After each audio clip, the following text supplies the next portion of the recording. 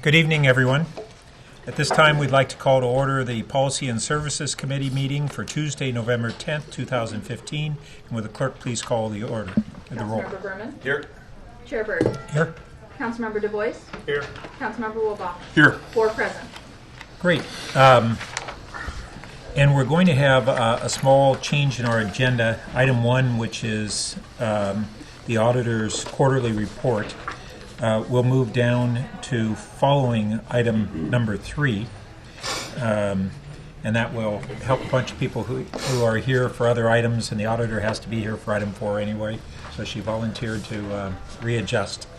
So in that case, our first order of business is to allow the public to speak on items that are not scheduled on the agenda. And I don't have any speaker cards for unagendized items. So we'll go forward with agendized item number 2, which is the Policy and Services Committee review of the fiscal year 2015 and 16 use of the Bryant Street Garage Fund for Teen Services and options for fiscal year 2017 spending plan. And for those who aren't familiar, our fiscal year runs from July 1st through June 30th each year. So it's kind of mid-year to the middle of the next year. Beth? Chair Burt, yes, we were talking about returning an information item back to you quickly. Before we begin on item 2, the city clerk has an information item for the committee. Beth Miner, City Clerk, Chair Burt, and committee members. At the last Policy and Services meeting, you requested whether I could do a poll of the board and commission members if they were restricted to not being able to present an item to their board, if we could do that poll. In talking to the city attorney, we can do that poll. We are refining the question at this time and can get the poll out later this week, and hopefully within about 10 days get a response back from them. So I just wanted to let you know that it is possible and we are working on it. Great, thank you. So now returning to item number 2, we have a staff presentation. Bob and Lacey and who else? Great.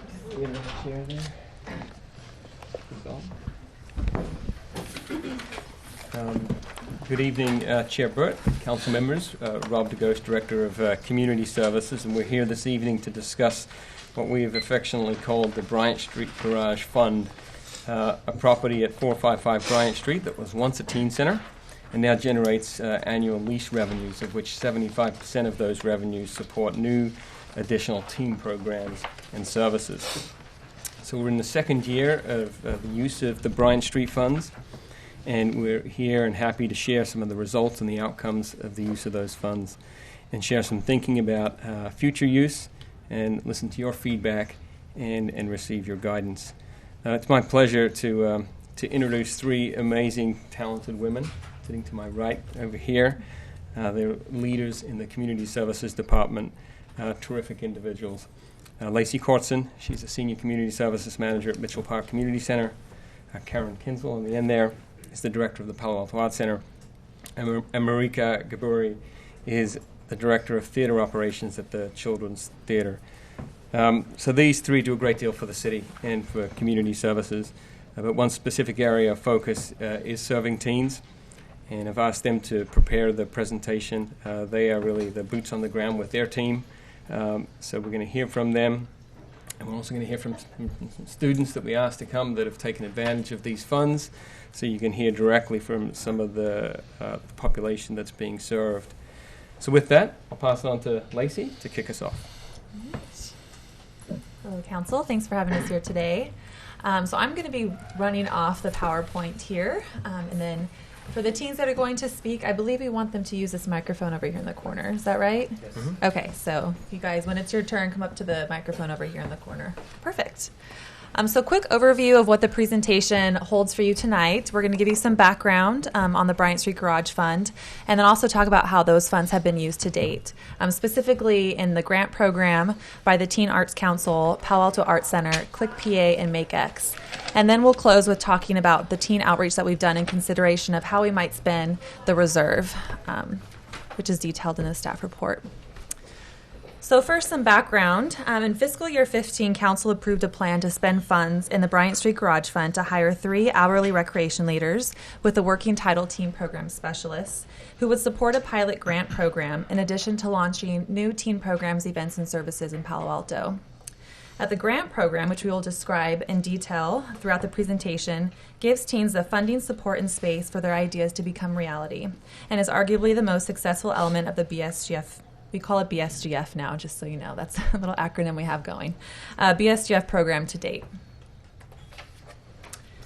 The grant program is similar concept to incubators that you may hear of in the tech industry, such as Google 500 Startups. Google encourages startups to apply to their incubator, and if the startup is accepted into the program, Google provides them with seed money, mentorship from Google employees and partners, and space for the startups to do their work.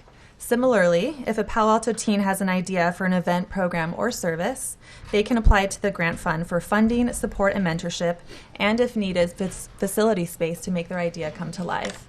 And these are just a couple pictures from the various programs that have been funded. Many of the funded applicants are groups that have ongoing projects or not a one-time event.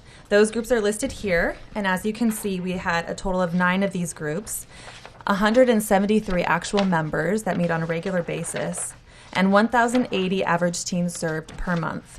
That is incredible impact and shows a high level of engagement between the teens and the community they are serving and passion for their cause. You're going to hear from a bunch of these groups tonight as well. In addition, we receive several applications throughout the year from teens that want support to launch one-time events in the community. This year alone, we have funded 10 events that have served almost 1,500 people. Again, incredible impact and some very innovative events, all initiated by teens for teens in the Palo Alto community. ClickPA is a program that you may be familiar with. It's one of the oldest programs that have been funded by the Bryant Street Garage Fund. It's an internship program with stipends. So each of the core staff, there's 7 of them, have specific roles, whether it be in web design, marketing, public relations, or volunteer management. And they get compensated with a stipend each semester. There's also a volunteer program that's open to 8th through 12th graders. They have weekly web traffic of 140 visitors to their web page, which advertises and markets teen events in Palo Alto to teens. 576 Facebook fans, and most recently, what we're really excited about is a new partnership with Microsoft to develop a mobile app, take ClickPA Mobile. They were also a 2015 Project Cornerstone nominee. Next, you're going to hear from a recently funded group, FLY. It's a financial literacy for youth program that has 18 members and reaches approximately 60 youth each month. FLY makes financial literacy a tangible concept for middle school youth, builds relationships and mentorships between high school and middle school youth, and we are lucky to have Kevin G., the founder of FLY, here today to talk to us more about his experience.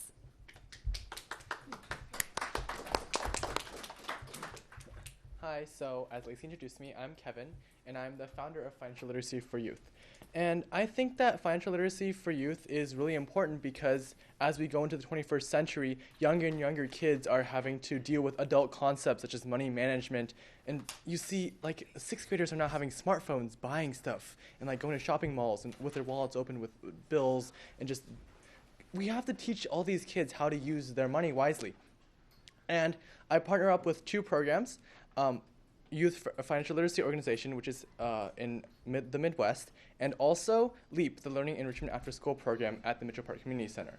So I think that it's really important that we also have teens involved in this project. So like not only are middle school students being educated, but also teenagers. So teenagers are like the teachers in the classroom. So it's about 1 teenager to about 2 middle school students, and we use this workbook from the YFL, the Youth Financial Literacy Organization, and we teach them through the workbook the basic concepts such as budgeting, money management, etc.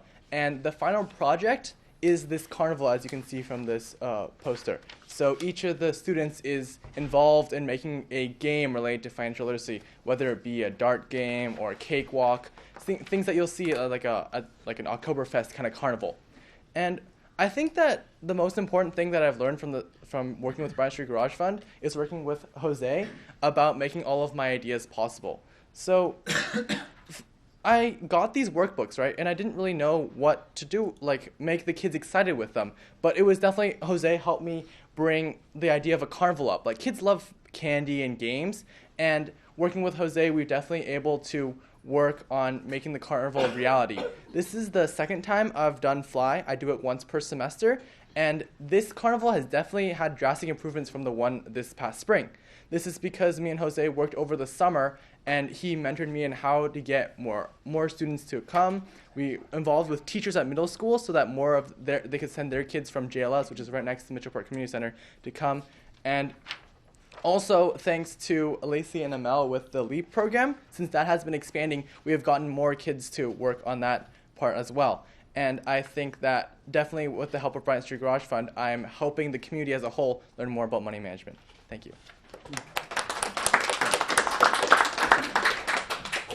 Thank you, Kevin. The next group I wanted to highlight is DocX Films. They recently created a documentary on the teen suicides in Palo Alto to initiate and encourage positive dialogue in the community around hope and resilience. When they launched the film, they've had sold-out screenings across Palo Alto, and they have recently returned from the LA Film Festival, where they were invited to screen their movie. And so we are lucky to have Andrew Baer, the founder of DocX Films, here to talk about his experience. Thank you for letting me speak here today. My name's Andrew Baer, and I'm a senior at Palo. So this summer, I worked with a group of other teenagers to produce a documentary film about mental health in our community. As with any other film, the quality of it is not only dependent on the talent of the filmmakers, but also on financial and technological resources available for the project. And so this proved to be a significant need for me and my film team. And shortly into the project, we realized that the film was in crucial need of financial aid.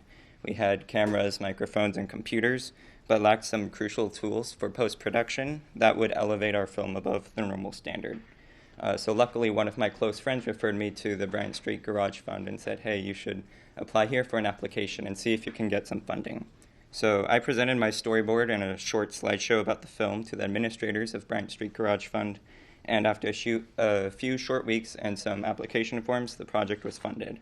We used the funds to purchase royalty-free music, some editing plugins and accessories, and without these, the film would not have been as successful or professional. Furthermore, the Bryant Street Garage Fund provided positive adult support and helped us put on the premiere, which we certainly couldn't have done without their help. So the film was shown to many teens and adults throughout the community, and I'm very grateful that the Bryant Street Garage Fund was able to help make that a possibility. Thank you. Thank you, Andrew.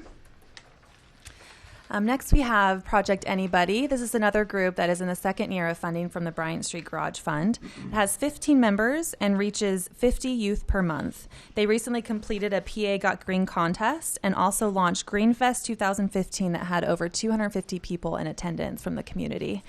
Today, we have the founder, William Zhao, here to talk about his experience with Project Anybody. Okay. Hello, my name is William. I am a senior at Palo, and I've always been a nature enthusiast. So seeing melting glaciers in Alaska 2 years ago really motivated me to want to do something to protect the environment. So a couple years ago, with the help of the city and Bryant Street Garage Fund, I started my own environmental organization made up of Palo and gun students, and it's called Project Anybody, with any standing for Earth Needs You, and sort of embodying this idea that anybody can make a difference. So with the support of the Bryant Street Garage Fund, we've continued to expand our scope and reach. Just last week, actually at this time, we were in front of the school board presenting with Walt Hayes to campaign for solar panels on schools, which is really cool. And this summer, we also got to work with the Chamber of Commerce and Palo Alto Medical Foundation to host Greenfest at Mitchell Park, where we had local green organizations and businesses teach over 200 family members on how to be more efficient in their daily lives. I know some of the council members were there as well. So other things we've done include teen green art contests, speaker nights, and energy home renovations. And I think it's important to note that the current scale of Project Anybody would not have been possible without Bryant Street Garage Fund and our amazing mentor, Jose Perez, who has helped us plan, find resources, spaces, connections, and help each of us become better leaders and also team players. He's even inspired some of our Anybody members to sort of launch their own Bryant Street Garage Funds, which I think is really inspiring.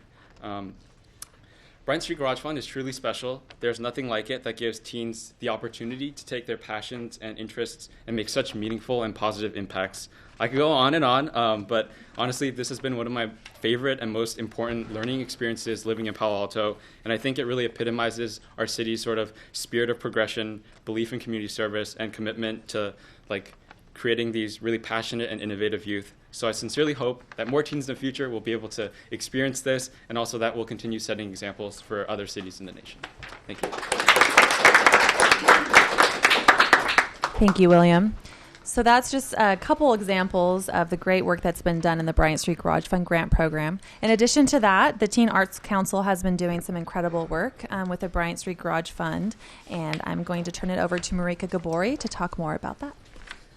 So you've probably heard about a lot of the projects that the Teen Arts Council have done in the past. We've had some years of really exciting work as an initiative of the Children's Theater, including open mic nights, poetry events, original student productions, and I'm sure all of you know that when teens put on a project and they can get 100 to 150 of their peers to attend anything, we consider it a wild success. So we've been really excited to have some of the help from Bryant Street Garage Funds to help them expand their programming and build on it.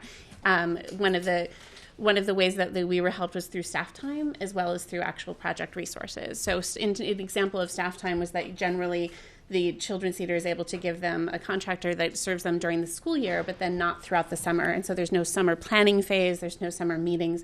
So this past summer, they were able to have a summer retreat where they actually had leadership training and planned for their future year ahead, which would help them diversify their events. So that was a really exciting step. The biggest project that they had funded through the Bryant Street Garage Fund was an original production that they produced themselves, filling all of the leadership roles of a play called Ghost Bike. And we have a member from the Teen Arts Council here, Claire, who's going to come and talk to you a little bit about her experience with Ghost Bike.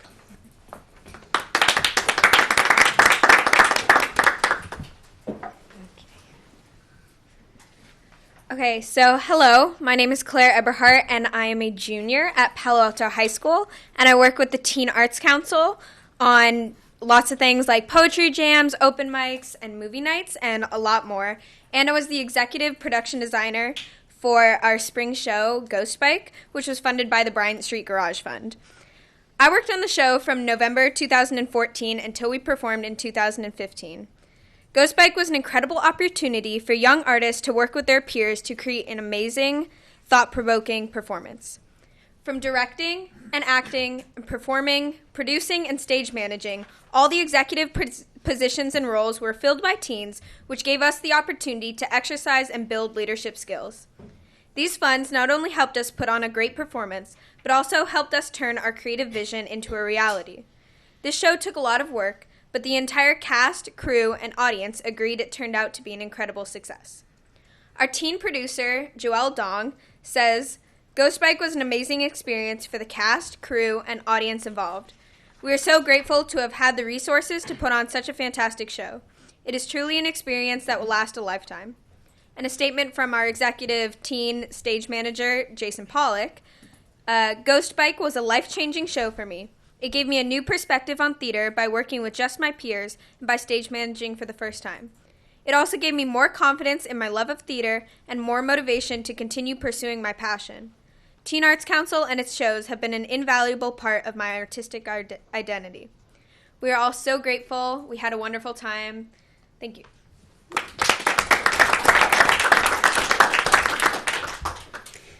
So in the current fiscal year, with Ghost Bike actually happened in our last fiscal year. So in the current fiscal year, we're really focusing on helping the Teen Arts Council diversify. They've already done an amazing job, but we're looking at reaching more students from North and South Palo Alto, as well as helping them really diversify through collaborative events. We're going to be doing events with TAB and with the Youth Council, as well as with the Art Center and with LEAP, where they're actually going to start mentoring students.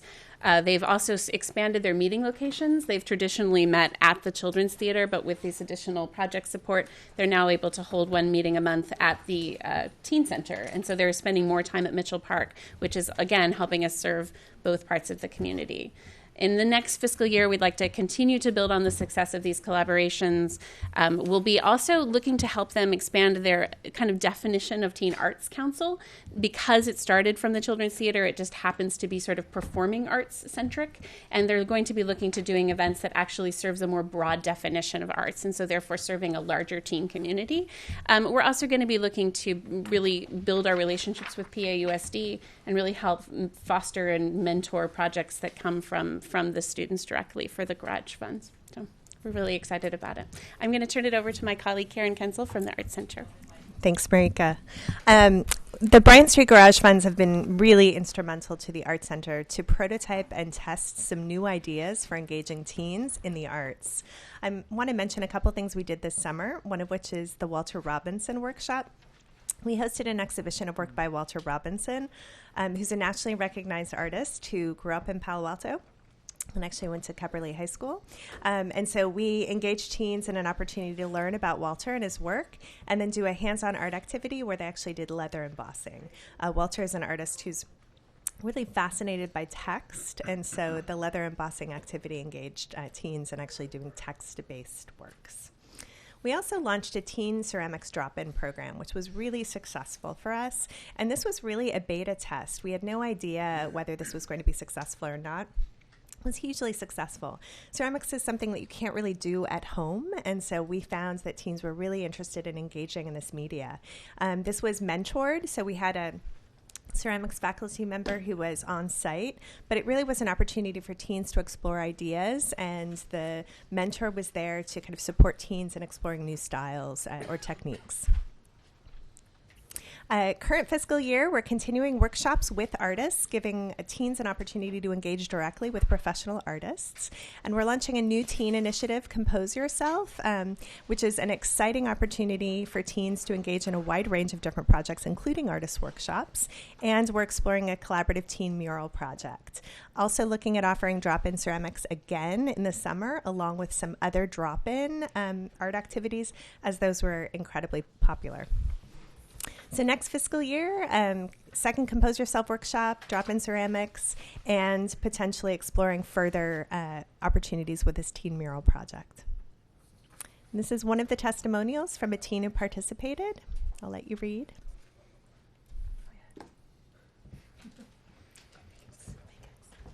And now I'm really excited to introduce the entire large and incredibly vital MakeX team. They are amazing. Hi,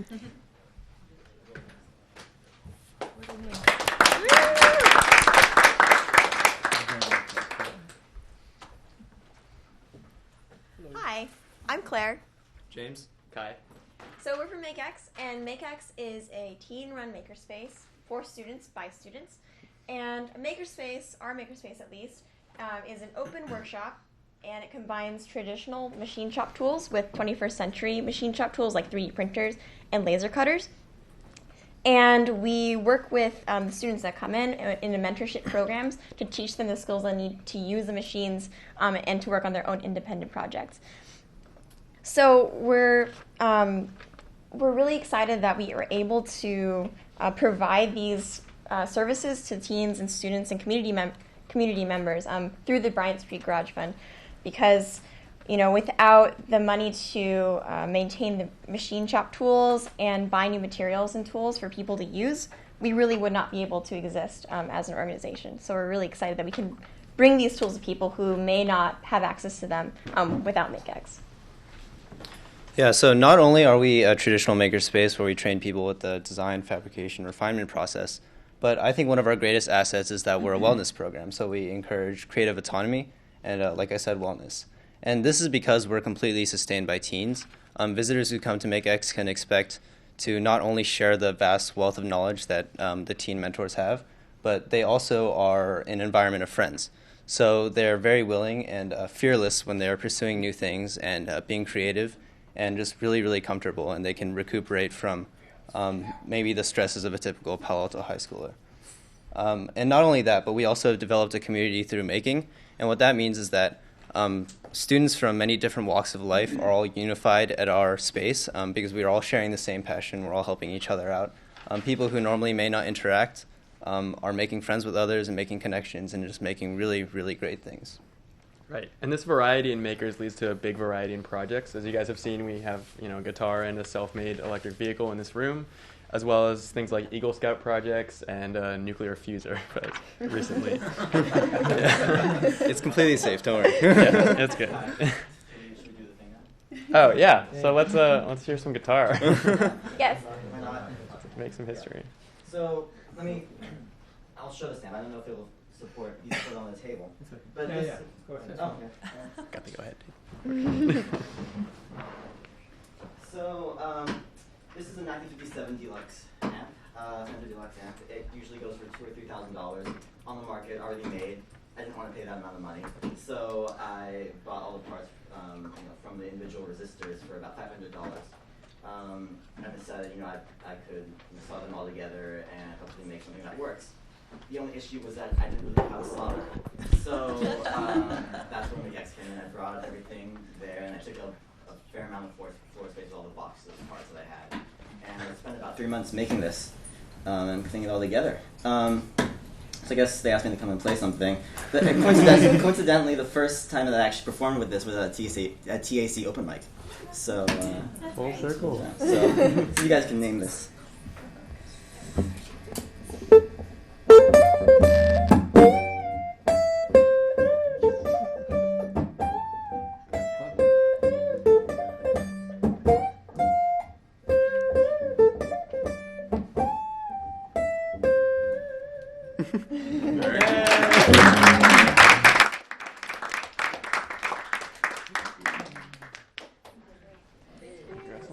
Right.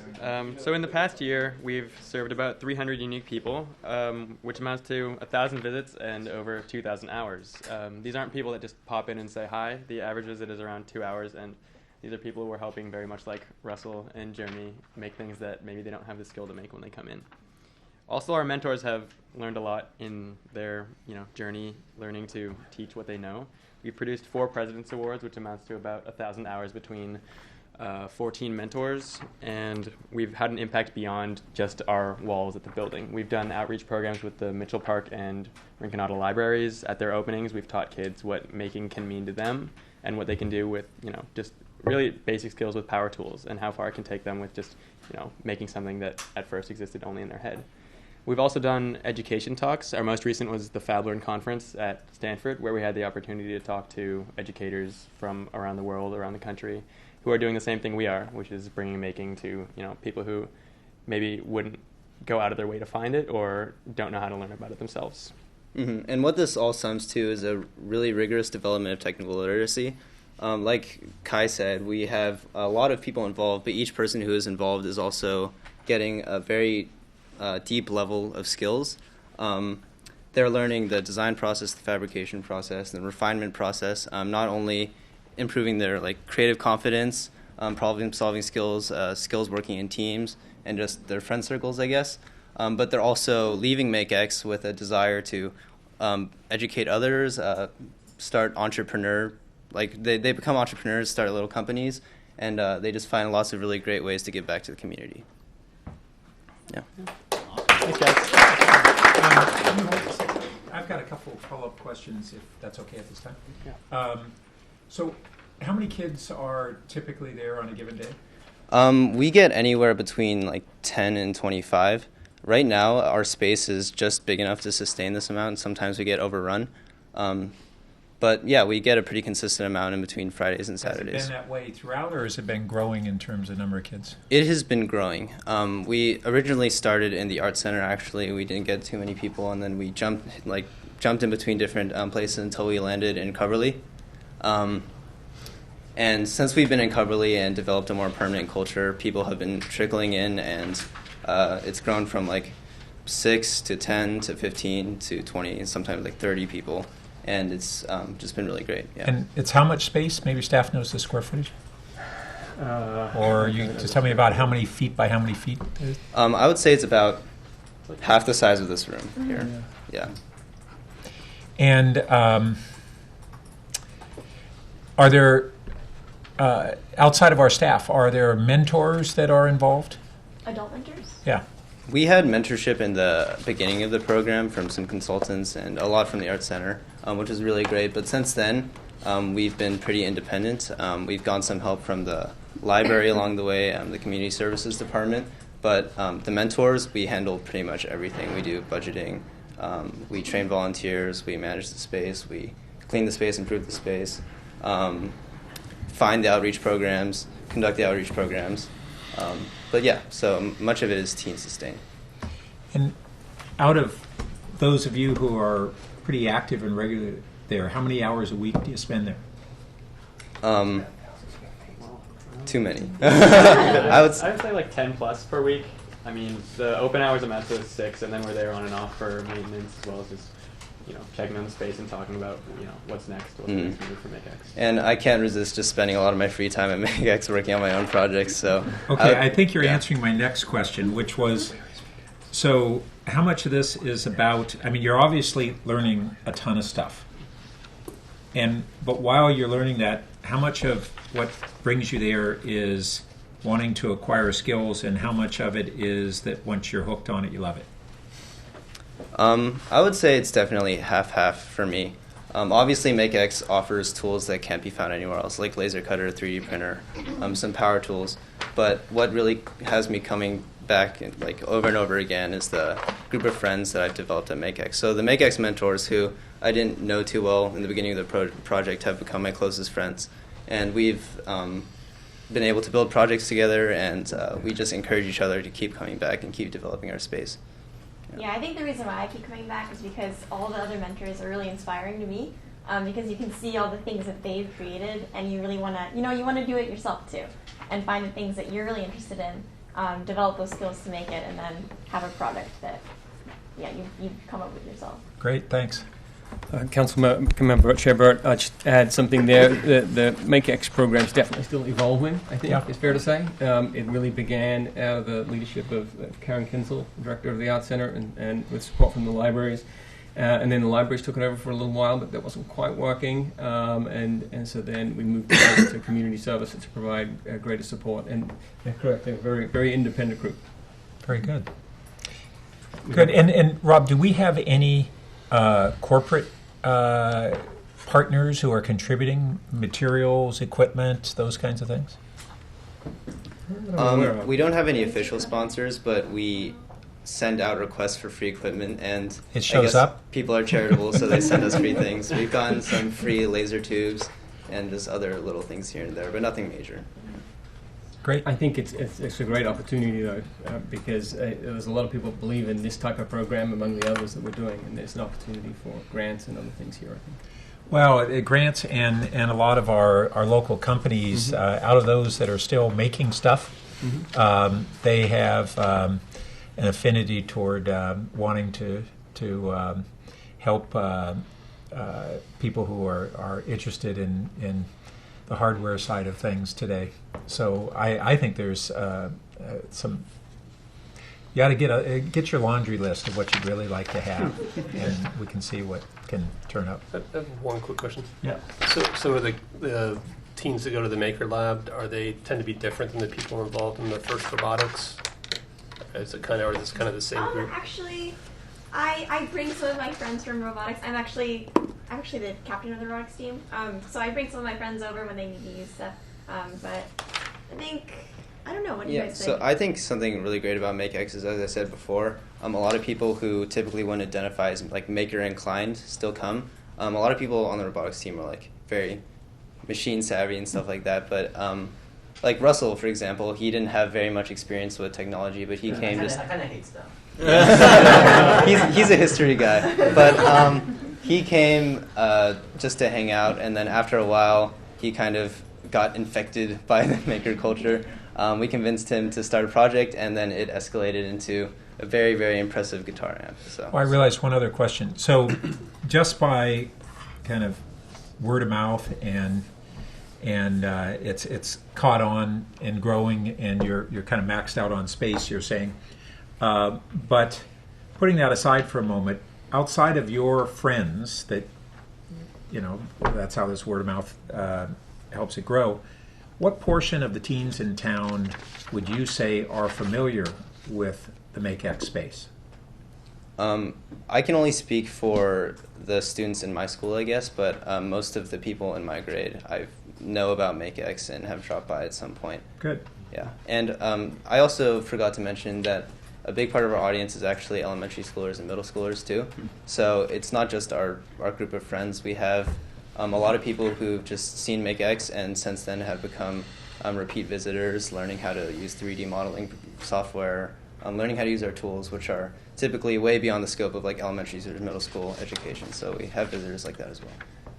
We do have a couple more. We have a couple more slides, but since we're on this, it's such an interesting topic. All of them are, but we're also trying to make a connection between the Coverly Artist Studio program and some of the artists that are in residence there, and connecting them with the MakeX kids. And it seems like a nexus and some mentorship that can happen there. So something we're working on. Great. Thank you. Thank you. Thank you. Thank you.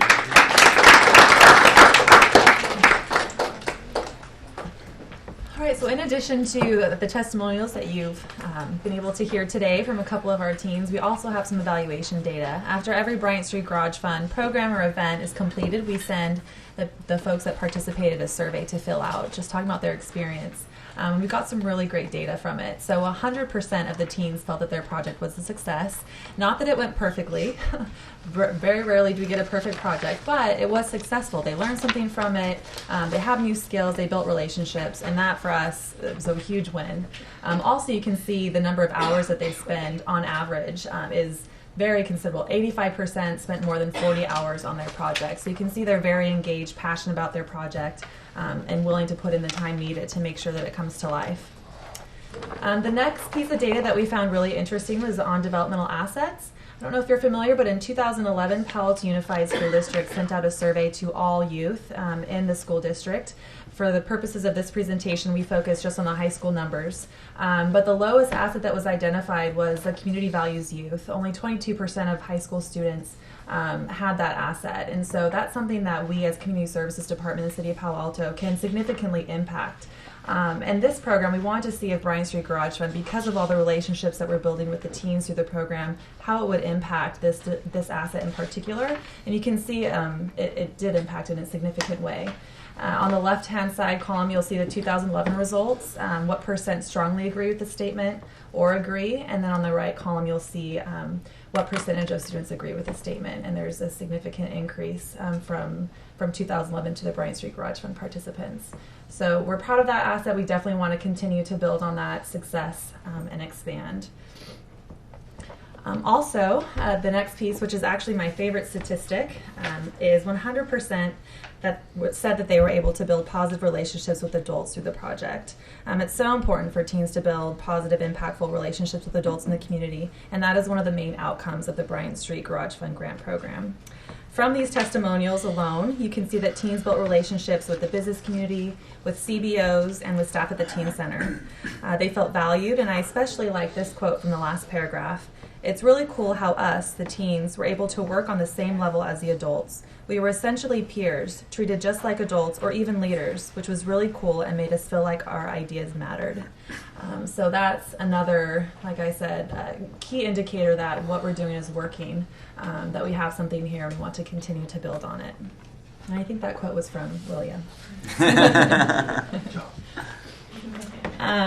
So we're going to do kind of a transition here. That was one piece, what we've done and what we've launched and the lessons that we've learned from the Bryant Street Garage Fund grant program. But we also have this other kind of topic that we've been trying to wrap our heads around, is this reserve. So there's a significant amount of money in a reserve fund. Do you have the exact amount? It's in the staff report, over $300,000. It's about $321,000. There we go. Yeah.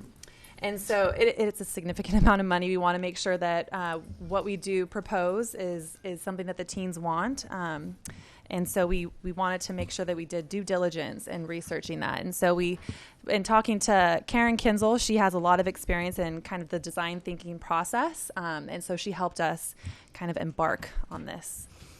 Yeah, thanks, Lacey. So we use design thinking a lot at the Art Center, and my MakeX colleagues will know that design thinking was really an integral part in the kind of design of MakeX.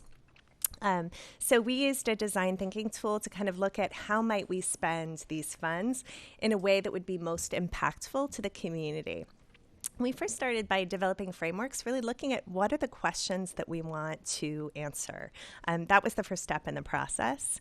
And the most profound step was the interviews. So we interviewed a variety of teens. The process was really actually profound for many of us. We interviewed a lot of teens who told us that failure was not an option for them, that they deliberately do not engage in activities where they think they may fail. And it was hard. It was a really difficult process for us as staff working with teens. Concept of free time is foreign to many teens. Again, fear of failure. And then transportation was identified as a barrier to engaging and participating in programs. So those were key findings from the interview sessions. Based on that, we started to brainstorm and prototype solutions to some of these issues with teens in our community. One of the ideas that came out was a teen shuttle that could provide transportation to various sites in the community. That had all sorts of amazing features that would be particularly appealing to teens. An app and gamification system. So kind of thinking about this notion of a failure club, like how could you kind of accumulate badges or participate in new activities and be rewarded for it. An international service learning program, and then this idea of kind of an outward bound type program we called Adventure Palo Alto. Some of the ideas. We did some awesome building, tons of fun art materials. The MakeX teens know that we have some really awesome art materials in the Art Center basement. Lots of fun stuff for prototyping. Yeah, so it's a very interesting process. And as any of you know that have been through the design thinking process, it's one thing to kind of prototype a solution, and another to actually make it reality. And so of all these, after we had prototyped them, the one that we felt had the most legs was this teen shuttle. That was a barrier that we thought we could have significant impact on. So with that said, in the next steps, we wanted to remove that perceived transportation barrier and move forward with doing this teen shuttle. But then we found out that the planning department had embarked on this 5-year plan, had hired a consultant, and was going to definitely take the teens' needs into consideration when developing this plan. So to avoid a duplication of efforts, we are just going to work with planning on that shuttle 5-year plan and make sure that the teens' voices are definitely heard when putting that together. In the meantime, and kind of concurrently, we want to do an outreach campaign that promotes the current free and affordable means of transportation that we have in Palo Alto for teens, whether it is promoting more of the Palo Alto shuttle or creating signage such as you see here that just says how long it will take someone to ride a bike or walk to a certain location. In addition, on Google. I apologize. Google Images. In addition, we want to make sure that teens know about this grant program, that there is funding available for them if they have an idea that they want to see come to fruition. And so we want to brand the program and really promote it and need some funding to do so. And we want to continue to do outreach to the teens to test ideas that we have for spending on the reserve. We realize that the reserve is one-time funding, and so we have some things kind of marinating in our brains that we want to test with our teen audience. And then finally, we definitely want to develop a more sustainable staffing model. We realized that the originally recommended staffing model of part-time unbenefited staff was problematic for a variety of reasons. The recreation division had to recruit 3 times before finding the current awesome staff member, Jose. The arts had similar problems finding a quality person, and then there's just additional challenges with making sure that this highly impactful, very visible position is up to speed, can fulfill the duties of the job. The library was never able to find a qualified candidate, and eventually turned their program, the only program, over to CSD to manage. As you can imagine, this is a demanding and rewarding job, but if we want to continue to invest in the grant program and expand it, we also need to consider investing in the staff that support it.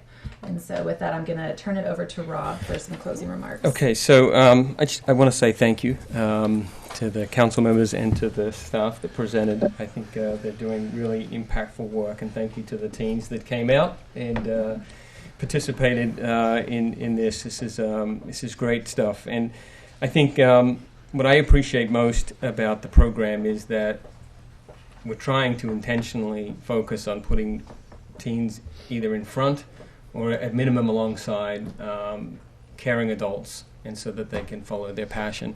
And one of the things that that helps guide us is we talked about the developmental assets. It's something that the council's approved as a focus or an approach to youth development, and the school district has, and the YMCA has, and it's a common language that we use.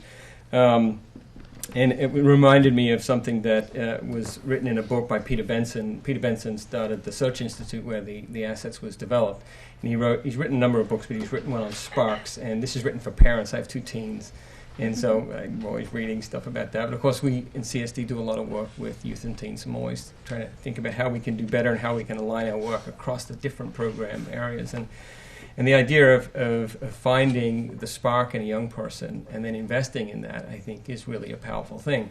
And I just wanted to read how he defines sparks here, Peter Benson. He says, sparks are the hidden flames in your kids that light their fire, get them excited, taps into their true passions.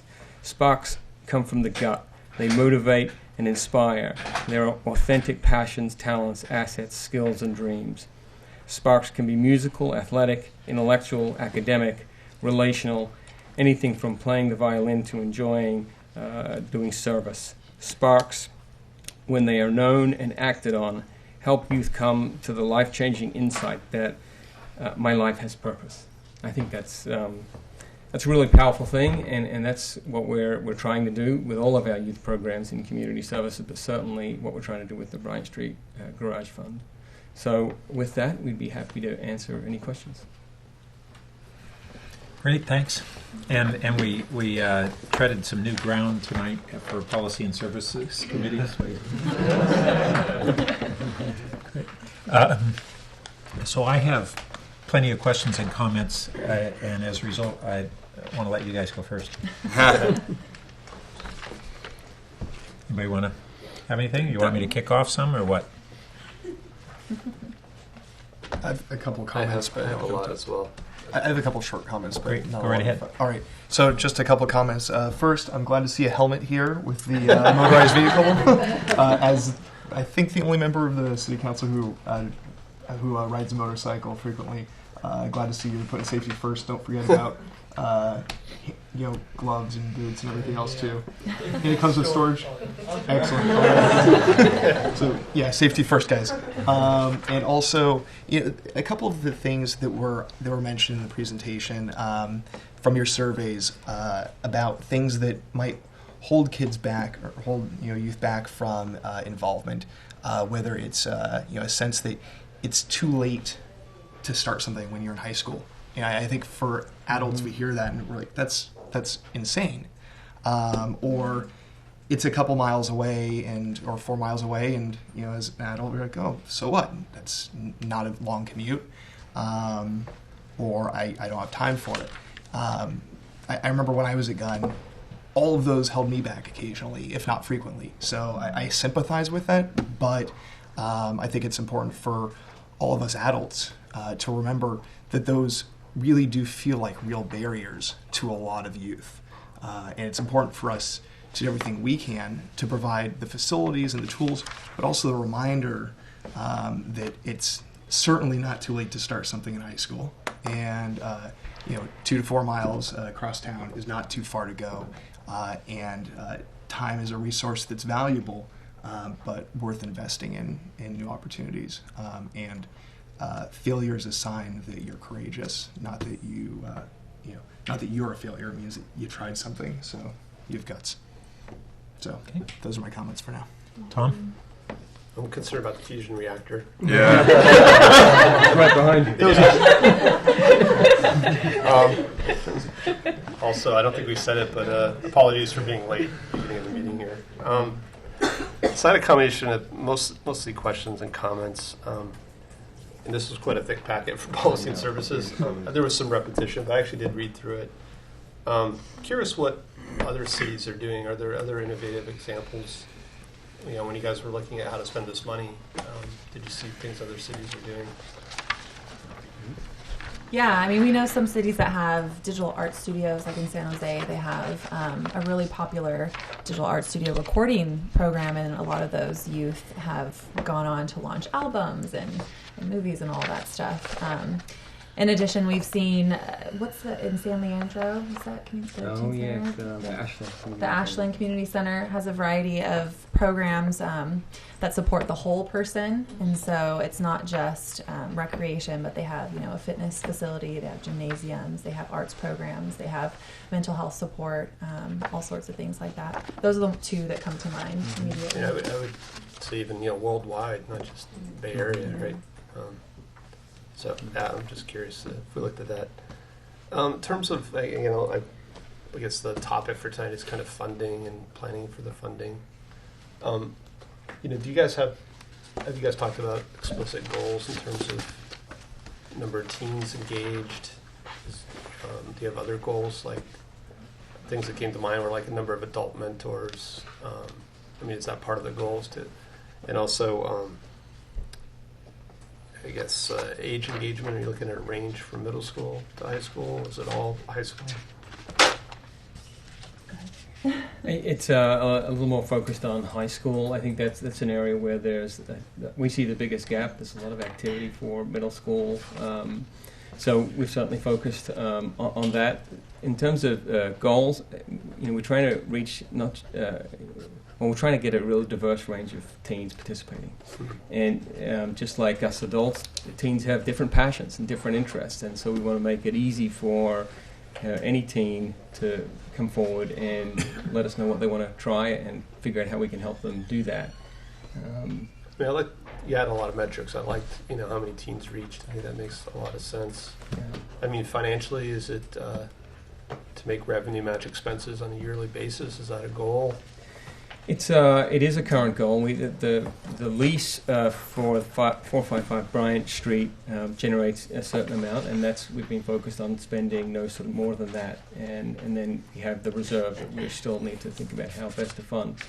Good news is the lease revenue is going up, so that's growing, and so that creates opportunity. Back to the measurement, the developmental assets is a piece certainly that we look at and measure against a lot, and we sort of how teens are feeling about questions related to those assets before they participate and then after, and see if we're building assets. Right. Yeah. I also just reading through this, I just had a question are we leveraging area resources? Is there any attempt to reach out to the Stanford School of Education in terms of getting people involved, or is this really more focused to be teen-led, teen-driven? Teen-led, teen-driven. Yeah. And we really look back to the Youth Master Plan, which is ready for an update. It's over a decade old. It's still really relevant, actually, in terms of its goals. But when it was discussed with the Youth Council at that time whether to give up that teen center, if it was a teen center or not, it was very specific, and it's in the plan that the monies for programs for teens by teens, and it was very much focused. So we built the program around that. Sorry. And within the individual programs, we occasionally need to reach out to the business community or to our nonprofit partners to get support, depending on what they want to see happen. So like Click PA, we're partnering with Microsoft. William with Project Anybody partnered with the Chamber of Commerce and with Palo Alto Medical Foundation. So within the individual projects, we do reach out as needed. And along those lines, for the initial kind of setup of MakeX, it involved actually tours to makerspaces all over the Bay Area. The Born Lab at Castellea, the Fab Lab at Stanford School of Education, the Crucible, what am I forgetting? IDEO, yes. So it was really an opportunity for the teens to kind of see what's out there, but that was really the foundation from which they created their own space. Right. I should add to that, I think it's a really good question, Councilmember Du Bois, about the outreach and the rest of the community and even business community. The Chair Burke sort of asked a similar question. How do they start engaging with this program? And I think there's a lot of opportunity there. It's a little bit like a startup. We're still trying to sort of figure it out. We thought initially it would be with hourly staff and then teens and working that hasn't quite worked. It's worked really well in one area but not in other areas. So how do we rethink that with a staffing model or a partnership model with businesses being the mentor for the team potentially, as an example? Yeah, it also struck me that the Connections Ropes project, I don't know if they're aware if you promote to them, but a student could actually submit an event as their ROPES project and have a goal of engaging more teens. But again, that's 8th grade. So, I did notice the youth master plan was a little out of date, but there were still a lot of good ideas in there. But it was, the world's changed a lot since then too. So I did have a question of is it worth spending the time to update the plan, or you want to have a bias for action and start doing things? Because you spend all your time planning and updating the plan. But again, it is a little old.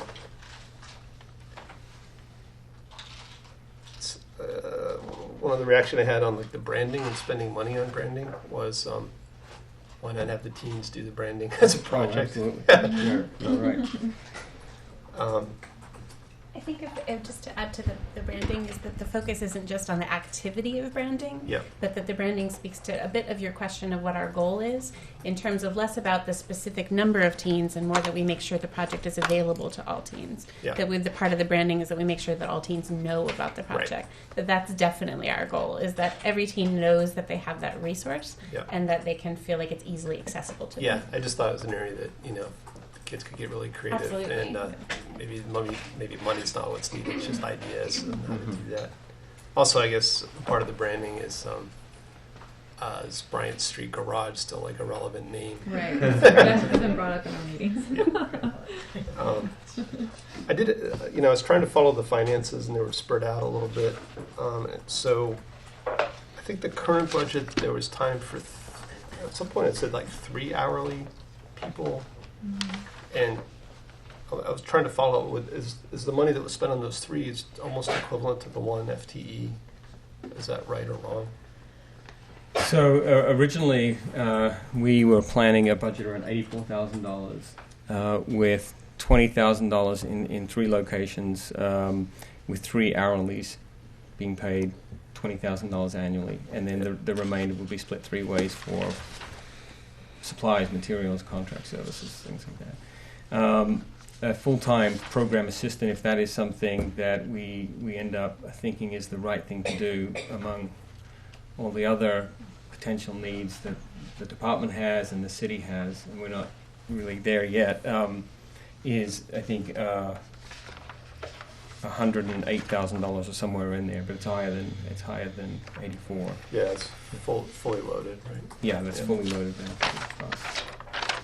But it would be that 60 would be replaced.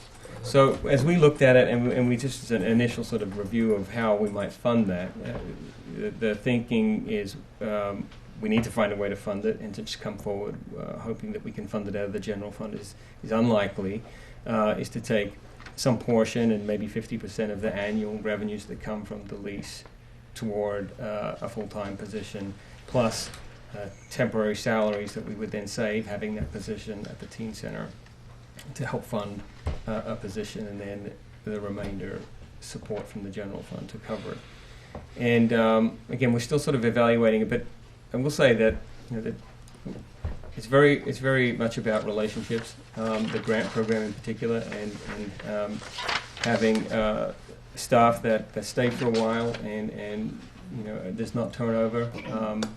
It does really it works because if you have good people, it works. Yeah. If you don't, then it doesn't. And then it looked like in the FY17, I was trying to find it. You're still planning to have grant money, right? I guess I didn't see it in the total, but I assume it's still there. We definitely would need to have grant money to support the position, so that the teens can actually access some funds and get things off the ground. Okay. I had a question too about kind of the ongoing projects versus one-time projects, how you balance that, because I guess once you have a lot of ongoing projects, you've kind of committed your grant money for the year in a way, right? So how do you trade off how many one-time projects you want to do? It's another area of discussion among the team, and it's as things are successful, particularly a grant program like X is an example, Click PA is another one, and these are so successful they're not only staying around but they're growing, and they have great opportunity to grow. And this fund isn't endless. So how do we continue to support that? And you can see what could happen is we end up having two groups, let's just say 7 great programs that develop like that, then that ends up taking all the money, and there isn't money for new things or teams that want to try something. So that's the challenge we need to figure out. We don't have an answer for that yet. Okay. I guess you really haven't had. Have you had an ongoing program survive the high school graduation of the founders? Yeah. Quick PA, yeah. Quick PA. And then Okay. Make soon, a lot of them are graduating. So. Okay. On the shuttle idea, I mean, it was also kind of striking that, first of all, it was more than transportation. It was a fun shuttle, right? A lot of customization. And then, like the next paragraph, it says the Palo Alto shuttle stops running in the hours that the teen shuttle would be needed, primarily, or a lot of it, right? So it seemed really obvious. Like, could you do some kind of customization where you turn the existing shuttles, you flip them into teen mode? You know, maybe the decorations could be taken in and out. Karaoke machines brought into the shuttle. And so again, you don't have to buy a new shuttle, which is a big expense, and you have these shuttles that aren't being used on the weekends or in the evening.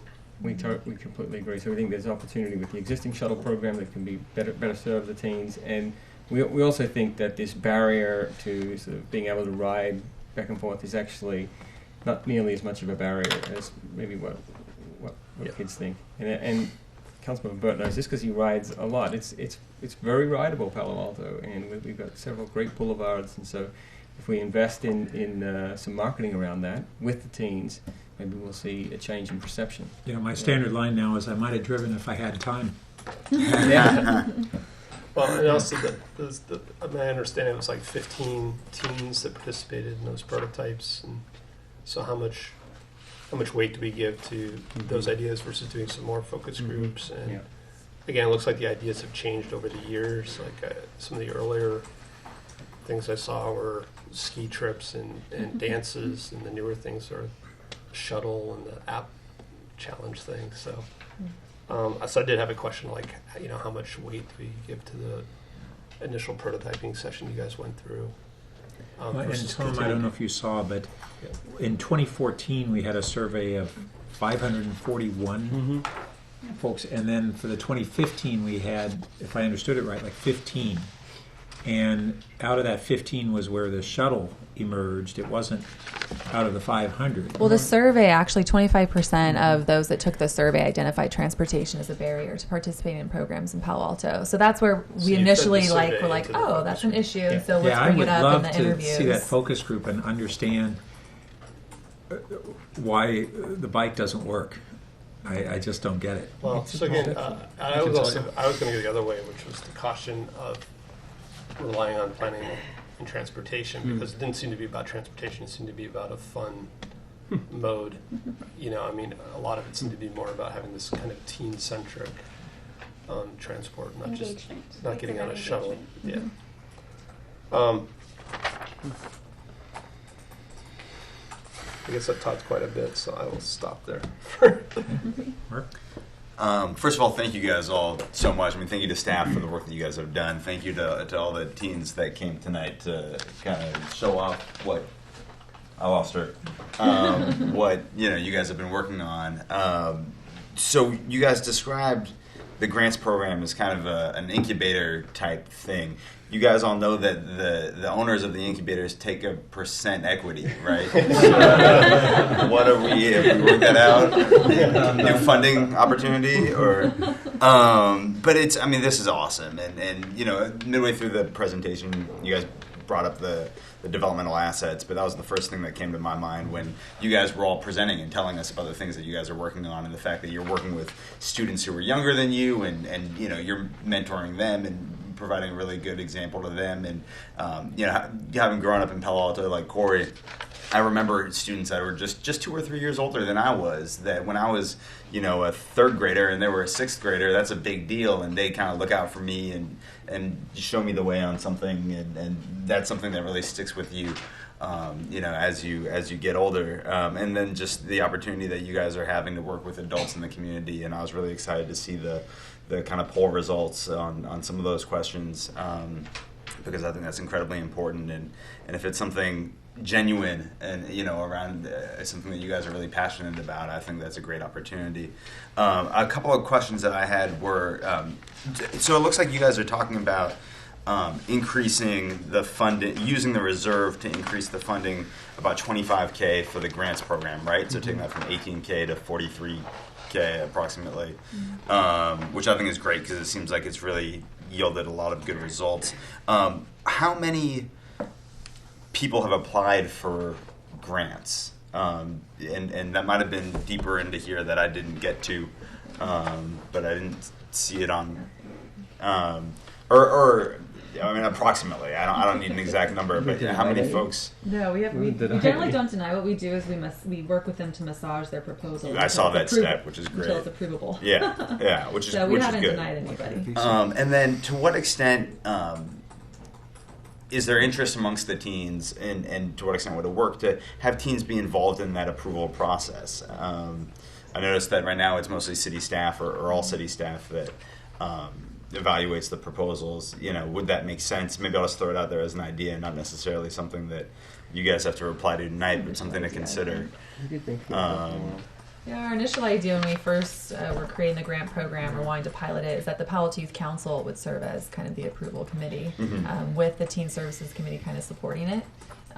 But we don't. The Palo Youth Council doesn't meet in the summertime. Sure. And So there's they're certain working kind on of significant things during the school year, and so we've had to kind of pivot from that a little bit. But it's still something that I think would be valuable. If we invite some of the teens to come on board. So if it works, great. And I was also excited to see that your initial assumptions were that a lot of the proposals would come from the organized groups in town, but that hasn't been the case, which I think is great because it means that we're pulling in, teens that aren't necessarily already involved, which is really great. I had, transition plans. You mentioned that there are a lot of seniors currently involved. Do you guys have plans, like at the different programs to transition this on to freshmen or sophomores or juniors or whatever the case may be, because it seems like this has definitely been really positive. So I'm getting a lot of head nods, so I'm guessing, So our current board, our current board is around 20 Gun and Palo student members, and we recently finished recruiting for the new year. And a large focus, obviously I'm graduating next year, has been looking to recruit underclassmen. Awesome. So currently we finished elections, so our vice president for next year, or for this year, is a junior. So then when I go on, we'll have another person to take over. So and I definitely this year tried to give a lot more, just kind of take a step back and let my group sort of do more of the work, so that when I'm gone, it can still sustain and run itself. Having just transitioned out of a job, that's smart. Yeah. Or else you get a lot of phone calls once you leave, asking you a lot of questions. And this is on Project Anybody? Project Anybody. Yeah. I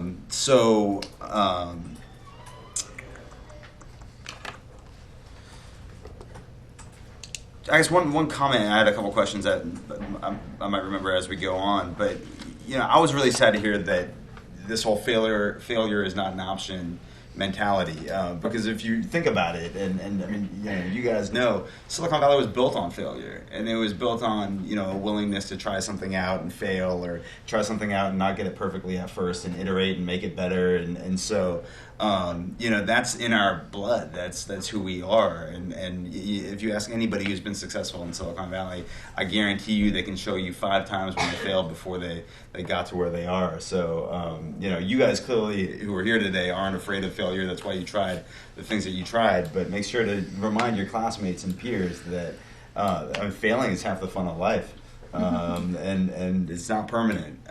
So don't be afraid to throw yourself out there at some point without a safety net, because that's when the coolest things might happen.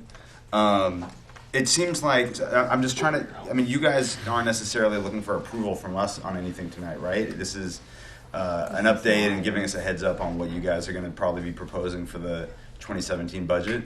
We're supposed to give feedback as well. Yes. And so, so the feedback that I would give, I guess, at this stage is, I'm just looking for that part of the staff report, is I'm glad to see that you guys are increasing the amount for grants. I think that seems good. I'm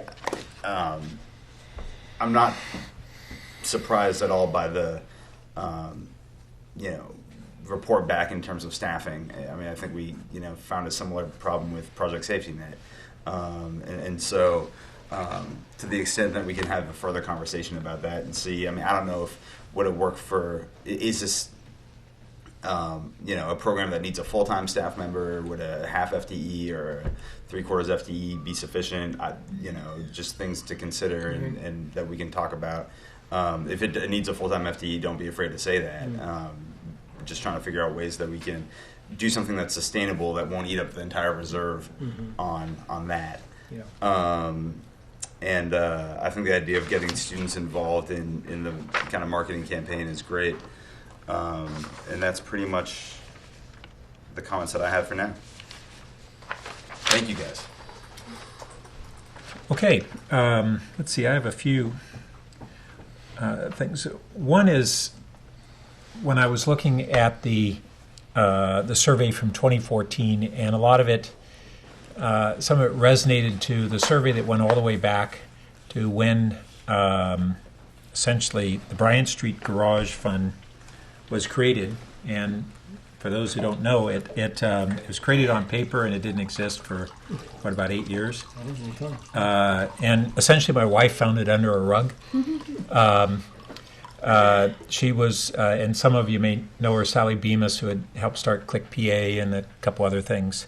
But she was bugging me on why we can't have a teen center downtown. Our teens had said, well, that's what we'd like. And so we had a teen center downtown a decade ago, and it's where the Bryant Street Garage was built, and so there was this agreement that the funds from this commercial building as part of it would go back into teens, and the teen group at the time, which I'd like to go back and kind of re-look at who was surveyed and how we came up with whatever we did, but basically that group said that they'd prefer not to have another permanent location downtown, and yet we had, this was a place downtown that was a complete teen hangout, open Friday and Saturday all day, and Sunday in the afternoons, and had average 175 kids a day attending. So it was a pretty good success when it happened. But then when the garage opened, initially there wasn't any positive revenue to go into the fund, and so for several years it got forgotten about. And then when we started digging into it, we found that there was a pile of cash accumulating on the books somewhere. So that's how we got it back going a couple years ago. So going through, one of the things that I saw was out of last year's survey, a lot of interest for the descriptors were things like self-directed socialization and verbiage like that basically sounds to me like teens being able to hang out and not have highly structured time and have fun. And so I want to make sure that we're looking for those opportunities. And the Mitchell Teen Center was conceived of as a place where a lot of that would go on. And I don't think we've hit a rhythm on that yet. So, and it's called the Hangout, but it's not where teens go to hang out. I mean, when I go by there, it's not packed.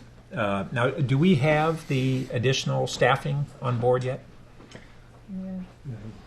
Yeah, so we received the funding, but we've had difficulties recruiting quality staff to fill those positions. We've recently made a couple offers, and so they're going through that process right now, the fingerprinting, background checks, things like that. And so we hope to open up on the weekends by the end of this month. But it was a significant challenge of just getting quality people to apply. So we had to work through those.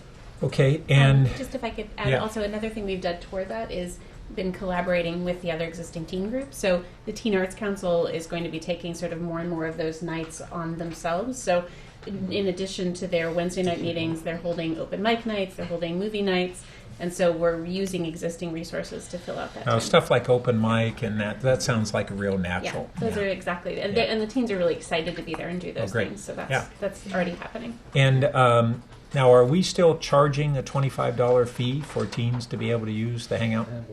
No. Still on the website, I think. Is it? Yep, I think We'll so. have to fix that 'cause we eliminated that. Okay, good. Glad to hear it.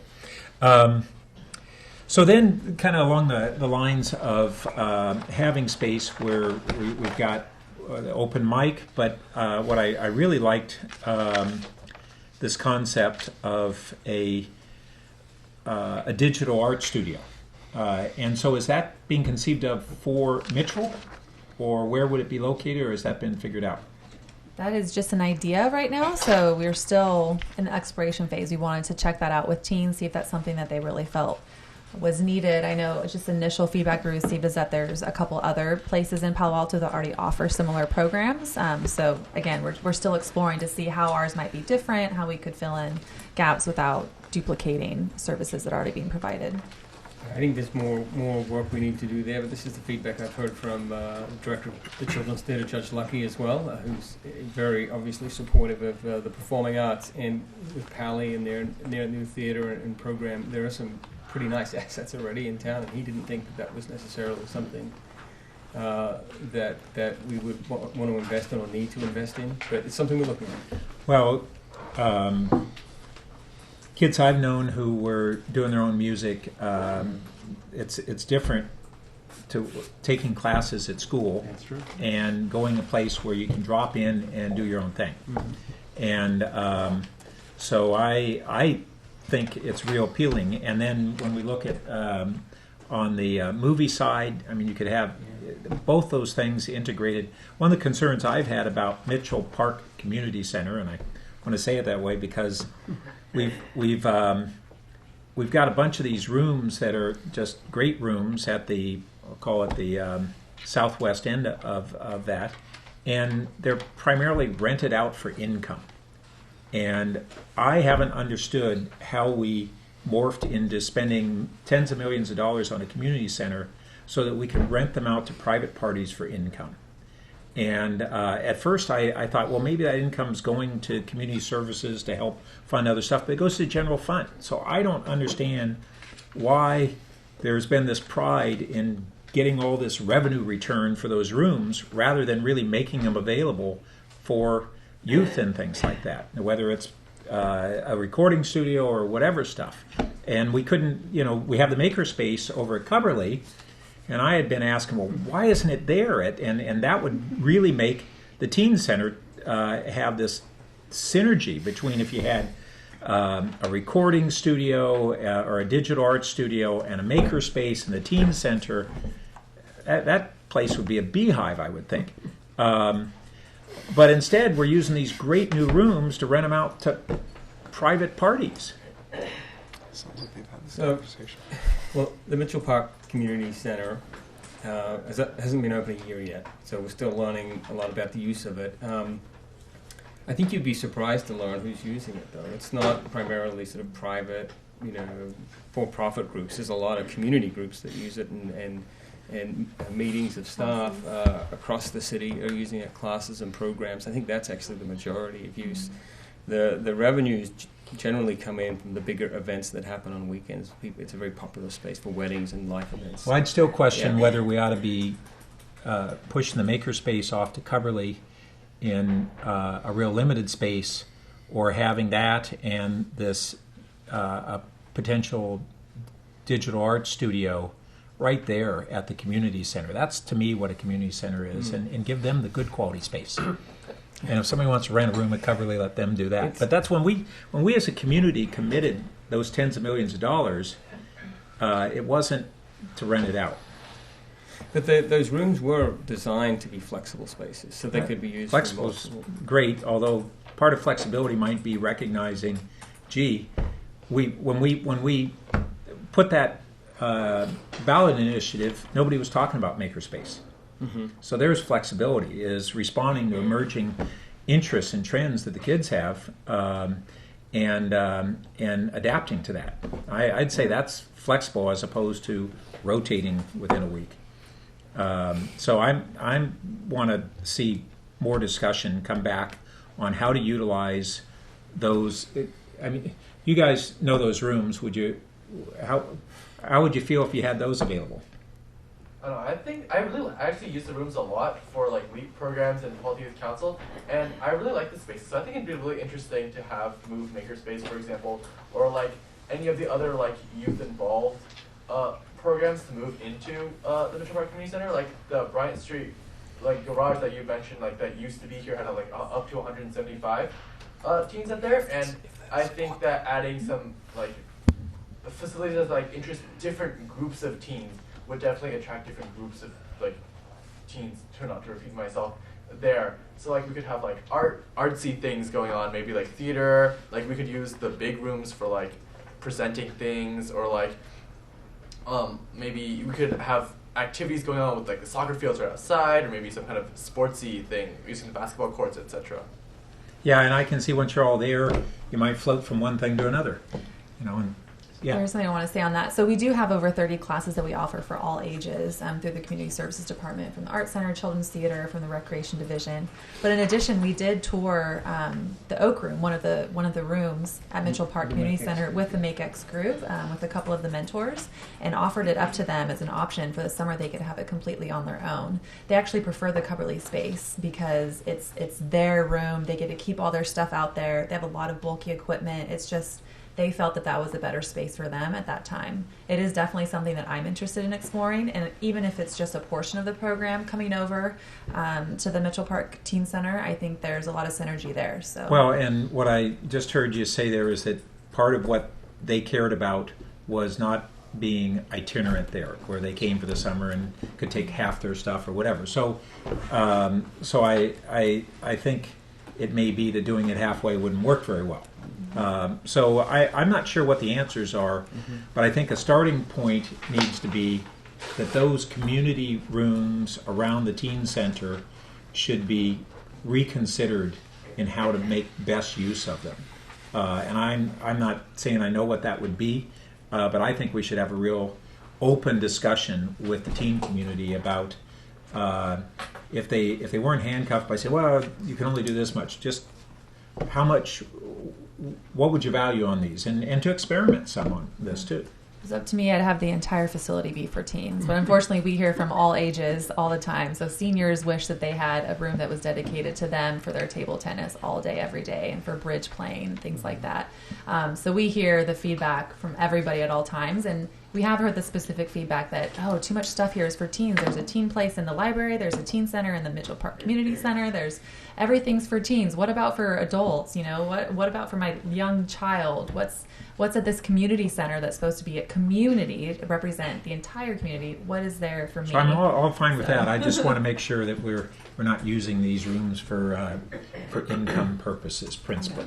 I think we can speak to also that when we've needed to use the program, the space at Mitchell Park, it's been very much available to our teens who need it, and also to the grant program teens. So many of the granted activities have taken place at Mitchell Park. So that idea that there be these projects that are about unplanned and low pressure kind of things that came from that 500-person survey is a lot of what led to this grant program, so that they could just come up with an idea that it could be about the bowling and the pizza, and that we give them a space, which has really been available at Mitchell Park. In the process for renting out those rooms is we do have sort of a hierarchy of who goes first, and it is all about programs first. Recreation programs, our CSD programs, citywide programs, our nonprofit partners that are working here, and then those that need to rent space. Yeah. I just want to say that for the programs that the other Bryant Street Garage programs that work with Jose, we've all been able to use that space really efficiently. Like I've run my carnival in the courtyard at Mitchell Park Community Center. Will ran his Green Fest also in the courtyard, and like I think the Usher Coraline movie was also held there. And I think that being able to use this space for Bryant Street Garage is already really helpful. I just think that maybe we don't need to bash a little bit about like not being able to use it for teens. I think that we just need more teens to understand that this space can be used for them. Okay. Good. So this digital recording, what's the next steps on exploring that?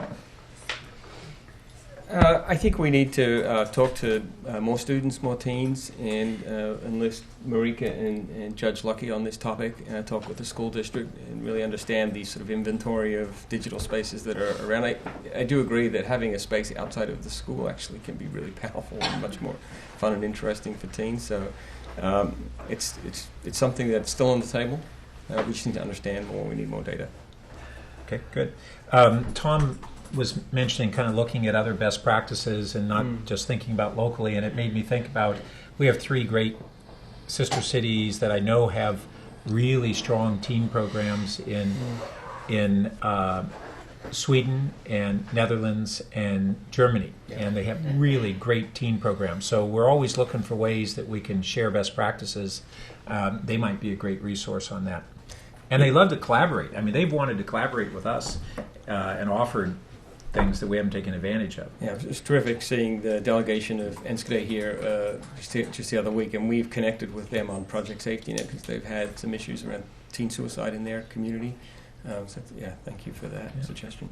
Oh, and I agree that the Bryant Street Garage is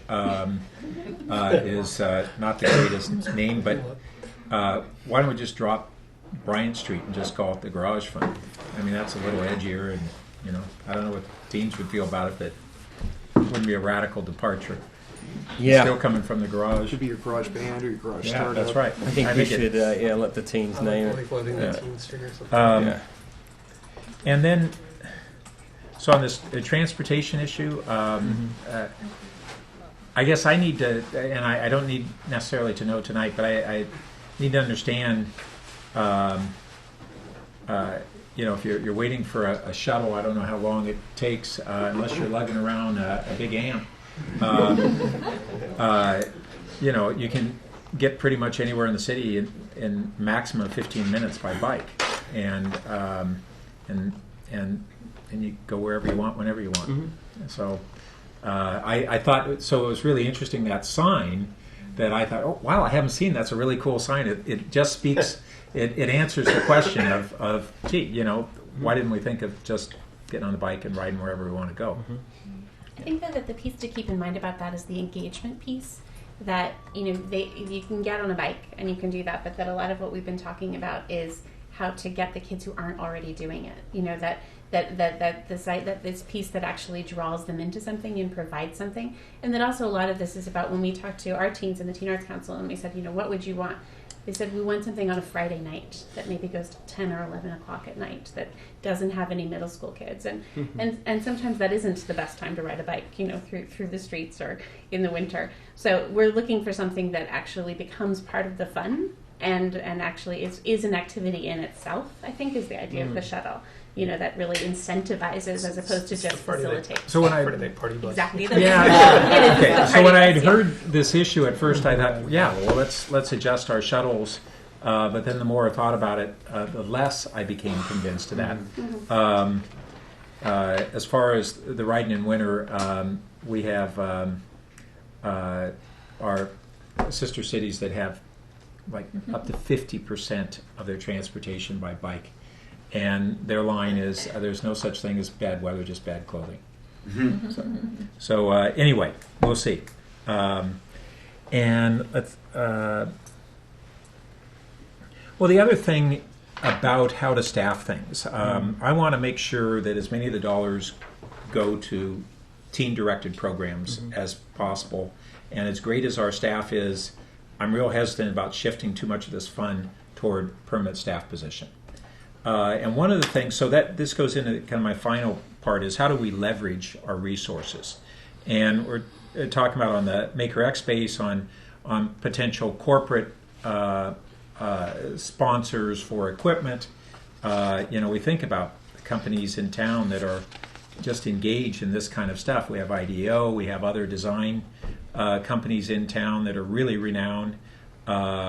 We now have the Global Playground that is this huge incubator of hardware. And then a bunch of other big companies I think would gladly just help this makerspace and give a lot of resources. And then the other thing too is if you're looking at staffing it, I'm not sure that we couldn't have volunteer staffers that would cover a lot of that staffing for the makerspace. One of the things that I thought was great that I learned tonight is the kids don't feel like they need the adult mentors. They're teen mentors to younger teen mentors, and that's fantastic. So I don't want us to get in their way, but be there for, of course, we have to have some kind of adults around for whatever kind of emergency and those kinds of things, or whatever's needed. But I'd like to see us look at doing more of that. We had I know Rob and I have talked about the Youth Collaborative that was doing a lot on just having chaperones be there in the background for whatever youth dances or events and things like that. And if we had to hire staff to do all that, we could never do it. So, can I comment on that? Yeah. So, I mean, I heard what you said about retaining good people when you have them, and it sounds like you have a good person that you want to retain. So I think I disagree with Pat on that, just if it's in terms of keeping that program going. One option I did have, though, I don't know if you've looked at, does it have to be city staff, or could it be independent kind of contractor? I don't know if that's an option, but.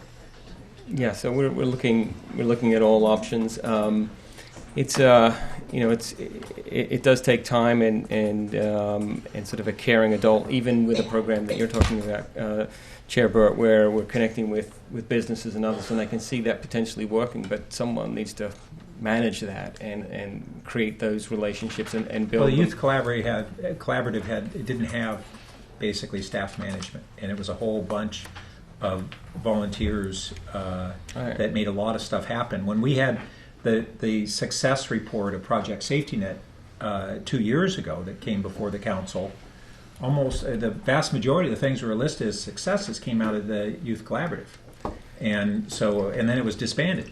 So we can talk more about this as a follow-up, but I'm not convinced that the only way for us to be able to have resources is additional full-time staff. I'm not saying that that's not a big part of the picture, but I think we tend to get into what is a mindset within organizations that always stuff. Yeah, that's the way to do it. And I think we in some examples we've dropped what we had in the past in terms of some great volunteer resources that we're not presently taking advantage of. Yeah, I was very close to the Youth Collaborative, and we had staff on there. We probably have a little bit of a different perspective on its effectiveness, but we certainly had our staff on there that did a lot of those programs that actually got them across the finish line. I would say that.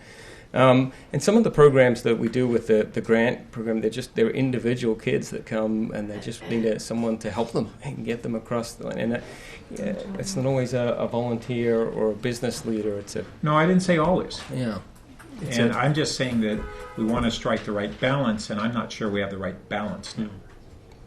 Yeah, I did also want to clarify that the MakeX program is very unique in that they are kind of a self-run, self-contained, great success, but every single other Bryant Street Garage funded program needed that mentorship for that idea to be massaged and given direction and come to life. Every single other program. And they needed significant. So I think our staff in this too. area is great, and I don't think staff is the only way to do this. And we agree with you there. And so we will look at all options. And I guess we're a little sort of hesitant because it's growing and it's growing fast, and we can see it getting bigger. And if we want to fund more grant programs, we're sort of at capacity in terms of our ability. So we have to find right. So another. Step back is what I would say is step back and maybe think a little differently. Not just we scale it, we add more staff. That's what we do. Yeah. And maybe that is the right thing to do, but I don't think it should be the only thing considered. Sorry, one last comment. I think we should watch the clock. We have several other items, but I would rather see you guys spend the money. I mean, spend it well, but I don't think it's sitting in a reserve. It's doing anybody any good. So that would be my comment. Is spend some more time planning, but let's figure out how to get moving. Okay. Corey, you had something else? Yeah. So maybe I was missing it. It looked like your fiscal year 2015 expenses, you said, is about $115,000. and expected or 2016 revenue was only 108 or 108,928, so round up to 109,000. So I think the 115,000 for 16 includes I think $20,000 in contingency for those things that may still come up before the end of the year that we want to invest in. Okay. We'll bring back. And we had some unspent funds from 2015 that rolled forward. So. Okay, and the reserves, there's not a lot going into the reserves currently, or It's whatever we don't spend the year prior. Okay, that's all it is. We keep it. It doesn't just go to the general fund. We feel some sense of urgency about spending it too, because kids are growing up and then they get to take advantage of it. So if they could take advantage of a digital studio and that's what they want, let's build it. Right. So I guess what I'm kind of getting at is, with the reserves, I did notice that some of the things you were highlighting as potential ways to spend some of the reserves were things that would have lasting value. Of course, we never want to get in the habit of spending, one-time funds or reserve funds for ongoing expenses, and we want to think sustainably, both about how we grow the program so that we can support what seems to be something growing in popularity, both whether through staff or volunteers or possibly through both, and also want to have that same mentality of thinking how we planning to be sustainable in our funding. And I think Councilmember Berman earlier alluded to, if you need more funds at some point, or you think you need more funds, you think at least don't be afraid to consider that or talk about it. If it's a valuable program, it's worth supporting. But if we can do it, if it can be self-funded and self-contained, that's great.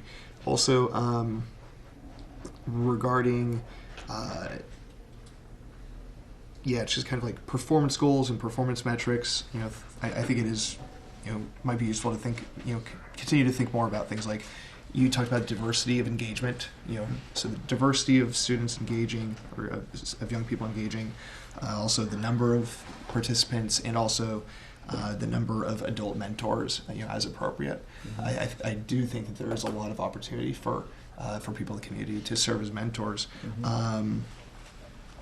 And on looking for nonprofit partners, looking for mentors, looking for corporate partners, fundraising, things like that.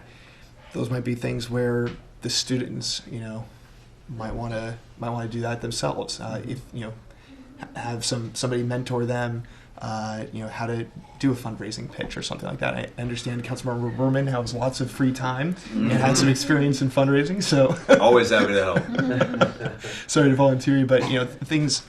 I'm joking about with Mark, but in general, that might be just one more way that the students, as they continue to be the leaders of this, can build upon what's already there. And also, this question about what stands in the way of young people biking across town. What stands in the way of somebody from a kid from South Palo Alto going to something in downtown. Just speaking to my experience, it was a couple decades ago at this point. But I think it's really about psychological and social barriers, not about physical and weather barriers. And so, the more that we can do, whether it's signage or communication, encouragement, all of the above, and of course our continuing investment as a city in our bike and pedestrian planning to remove those psychological and social barriers to biking across town and otherwise getting across town, really important. All right, great. Thanks very much. Is there the feedback you need? Or? Thank you for all that feedback. Very, very helpful. We're going to continue to work the program, and we'll be back during the budget season to talk a little more about it. I would say if you're interested in visiting the Mitchell Park Center during the afternoon when teens are there, or the Makerspace, and talking to the teens, just to get a better sense of what's happening there, that'd be great for us too, so we can continue the conversation. Great. Thanks, and thanks for everybody who came. Thank you.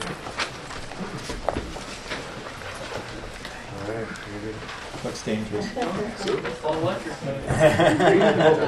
So environmentally friendly but dangerous. So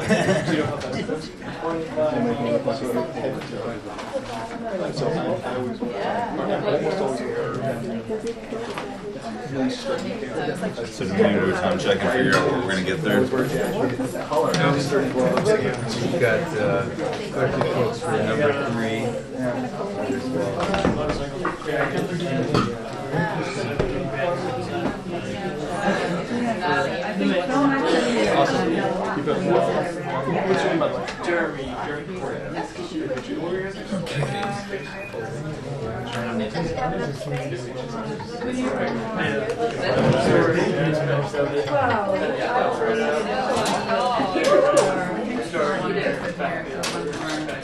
Just grab a chair.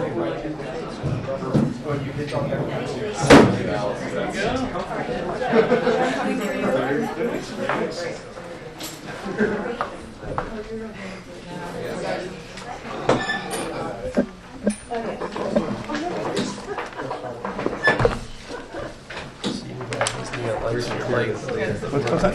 You need the remote control to change the color lines. Seems you've got a lot of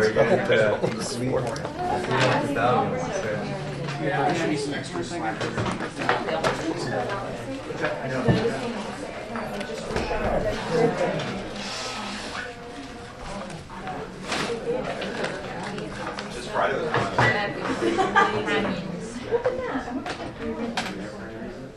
Things like that.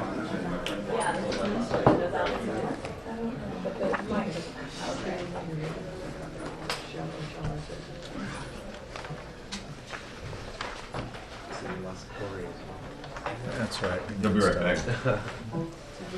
All right, well, let's go ahead and proceed on item number 3, which is to provide direction regarding expanding smoking ordinance to include e-cigarettes, change signage language, and include additional enforcement options, restrict sales of tobacco, direct staff to draft changes to include smoking restrictions for multifamily buildings, direct staff to support increasing the age for tobacco sales. So those are all the subtopics tonight. Follow-up items based on prior committee discussion. So, Kirsten, shall I hand it off to you? All right. Kirsten Stewart, Public Works. I wanted to introduce all the people that are here to support this item. We have 2 staff from the county. Where are you? Jill Stevens and Joyce Villalobos. And they're from County Public Health Center for Chronic Disease and Injury Prevention. And we have Liz Williams, Project Manager for Americans for Non-Smokers' Rights Foundation, and Professor Schick, who is an Assistant Professor of Medicine at UCSF. So you had a lot of questions the last time, so we thought we'd bring some experts because I'm not it. And then Phil Bobo will be joining us as well. And we have our legal team. Great. All right. So we'll have a brief presentation, and it will be a presentation by both city staff and the experts, but the experts will then also be available for questions. So in terms of the outline, we'll talk a little about the background, the draft ordinance that was attachment A, tobacco retailer licensing, and then the response to your questions from May on multifamily smoking restrictions, and our recommendations. So the background was that we were last here in May, and were directed to include e-cigarettes into the smoking ordinance. We presented the survey results on multifamily properties, and we discussed potential restrictions on sales of tobacco products and retailer licensing. So we'll go through all those issues one by one. The draft ordinance is attached. It now includes e-cigarettes in the anywhere tobacco is currently banned. In addition, we made some minor changes to the signage language and included 2 additional enforcement tools because the current ordinance has only a misdemeanor as an enforcement tool.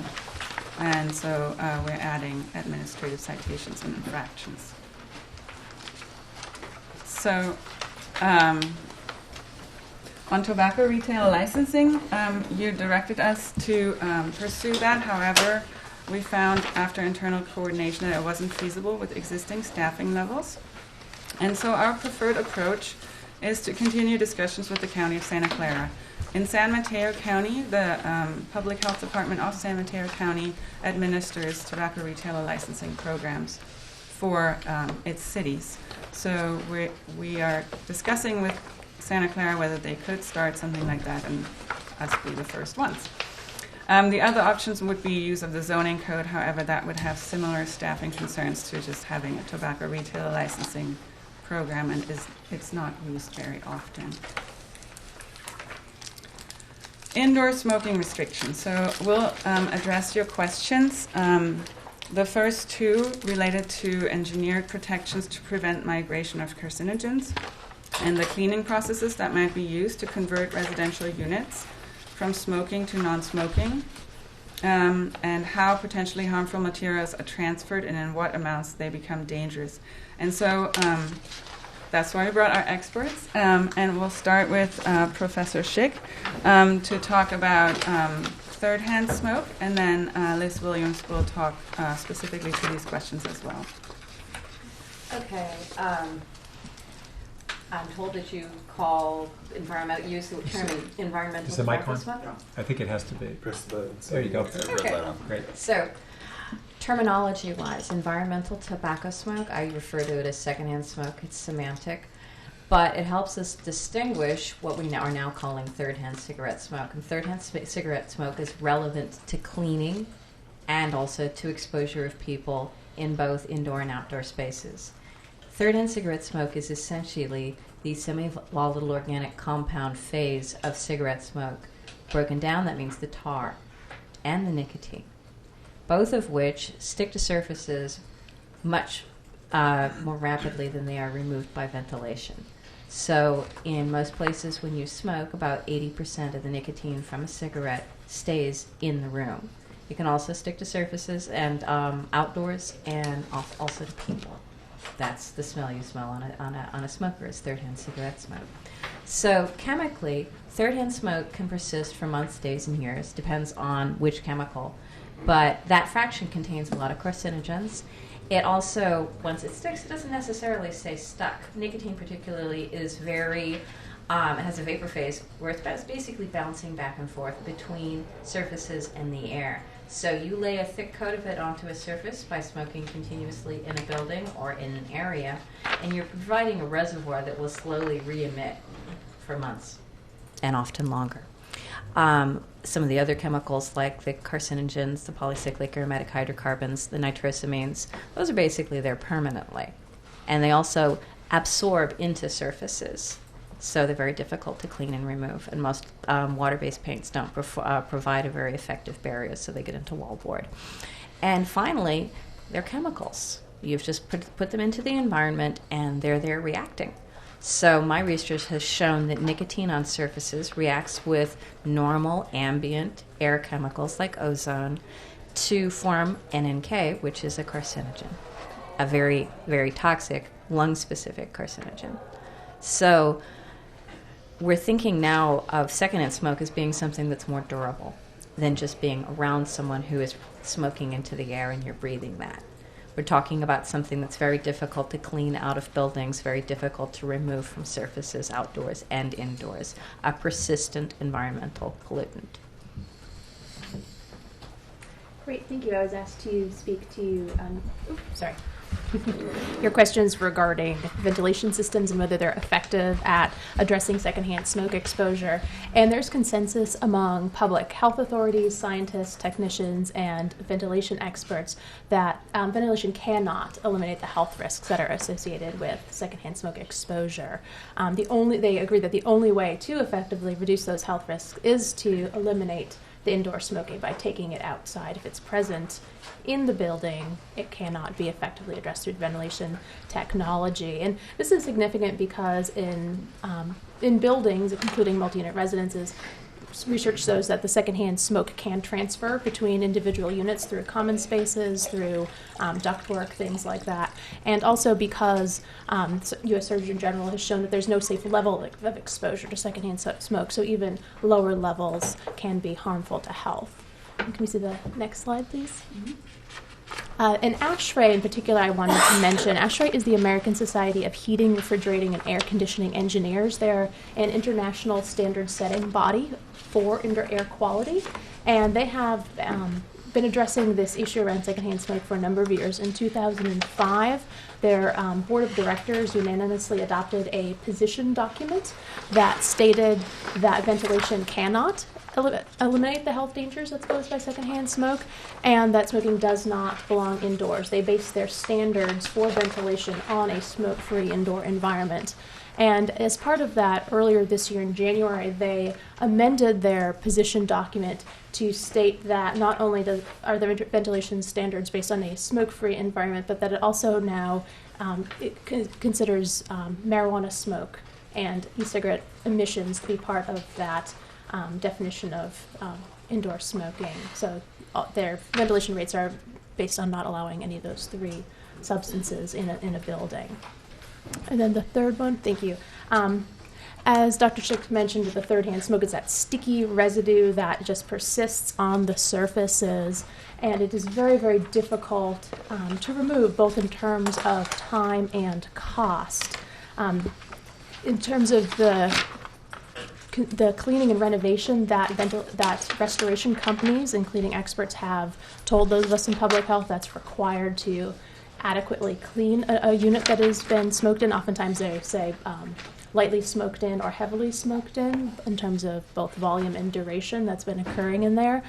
Some of those cleaning processes that need to take place include stripping all furnishings, cleaning the surfaces, walls, ceilings, floorboards, under carpeting and such with certain types of chemicals, and then using special sealants, and then painting at least 3 times with certain types of paint, because if that's not done adequately, the nicotine will reabsorb out of the walls and surfaces and drip down walls, which is pretty intense. Then things like replacing those carpeting, replacing the filters, and cleaning the duct work is necessary. And if there's been heavy smoking, because the third-hand smoke is so it can absorb so deeply, oftentimes even the wallboard or fixtures need to be entirely replaced. So due to both the time and the cost related to that, property managers are often very supportive of making their buildings non-smoking because of those costs associated. You also had asked about what other cities are doing, and the staff report provides a link to a collection of various multifamily ordinances. They really range in scope to covering some units, covering all units, covering only common areas, exempting condos, delaying implementation for older units, but starting with. I'm going to hit your mic, I think. Oh, so there's a large variety of what cities have done in terms of multifamily ordinances, and we took that into account when we performed our survey during the spring. So we did ask questions of occupants of multifamily as well as landlords as to whether they would favor just a partial, a full ban in all units, common areas, indoors, outdoors, as well as whether condos should be included. And there was general support for all units, all common areas, and no distinction between condos and rentals. So I did link the entire list of ordinances, so if there are more questions, our experts also know a lot about what other cities have done. Then another question was the possible legal contradiction with the medical marijuana law.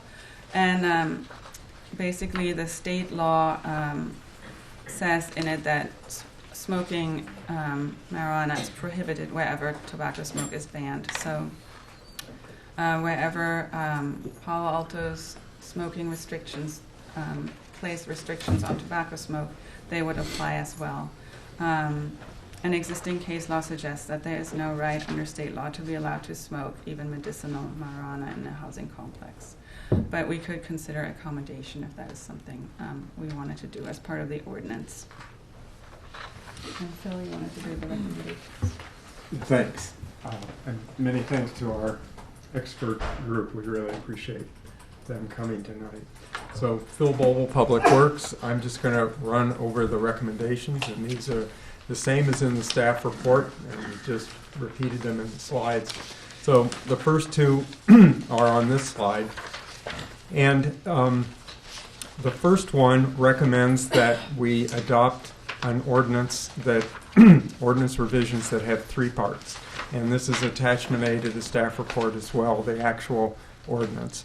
And this is the only one that we're prepared to go forward with a actual ordinance revision at this time. It is drafted, it is attachment A, and it does these three things. And we're recommending, of course, that you push this on to council.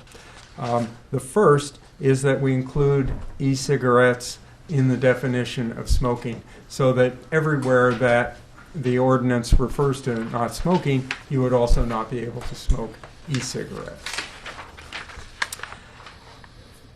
And we discussed this at the last meeting, and I think we didn't feel this would be controversial for the four of you.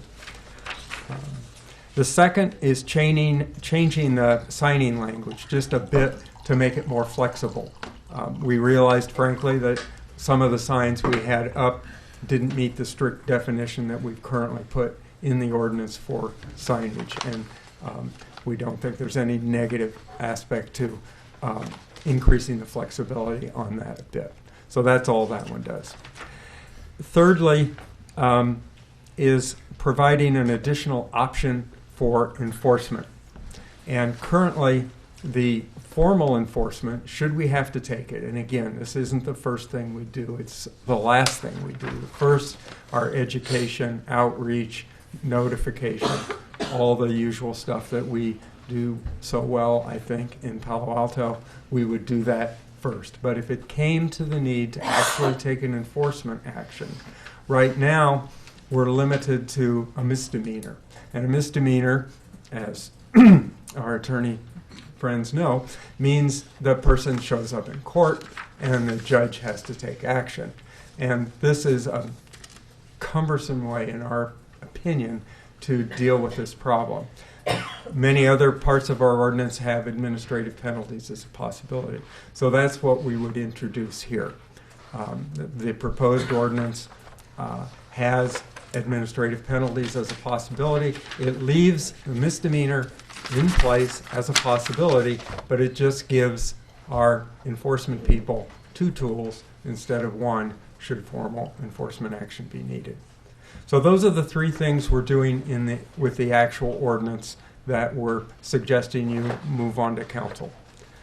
The next recommendation is to continue the discussions with the county about them running a retail sale program for us in Palo Alto.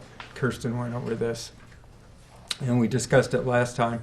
The county is still considering whether it's able to do that, and their suggestion is that we make a slightly more formal request to them that they consider this, and so we're asking for your support tonight, and we then ask either Ed or our city manager to sign a letter, not requesting that they definitely do it, but requesting that they investigate it further and bring back to us whether they'd be willing to do it or not. So it'd still be a decision for Palo Alto as to whether to do it, but we'd be sort of ratcheting this thing up in their hierarchy a bit by sending a letter. So if you give us your support on this tonight, that's what we would do. We'll send a letter to the county and say, would you consider doing this? And they're doing some soul searching right now, and they, in a while, would then respond. So that's the second thing. The third thing is direct staff to change the municipal code to expand the ordinance to multifamily common areas. Not the living units themselves, but the common areas. That's our recommendation. Now, this part is not drafted. So in this case, you're not sending it on to council. You're directing us to draft a ordinance that we have not currently drafted. So the principle would be the common areas. So those could be external There could be some larger units that have an internal, common area for use by everybody. And the other thing that we would suggest that be included in this concept of a common area is the balcony. And I wanted to point that out specifically because you might have strong feelings on that. We've had a recent commenter and some earlier folks saying the balcony is important. It is very close often to other balconies, and it's sort of like a common area in that you can be immediately adjacent to someone who doesn't want to be exposed to the smoke, and yet they can't avoid it if you're smoking on the balcony. So we would include that. We'll turn to our attorneys, but it's probably not strictly speaking in the definition of a common area, but it would just be added language. We'd say common areas and balconies. That's likely what we'd do. So that's what this third bullet is you'd be directing us to draft language about these common areas. Now, our recommendation, you might say, well, wait a minute, we just heard all this testimony about the indoor, and of course we did that because you asked about it. But at the end of the day, after conferring with our police department, our planning department, it's not our recommendation. We believe that it's too staff intensive for us to run a program that would involve indoor spaces owned or occupied by apartment dwellers or condo dwellers. So that's the recommendation on that one. The fourth is to direct staff to support legislative efforts to raise the legal age. This is something that we had an opportunity to act on last year, and we realized we didn't have a formal position that council members had taken, so we put that before you. You may feel that that should go on to the full council. If so, that's fine. We could take that with the ordinance and recommendation number 1, the ordinance that we're suggesting goes on to council. We could also take this bullet on to council full council if you feel it's necessary. So that's something you could do. So those are our 4 recommendations, and that completes our little presentation. Thank you. And we do have 3 members of the public who would like to speak. Should we hear from them first? And then? Yeah. All right. Our first speaker is Dr. Howard Kleckner. Hi. Welcome. Hi. Should I do it? That'd be great. My name is Howard Kleckner. I'm a medical oncologist. I'm a resident here of Palo Alto for the past 40 years. And I've had first chance opportunities to see patients who have been exposed to cigarette smoking and developed all variety of cancers in my 40 years at Kaiser Permanente and some other places. Cigarette smoking is actually the leading preventable cause of death in America. 1/3 of all cancer deaths are related to cigarette smoking.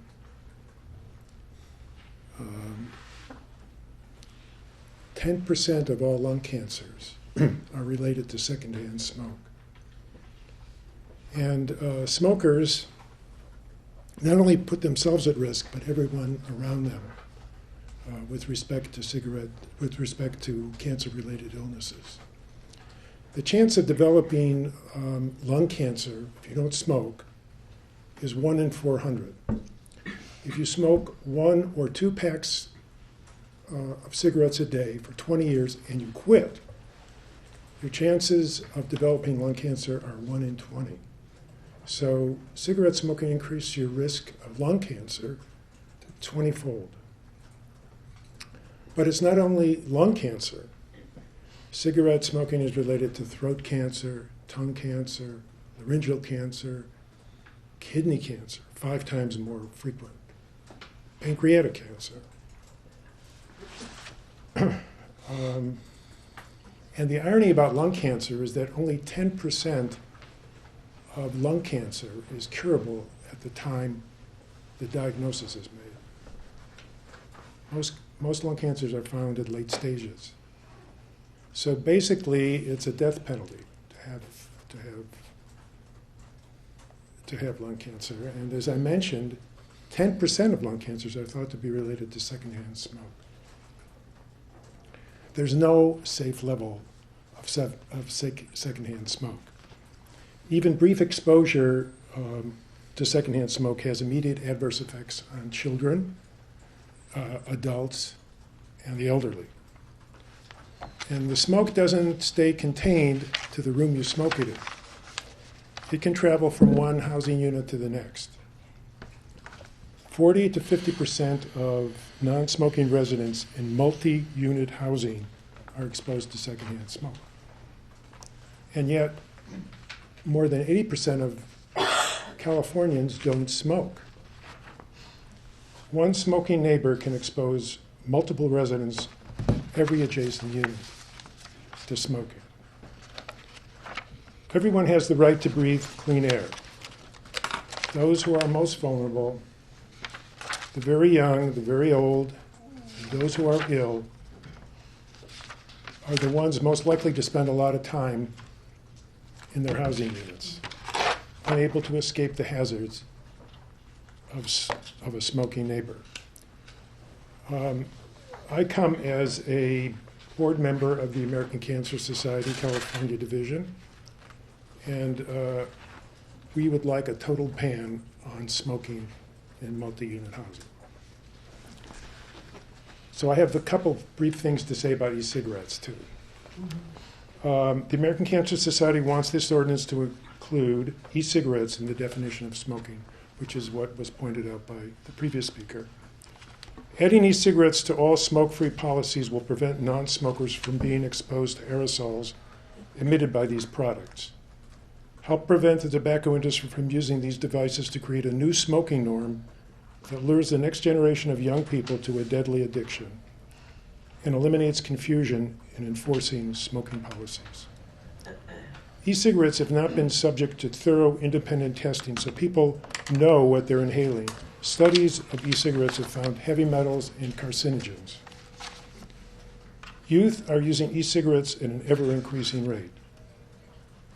E-cigarettes use in young people has tripled over the past year, and it's a pathway for youth to go on to more traditional smoking habits.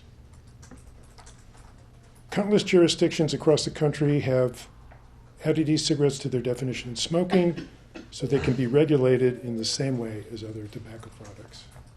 Thank you. Thank you. Our next speaker is Susie Brain. Good evening. I'm Susie Brain, and I live at 3737 La Donna in Palo Alto. I'm also a volunteer with the American Cancer Society Cancer Action Network and also a cancer survivor. We would like to thank the Council and the committee for exploring the option of tobacco retail license. We're asking for the most comprehensive tobacco retail licensing ordinance possible. Tobacco use remains the leading cause of preventable death in the United States. More people die from tobacco-related illness than from alcohol, AIDS, car crashes, illegal drugs, murders, suicide combined. More than 80% of smokers become addicted by the age of 18, before they're old enough to legally purchase tobacco. A tobacco retail license with a sufficient annual fee will fund enforcement to assure compliance with tobacco laws and has been proven to be an effective way to reduce youth access to tobacco products. A tobacco retail license should include e-cigarettes in the definition of tobacco products. Youth are using e-cigarettes at an ever-increasing rate, and their use now amongst teens surpasses that of traditional cigarettes. E-cigarettes are marketed in flavors that appeal to youth, such as cotton candy, gummy bear, chocolate mint, and grape. Tragically, these flavors also appeal to small children and are responsible for a growing number of child poisonings. We support prohibiting tobacco sales in pharmacies and increasing the minimum age for tobacco sales to age 21. Selling tobacco products next to medications helps to normalize tobacco use and further obscures the deadliness of these products. Youth have a heightened susceptibility to the addictive qualities of nicotine. Delaying initiation of smoking makes it less likely youth will ever begin smoking.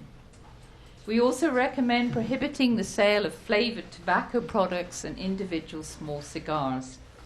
Finally, we recommend a buffer zone around schools. 1/3 of illegal tobacco sales takes place within 1,000 feet of a school.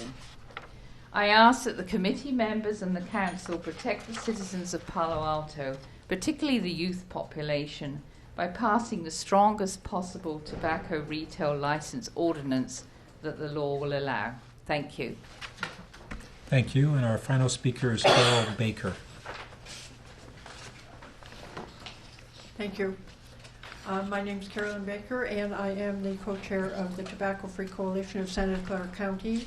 And I want to thank you all for doing everything you can to protect those great youth that was here tonight and their younger brothers and sisters. It was really kind of fun for me to see them and how they are coming out so beautifully. And I doubt if any of them smoke, but if they do, hopefully that we can help them quit. I'm also a member of the American Cancer Society Cancer Action Network as a legislative ambassador, and they have sent me, the California division has sent me their request to you. The American Cancer Society Cancer Action Network encourages the Palo Alto City Council to take the following actions tonight. Vote to prohibit smoking in all multi-unit housing. Vote to add electronic smoking devices to the definition of smoking so that their use is prohibited wherever smoking is not allowed. Ask the staff to write a separate and comprehensive tobacco retail license that includes annual fees to fund administration and enforcement, fines and penalties that escalate for repeat offenders, including suspension and revocation of the license, coordination of tobacco regulations, prohibit the sales of tobacco products to persons under the age of 21, prohibit free samples or price discounting on tobacco products, prohibit sales near schools and playgrounds, prohibit sales of small packs or individual cigars, prohibit the sales of flavored tobacco products, prohibit the sale of tobacco products within pharmacies, include electronic smoking devices in the definition of tobacco products. Thank you so much. I also have a copy of these for each member of the council. Thank you. All right. So returning to the committee, questions or comments? Corey? Yeah. Oh, I was just going to say, I'd recommend that we break up the discussion, especially when it comes to motions on the full recommendations. You can send them all as a package to council, whatever we decide, but I would recommend taking them up for separate votes. Well, let's see how the discussion goes and whether that's necessary. Okay. Any other questions or comments? Sure. I strongly support recommendation 1. I think recommendation 2 is a good start. I guess a question regarding recommendation 2. We heard some requests from the community to establish a tobacco licensing ordinance of a stringent nature. And do you need further direction in order to pursue that, or does recommendation 2 encompass exploration of such an ordinance? Phil Volble, Public Works. We'd explore it, but we're not recommending that we craft the ordinance just yet. We're recommending first to see if we can strike some arrangement with the county where they would be acting as our agent.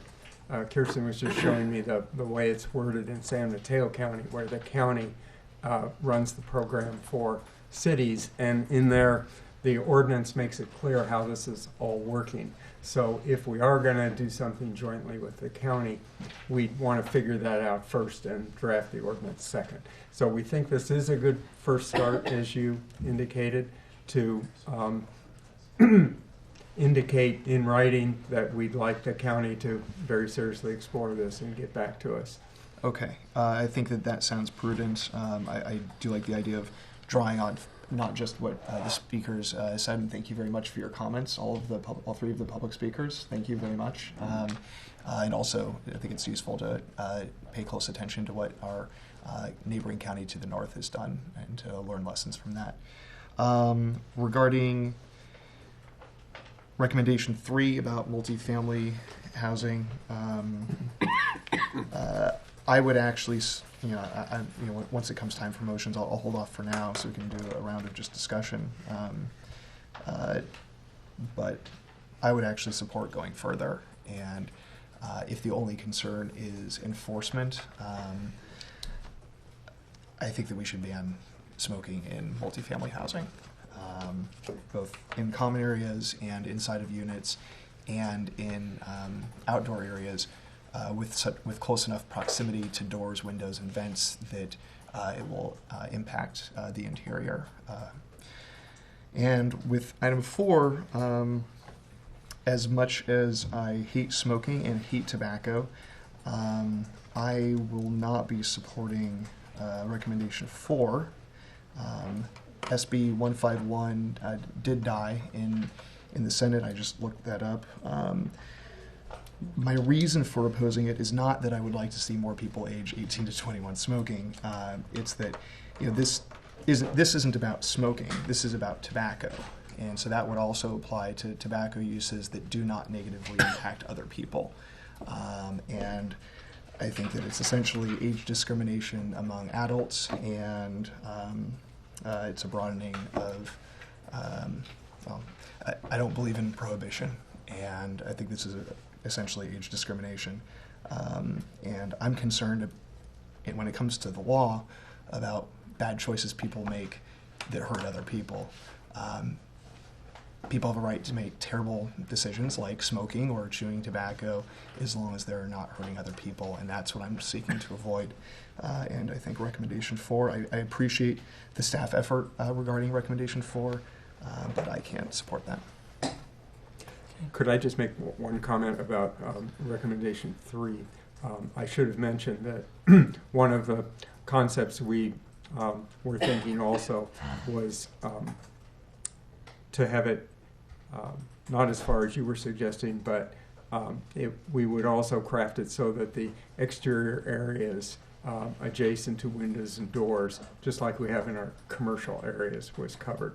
So the 3 things we were thinking about were the so-called common areas, the balconies, and then external areas that were within probably 25 feet of a window or doorway. Operable window is what Kirsten was thinking. Okay, and actually, let me ask: was there any consideration of, or would you need special direction to include a designated smoking area, maybe 25 feet away from the main structure, or something like that, or some way sealed off and separated? That was included in the staff report as well. It would be only outdoors because, as we heard, there's no way to have proper ventilation indoors, but it would be up to landlords. We wouldn't require it, but we could, and several ordinances have done so, set parameters like 25 feet. It has to have a receptacle for the cigarette butts, and it can't be near the playground. It can't be near the pool or whatever other physical activity might be going on in the complex. So we could set the parameters and then leave it up to we could essentially the landlords. allow it. We could allow it. We're reluctant to require it. So I would very much support exactly that. I think that's a very judicious approach to say that if the people, whether it's a condo and a homeowners association at a condo, or the landowner or landlord wanted to establish that and follow those safety precautions to protect the rest of the residents and the neighbors, I think that that's reasonable. So I like that approach. Thank you for that. Mark? So, couple of questions, and thank you the experts from the different agencies that have come and the public speakers who spoke. In regards to the recommendation number 2, continuing discussions with the county on regulatory mechanisms, have we considered at all reaching out to other cities in the county to try to show that there's a critical mass of interest for something like this that might make it more feasible for the county to play that kind of role? Is that, or are we aware at all that other cities might be considering? It's just a way to kind of make it more worth the county's time if it's not just Palo Alto that they're right dealing with. So we haven't yet, but that's a good idea, and we could include that as part of that recommendation. It might not even need to be part of the recommendation, at least written, but just something for you guys to do in terms of outreach to other communities to see if there's any interest. Another more kind of out there idea would be, if for some reason the county of Santa Clara is not interested at the end of the day, is there anything that would stop us from reaching out to San Mateo County to say, hey, would you guys help us? We all talk about how the county jurisdictions are pretty arbitrary lines. I don't know if there are other reasons why that might not work, but it could be something to consider. Well, it's probably not impossible. It'd be impossible to do it the way they've done it in San Mateo County, because the county is actually the enforcement agent, which I probably wouldn't personally recommend anyway. But they certainly couldn't be the enforcement agent. But on a contract basis, they could probably do tasks. Mm-hmm. So. So hopefully that isn't the case. Hopefully we can work it out with the county of Santa Clara, or Santa Clara County. But if for any reason we can't, something to consider. And just on your other point, I think we would be talking to the county, and I'm sure it's already occurred to them, that they can help with that dialogue too. Mm-hmm. And the county could ask some of the other cities. True. Yeah. And we'll be encouraging them to do that. And, it's and to the extent that we can make it easier on them if we're asking them to help us out. If we call some folks in Mountain View and Los Altos, and they're also in Sunnyvale, and we can call council members we know and put bugs in their ears. It could be a way to create a little critical mass there. So I support recommendation 1. Electronic cigarettes are something that really scare me, and scare me for what might happen, a decade or 2 from now, after all the gains that folks have made in terms of lowering the percentage of people who smoke, and now here's this popular, cool thing that a lot of, all of a sudden, we see a lot of our youth doing, and I do worry a lot that, they're going to transition to regular cigarettes, and we're going to be back where we were 20 years ago before the gains that have been made. So I'm glad that that's in here. Recommendation 2, I support, as I just spoke to. Recommendation 3, I'm inclined to agree with Corey, but I do want to, ask you, Phil. There wasn't a lot of explanation, either in the staff report or really in your presentation, about why the city doesn't want to ban it inside. In units. Can you give us a little more color as to what the concerns are, or what the holdup is to doing that? Well, cities have done this. There's a number of them, and let me just give you a personal concern. In Palo Alto, our residents are a demanding group. No. And if we put something like this on the books, they're going to expect us to enforce it. And I think in other communities, there may be different. The expectation is more, it's on the books, and public outreach is great. But in our area, not so much. We're going to get people telling us, it says that in your ordinance, damn it, do it. And our police and our code enforcement people, one or the other of which could be involved in this, are very concerned about exactly how that would work. Certainly, we already do smoking in other areas more on a complaint basis. So we could say, we're only going to do it on a complaint basis, but how would that work? then are we actually going to do something then on a complaint basis? What are we going to do? Mm-hmm. So the practicality of this, I think, has got, and I shouldn't just refer to our police and planning, it concerns us as well. So I think Ed's about to chime in here. Yes, if I could add, and really also appreciate the efforts that our Public Works Department has made in leading the interdepartmental team and taking a look at this issue, and as Phil indicated, really reflecting a variety of perspectives.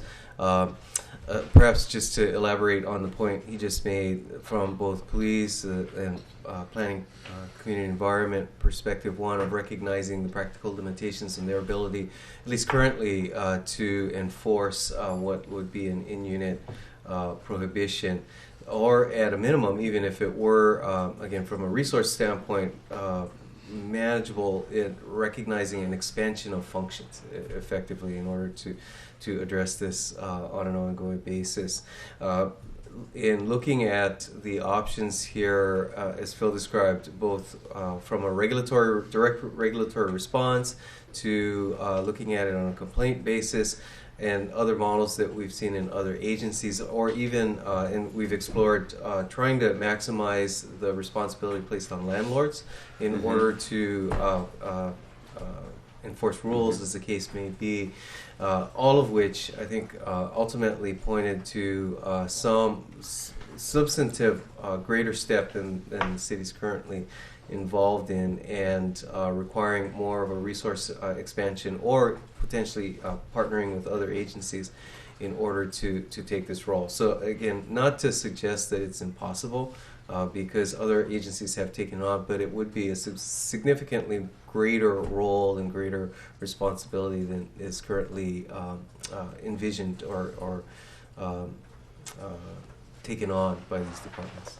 And if I could just add one thought to what Ed said, is that one could view this as a next logical step, not the end, and that's certainly the way we view it, is if we dealt with our recommendation number 3, which involves the common areas, the balconies, and the external areas. If we did that as a first step, we'd learn a lot. We'd have taken one step. So I don't think you have to view it as sort of an either or. You can view it as a first step and direct us to come back at a later time with respect to a second step.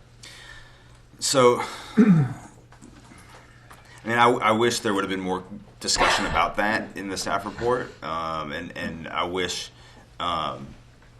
this did come before Policy and Services 5 or 6 months ago, and I guess I would have preferred that, this concern would have been flagged, and you could have said, look, different jurisdictions are doing it differently, and here are some solutions that other jurisdictions have to the enforcement mechanism, and I definitely understand your point that Palo Alto isn't necessarily like every other jurisdiction, but if we're going to enforce it for balconies and outdoor areas, it's the same thing. I mean, how are we going to enforce it there, and how is that really different than enforcing it inside a unit? It is, and as I think about it, there are differences, but there are a lot of similarities also, right? I mean, if a neighbor of mine is smoking on his balcony, am I going to call the police? I mean, that's probably, or hopefully the non-emergency line, but that's probably the way that we're envisioning this being taken care of, right? It's the same thing as noise ordinances and noise complaints. We all know that we need to do a better job of enforcing our gas leaf blower ban, which is something that I think we've been talking about for 30 years. This is the same thing, but I don't think that it being difficult is necessarily a reason not to do it. So, it is something that I want to see us do, and I'm not convinced that this isn't the right time to do it. I just wanted to add about the types of enforcement mechanisms other cities have used. Typically, they require landlords to put something in their leases within a certain time frame that smoking is prohibited in all units and all common areas, or whatever we decide to do. Mm-hmm. And then they put up signage and then treat it like any other lease violation. It wouldn't necessarily be a police matter. If there was enforcement, it would typically be verifying whether the language was included in the leases and signage put up. But as Phil pointed out, that has had good results in other cities, but there might still be that concern that we should be going into people's units and checking on them. That's kind of. And it's tough. I mean, this is a tough thing, right? Because you've got that issue. I mean, the issue of privacy and the ability of the right of somebody to be able to do what they want in their own unit. But at the same time, this is unique. This isn't noise. This isn't anything like that. This is we've heard from experts that this has the possibility of really creating harmful health impacts on innocent people that shouldn't be victims of that, and so it's one of these situations where the role of a city is one of our big roles is to protect the health and welfare of our residents, and are we doing that if we're allowing folks through no fault of their own to be receiving the negative impacts of other people smoking. So I'll wait and hear what my colleagues have to say, but I think this is something where the health of somebody who's innocently sitting in their unit not doing anything trumps the personal rights of somebody else to be able to smoke on their couch. For me is really how I look at this. That said, I don't know if it's ironic or not. I have similar concerns with Corey on recommendation number 4, and increasing the age to 21 years of age. It's the same argument's been made for alcohol. I mean, if somebody's old enough for us to give them a gun and send them off to war, are we really saying that we're going to restrict their ability to make decisions about what they put in their body? And I think as long as unless we're deciding that cigarette smoking is totally illegal and banned for everybody, like drugs. And so that is one that I struggle with a lot, and I didn't have a position coming into tonight's meeting, and I'll wait and hear how the conversation goes, but it's something that I'm not necessarily instinctively comfortable with. So I'm not sure how I feel about that right now. Tom?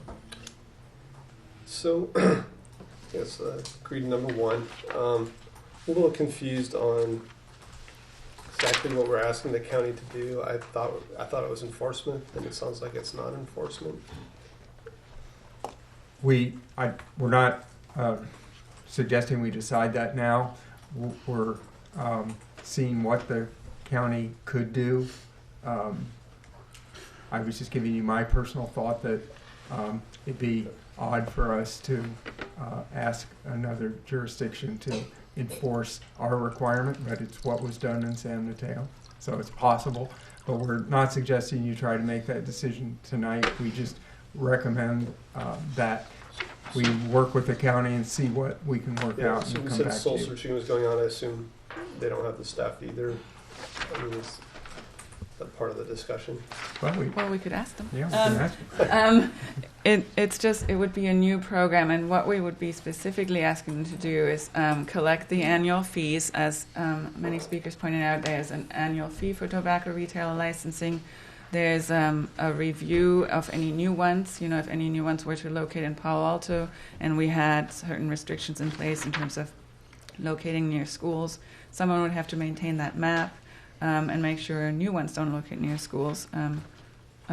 Previous ones would likely be grandfathered, or whatever else other restrictions we want to place on them. Someone has to review these submittals and then do the administrative tasks. So that's what we would be asking the county to do. Okay, so you guys, when you thought about it, there would be a revenue source, essentially a license fee. Yes. But clearly not enough to pay for the staff needed to run this. Right. Right. That's the feeling is among our police and planning folks that there wouldn't be enough revenue. You couldn't ask. We only have 20 or 30 of these locations, and you couldn't make the fee high enough to support administrative work. But I assume it'd be not a full-time position either. It'd be part of somebody's job. So I'm just a little. I mean, again, it sounds like it's very early thinking here. It's just, just not clear to me that it's going to make sense for the county. I don't know if anybody from the county has thoughts about how this would work.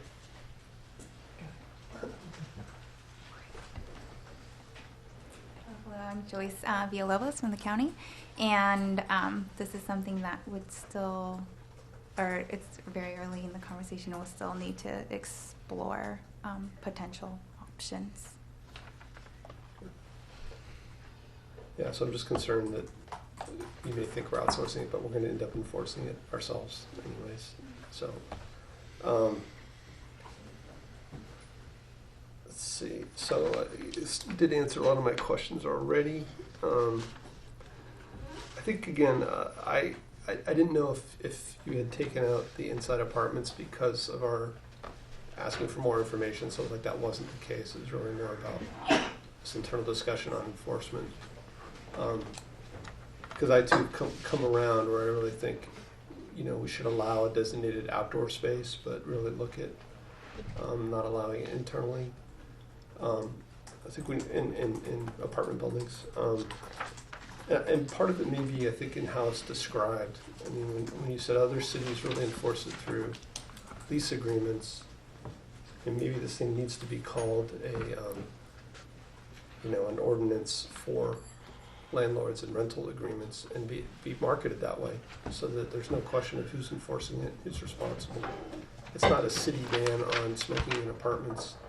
It's a city ordinance concerning rental agreements. Yeah, I think, Liz. From what I know is that most ordinances won't pass if the landlords are liable in any way. We would probably have the apartment associations here. So the reason most ordinances are structured being a city ban, but then enforced through lease agreements.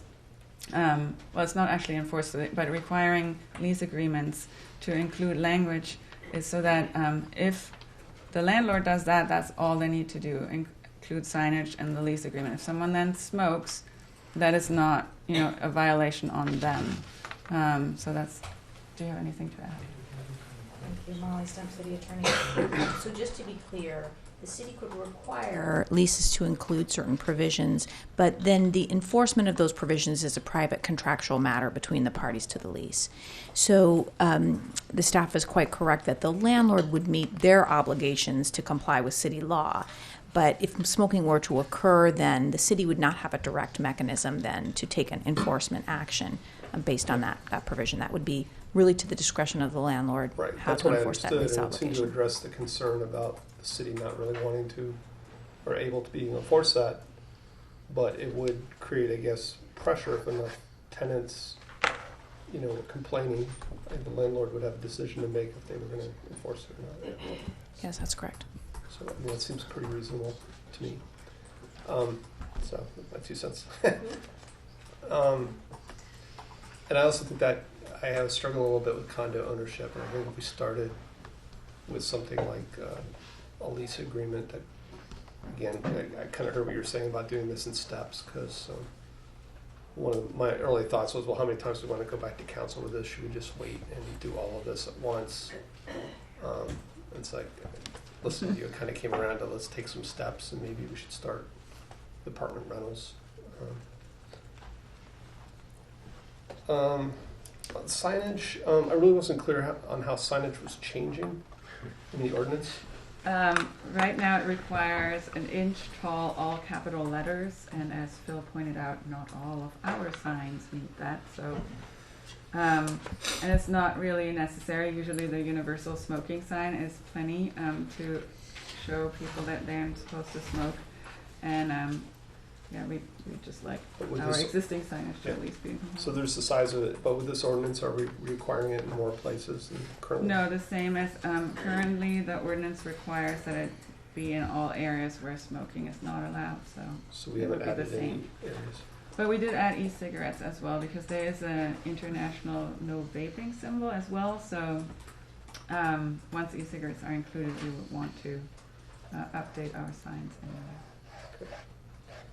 And then Molly, I had a question on 91470, the exemptions.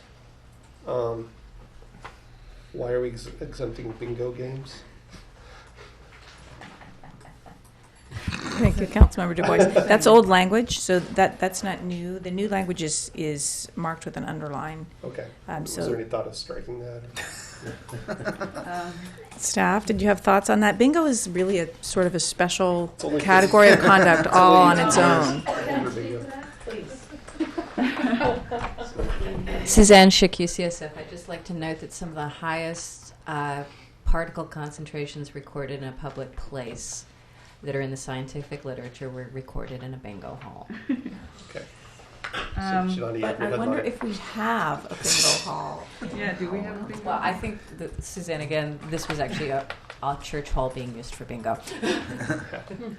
And then, well, this is, so we did update it the last time we updated this ordinance because it used to just exclude all bingo, but now it says consistent with the labor code. So if it's basically an all volunteer bingo club and they all agree that, you know, that then they can smoke in there. But if it's like a typical place of work, they need to follow the labor code.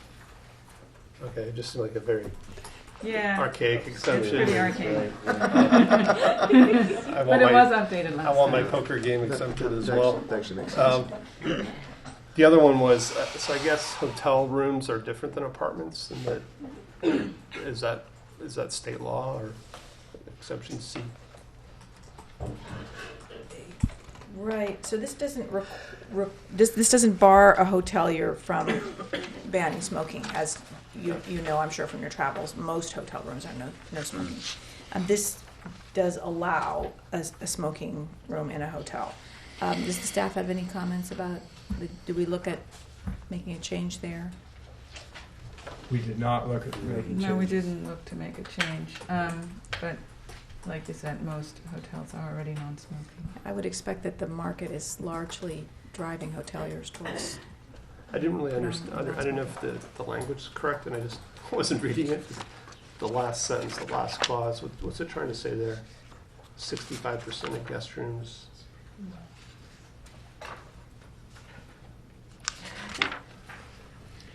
I don't know. That didn't change. Just a typo.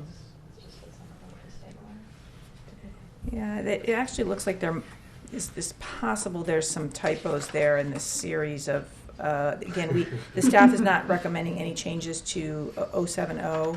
We can go back and look Yeah, to it make just sure looked that like there was something wrong there. yeah, Figure that out. we'll take a look and proofread that. Yeah, we'll have to clean up. And then on 4, I came in here kind of in favor of it, so I would support it. Okay. So a couple questions I have. Under the enforcement and adding infractions, would it still only be police officers who can make these citations if they're infractions? Yeah. Code enforcement people can do that. In fact, Administrative we citations, usually yeah. do. Good. Don't need to be a Okay. police officer. And then, can you remind me of, you said that we have to have signage wherever smoking is prohibited, but our downtown areas, we have people frequently violating it, and I don't run into the signs very much. Do we need more signs in those areas? Yes. So we do have 10 signs in on each downtown areas, mostly on University, with some on side streets, and also California Avenue. They're not very big. They could be easily missed, but we would need a master signage program going to the Architectural Review Board to put up more than that.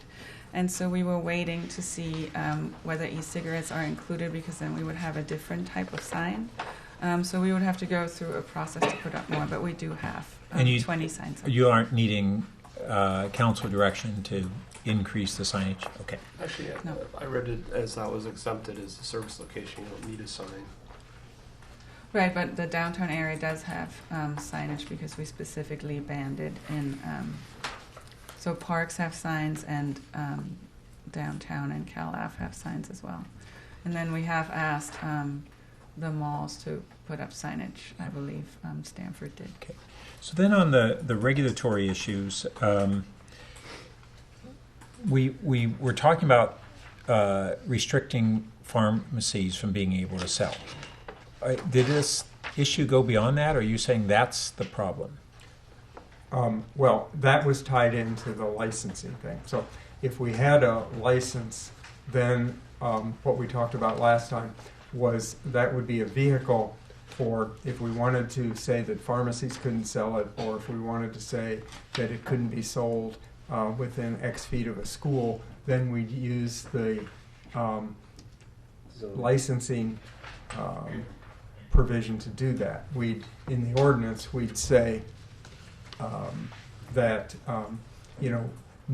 we'd grandfather in existing ones. I mean, that's usually done, right? So we probably grandfather in existing locations where it's sold. But for any new locations, they couldn't be whatever we decided. They couldn't be within X feet of a school. They couldn't be in pharmacies. There wasn't a lot of enthusiasm for that the last time we discussed it. But it's really tied into the first step that we're now thinking would be seeing if we can partner with the county to have a licensing program. And then the next step would be, what would it prohibit? Okay, so setting aside for the moment what the scope of that licensing program might be, there was this argument that we need to go to the county because we couldn't charge enough to cover the enforcement. So I'm trying to understand what the enforcement would entail. If we ban it from pharmacies, they're not going to sell it.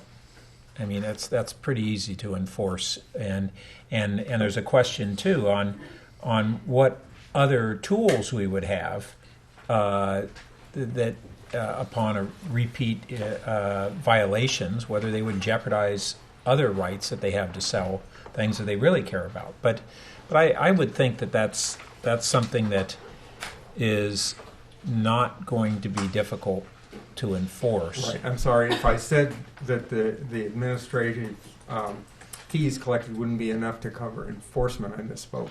What it wouldn't be enough to cover. Most of the costs would be administering the permit part of the program, keeping track of who's permitted, re-permitting them at whatever schedule we agreed to.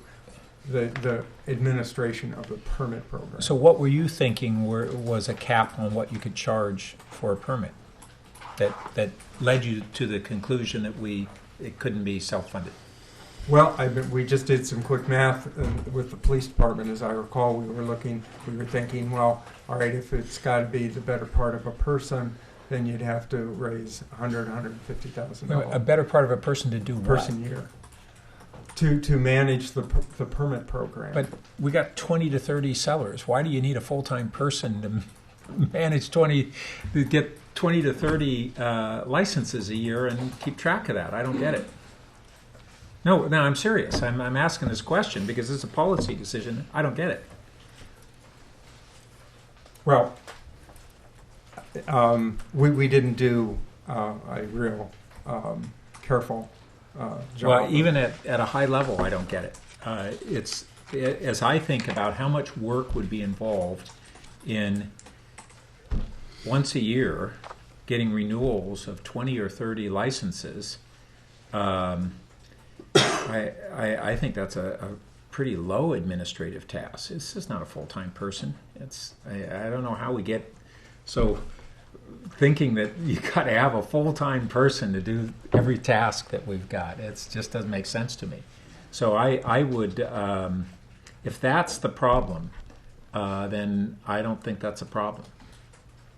And I wouldn't have a problem with charging enough to fully cover whatever it is. If somebody's, it may mean that we don't have little mom and pop gas stations selling cigarettes because they choose to not pay a several $100 fee or whatever it might be, so be it in my mind. That would be one of the objectives. So I would want to hear more on reconsideration of that, because now that I understand what the rationale was for thinking we couldn't do it, I haven't heard a good explanation. So, okay.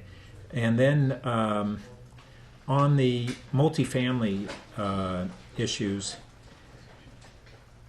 I didn't quite hear an answer on how we would enforce these balconies, for instance. If we couldn't enforce indoor areas, how would we be able to enforce the outdoor areas? I'm not against it. I just want to understand the rationale.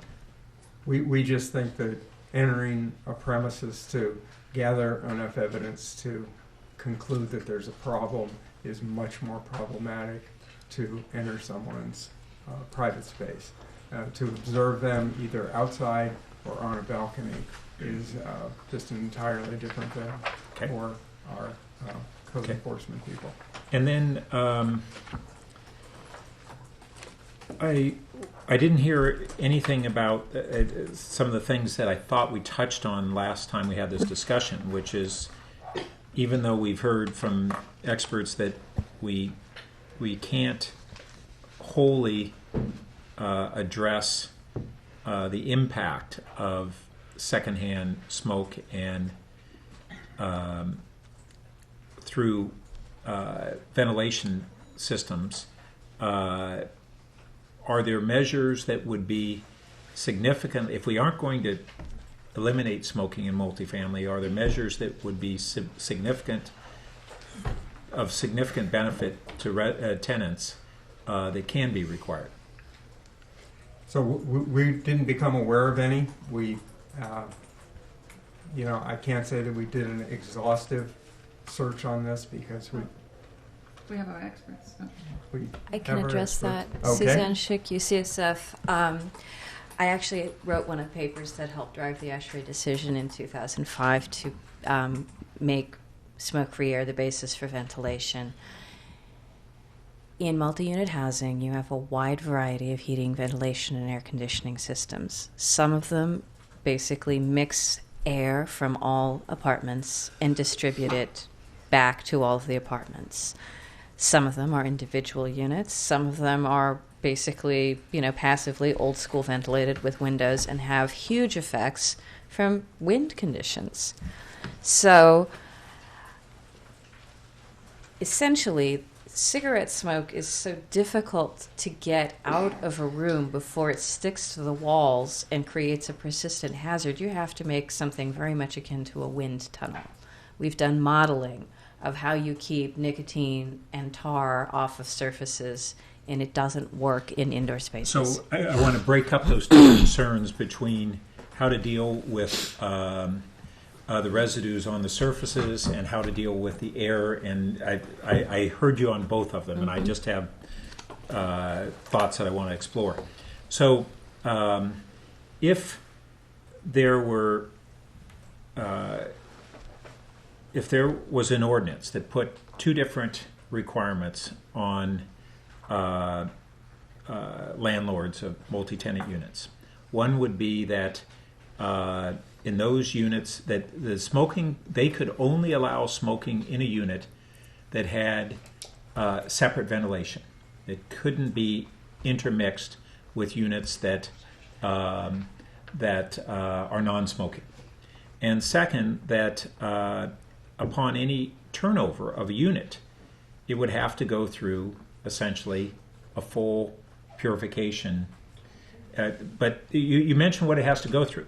So I'm thinking of the economics of what a landlord will choose to do.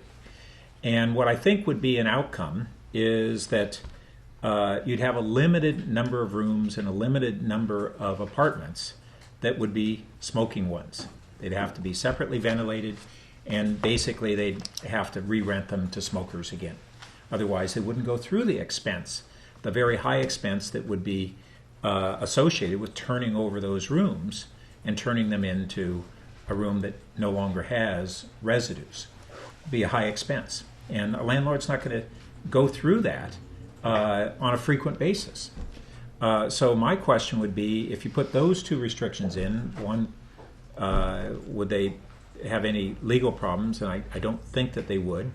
And wouldn't they address both of these issues from a practical standpoint and have the indirect impact of greatly curtailing the number of units that are smoke units, and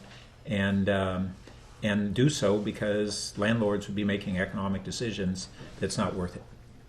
I would think the city would, due to the fact that all of the, sorry, thank you. Due to the fact that the ventilation community has, looked at this in terms of casinos that are using multi-million-dollar ventilation systems that aren't able to control. But that's a shared system. This is different.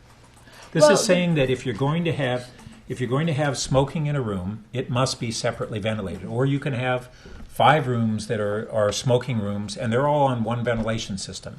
And you can't have that ventilation system intermix with the ventilation system for those rooms that are not for smoking. But in a multi-unit shared space, the ventilation experts from all the science that we have been reading and been told through the ventilation experts, that's not actually possible to do. And I would think that Not possible in what way? Not possible to contain in that space. The secondhand smoke, as Dr. Schick said, you would need something akin to a wind tunnel to even be able to contain that. I've heard it referenced as an indoor. So are you saying that aside from sharing ventilation, that there would be some kind of spillover that couldn't be contained by the exhausting? Yes, the research has shown from a variety of sources that it can go through the electrical sockets, through gaps around plumbing, through all sorts of minute crevices, in that even sealing up all those cracks and crevices but what we still have before has us air is flow. no ban on it. So if the choice was between a ban that worked 90% well and one that didn't exist, wouldn't it be better to have something that works 90%? May I add something? I believe that this would probably be more difficult to enforce because we would have to review every building's ventilation system rather than, if we are okay with the type of enforcement that other cities are doing, which is including it in leases and having signage up and having a complaint-based, basically check-in program. Never goes into units in these other cities, as far as I know. That would be, not a very high level of enforcement, but it would be probably easier than checking whether they've turned Kirsten, it over. let me just say though that I think you have it reversed. We wouldn't be. They would only be able to allow smoking in designated units. So those would be the only ones we'd have to look at. All others, it would be a clear prohibition. Now, I'm still open to considering the full prohibition, but I don't think we'd have a very high percentage of the units that the landlords would elect to make smoking units, and those would be the only ones. And I'm not sure that we have to go in and enforce it. They submit engineering drawings that show that they've got the segregated ventilation. Now, maybe it's not an effective enough tool from a health standpoint, although I'm not sure that, I want to be careful that we aren't making a choice because we can't get something that's perfect, we'll end up with nothing. And we might have something that solves 90% of the problem. So I'm open to both those, all three of the considerations, although I'm inclined to do more than what we're proposing here. But I don't want to take something off the table because it's not perfect and we end up with no restriction. That doesn't make sense to me. What do you think about putting it in the lease agreement where the city's not enforcing it, the landlord is? Well, to the extent possible, I'd want to see as many of these be landlord enforced and figure out how we can do it that way. Yeah. Court? Well, if you had more comments, I didn't want to interrupt you. Then I've on the final one, I don't understand. We had a rationale here where the example was made to alcohol, but we don't sell alcohol to 18-year-olds. So Doesn't agree with that either. Huh? I won't speak for you, Corey, but I thought you were saying you didn't agree with that either. Actually, I didn't bring up alcohol. No, I'd but- be happy to speak to but, that. I'd be happy to rebuttal that point, but Well, so I'm I not think sure that I'll rebuttal. it's completely reasonable for us to consider restrictions on sale of harmful materials to those who are not full adults yet. Just to clarify, this is just supporting our legislative program like we are for sustainable, all kinds of other areas, right? Well, I don't know. Is it not permissible for us to put a more restrictive sale on age of tobacco? So the county looked at this. The county looked at this. They did pass a regulation in June that goes into effect in January, raising the age for sales from 18 to 21 in the unincorporated areas. So that is something that is in place in the unincorporated portions of Santa Clara County. I don't know whether staff is aware, are other cities looking to adopt those as city requirements. Initially, when it was raised at the county, there was some thought that cities might. Well, my question join in is as simply, well. is there anything that would limit us from being able to enact it? There is some question about whether that might be preempted by state law. The county looked at that, and their county council took the position that it was a permissible matter for local regulation. We have not looked at it in depth, so I know that there is at least a question about that, but the county, at least on their review, concluded that it was permissible, and I do not believe they've been subject to any legal challenge. The regulation is not in effect yet, however. Okay, so I would be interested in a local regulation restricting it to not being sold to individuals under 21, in addition to supporting whatever state legislative efforts. Okay, Corey, you had something else? Yeah, so let me actually, since it was just addressed, bring up a couple things about the age issue. As I mentioned before, again, I despise tobacco and all of its harms and being around it generally. I would actually say alcohol is not a good analogy. Alcohol intoxication leads to a potential for harm to others, for instance, through drunk driving or other activities. And so limiting who can access alcohol is more than just about the harm posed to that person. So I think it's apples to oranges. I don't think that there's anything legally preventing us from having a local ordinance. I don't think there's anything legally preventing us from making a recommendation to our lobbyists in Sacramento or in Washington, D.C. And if the committee and the council decides to move that direction, that'll be that decision. I just don't support it for the reasons that I stated earlier. It's just, I think that we should be focused here on activities that have potential for causing harm to minors under the age of 18 or to persons beyond the person making what I think is a admittedly really bad decision. I don't know if we're ready to start making motions. Yeah, I'll move to that in just a second. So I just want to respond to yours. I think that we restrict alcohol to minors for two reasons. The harm they might do to others, and probably more so the harm that they do to themselves. So the fact that there's an additional reason doesn't take away from why we do it. Well, when it comes to, but we don't need to go back. We don't. Yeah, we don't need. You're right. We put don't. on the table my rationale. I understand. Okay. So let's go ahead and take these individually. And under the first one, that sounded the strongest consensus on that. Is there any? I'd like to say if it's unanimous, I think it could go on consent.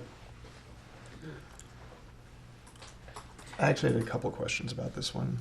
I just realized I had some notes, Okay. things that were not raised earlier. I'll try to make them quick. First, do we want to, since this is probably the right one to bring this up, either here or under 3, do we want to add hotels? That raises a question. Wait a minute. You're talking about questions on other things, not on Yeah, one. that could be an item 5, or it could be, because, yeah, we can bookmark that one until later. Yeah.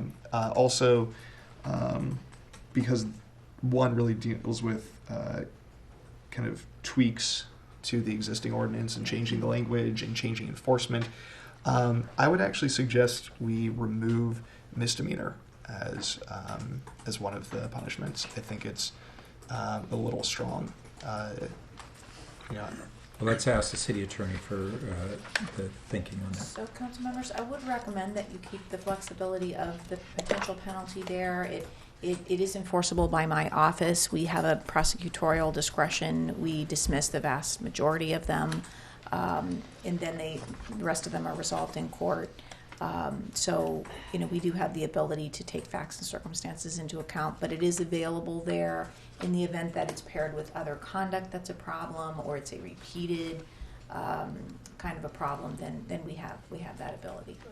I mean, it's written as the 3rd occurrence, and I assume you need it if people just aren't paying their fines. You need to be able to, at that point, you make it a misdemeanor to force them to pay the fine. Or not. So a misdemeanor has the potential for judicial action, where an infraction and an administrative site do not. So with certain populations, that would potentially be the only way where you really would have an enforcement tool with what we would call teeth. So on this one, I've spoken to unhoused persons in Palo Alto who get bugged a lot about their smoking, and I don't know that having it be a misdemeanor where they have to go to the judge and get it dismissed, I don't know that it's helping, to be honest. And I guess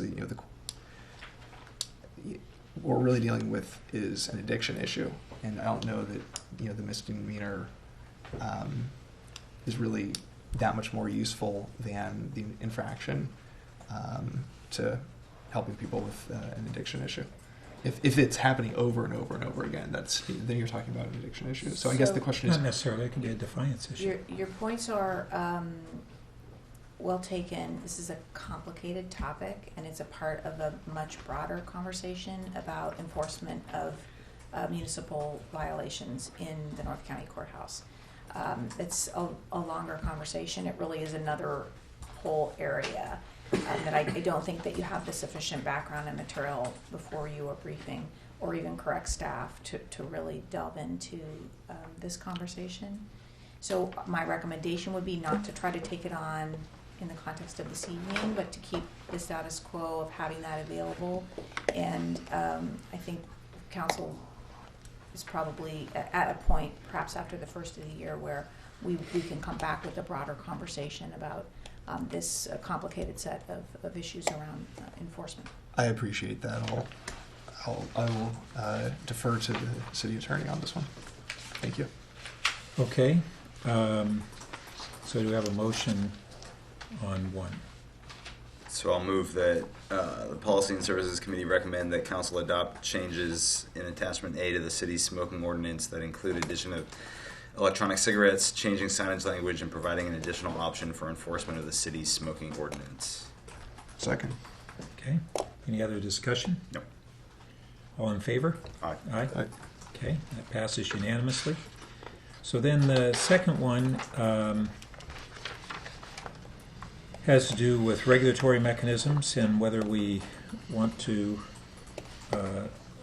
recommend the staff recommendation, which is to continue discussions with the county, or to do otherwise.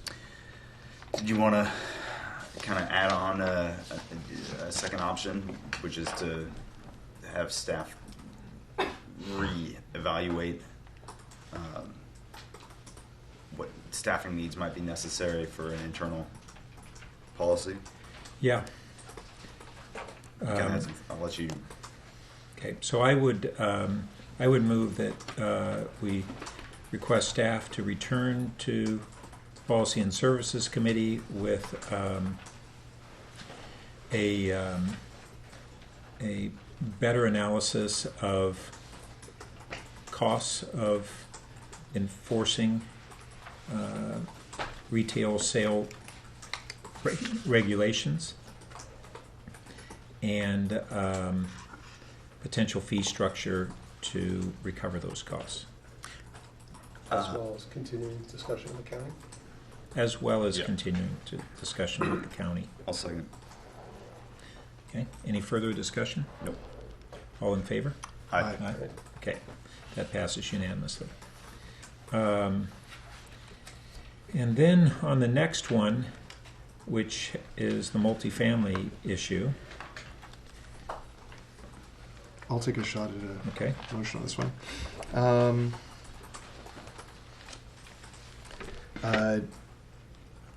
I'd move direct staff to draft changes to the municipal code to expand the smoking ordinance to multifamily housing, common areas, indoor areas, and balconies, and with allowance of designated outdoor smoking areas at property owner or condominium owner discretion.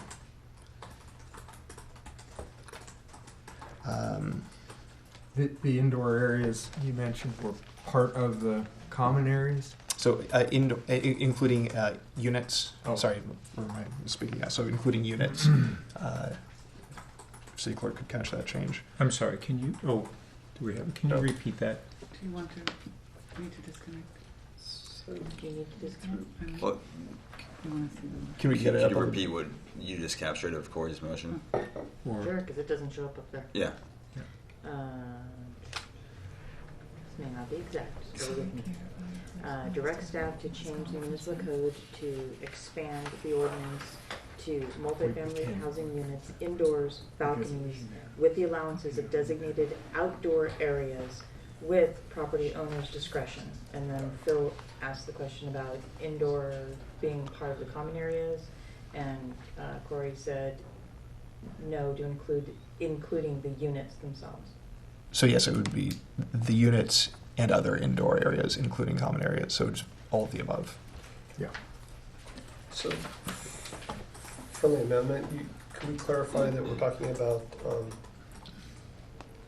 exploring something for enforced through lease agreement with tenants? Yeah, I would. I don't have a second yet, but I'll be happy to add that right now, and for enforcement mechanism, or to explore enforcement mechanisms based on lease agreements and property owner requirements, and opportunity for civil litigation by private parties. So I'm trying to clarify lease agreement versus the condo owner.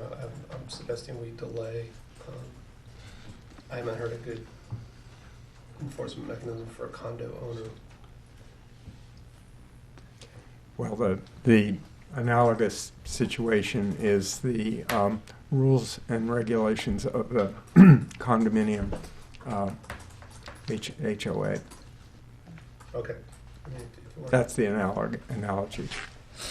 Do we need special language, or do you guys can no, because we're not. You're giving us general direction to craft an ordinance, not like number one where it was very specific. Yeah, so I think that will cover it. Do you have a second for that? I'll second it. I don't know if Tom seconded. Go ahead. Yeah.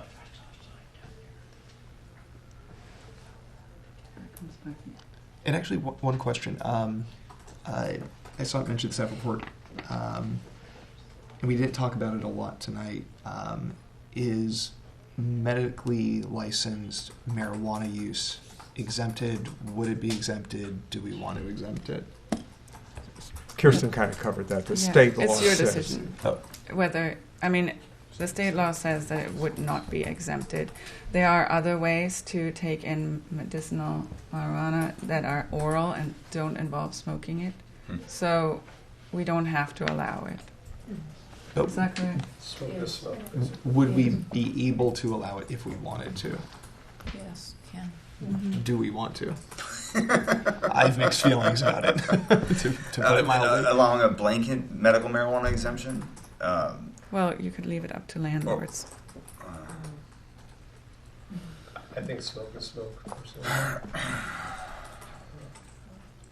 That's what the state legislature thought. You know what? Let's not take that up tonight. Let's just. I'm going to stick with the motion I have. And let's just move on from there. If somebody else wants to bring that up, we go for it.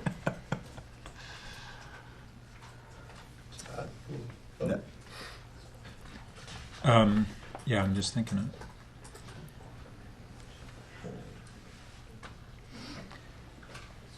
So I'm still trying to envision whether there are circumstances where, if units are standalone,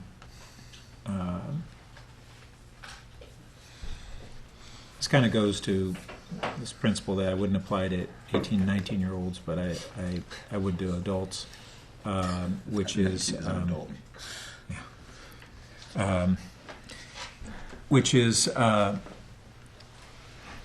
whether, if there are circumstances where the only harm is to themselves, how restrictive do we want to be? And I'm not sure whether there are those circumstances in these multi-units. So that's So do you want to make it multi-units with shared walls?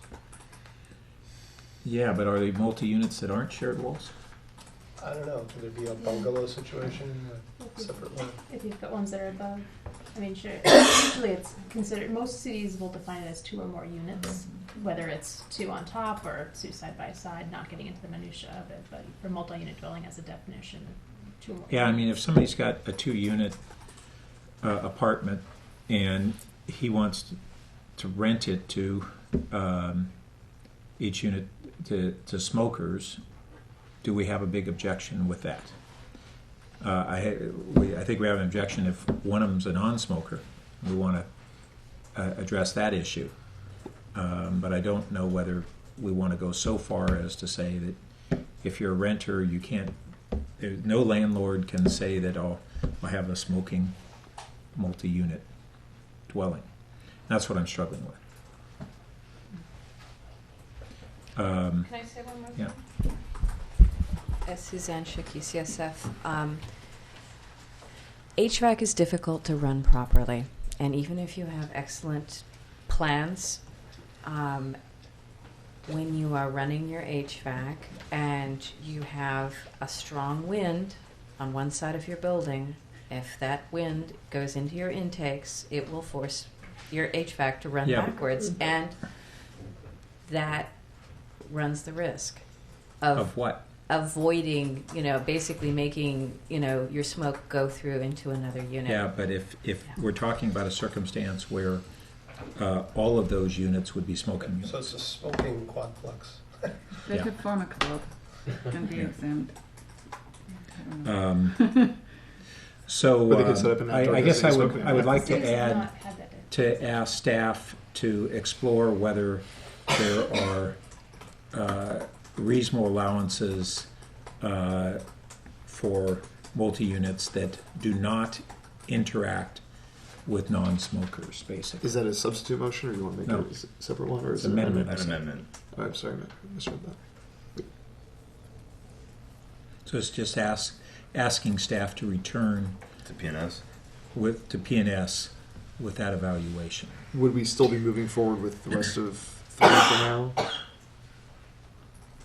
Well, the rest of it has to come back to you anyway. Yeah.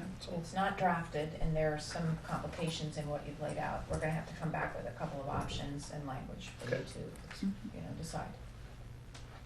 Yeah, we were assuming we'd come back here,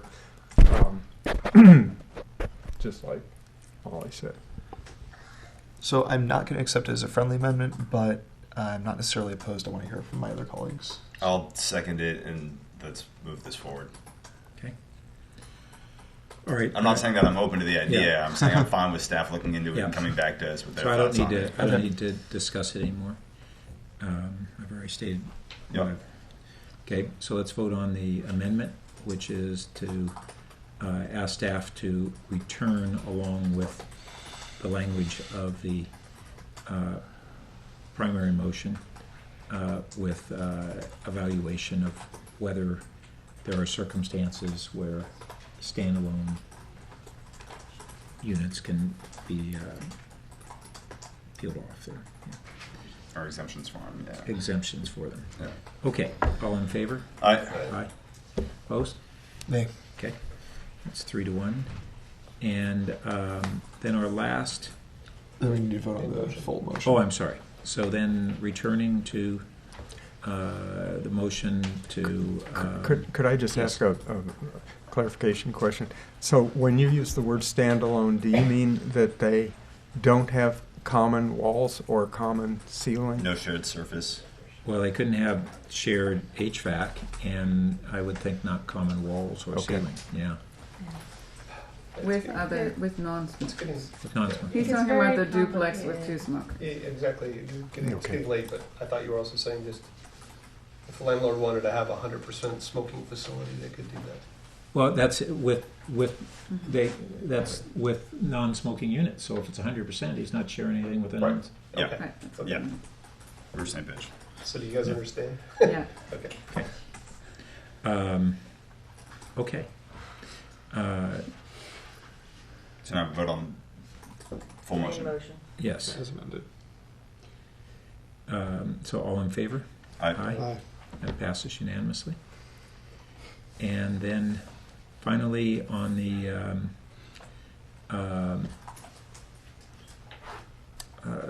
final one, we have two options. One is as staff proposed, and the other is to add language that would ask them to return with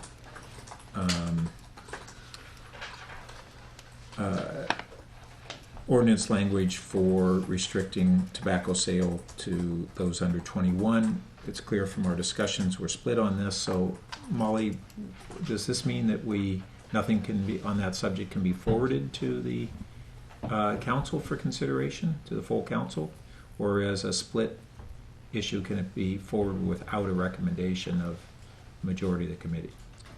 So the committee has several options. So just to clarify, Chair Burt, so you're not talking about the staff recommendation about state level legislative lobbying. You're talking about a local having contention about that. Yeah.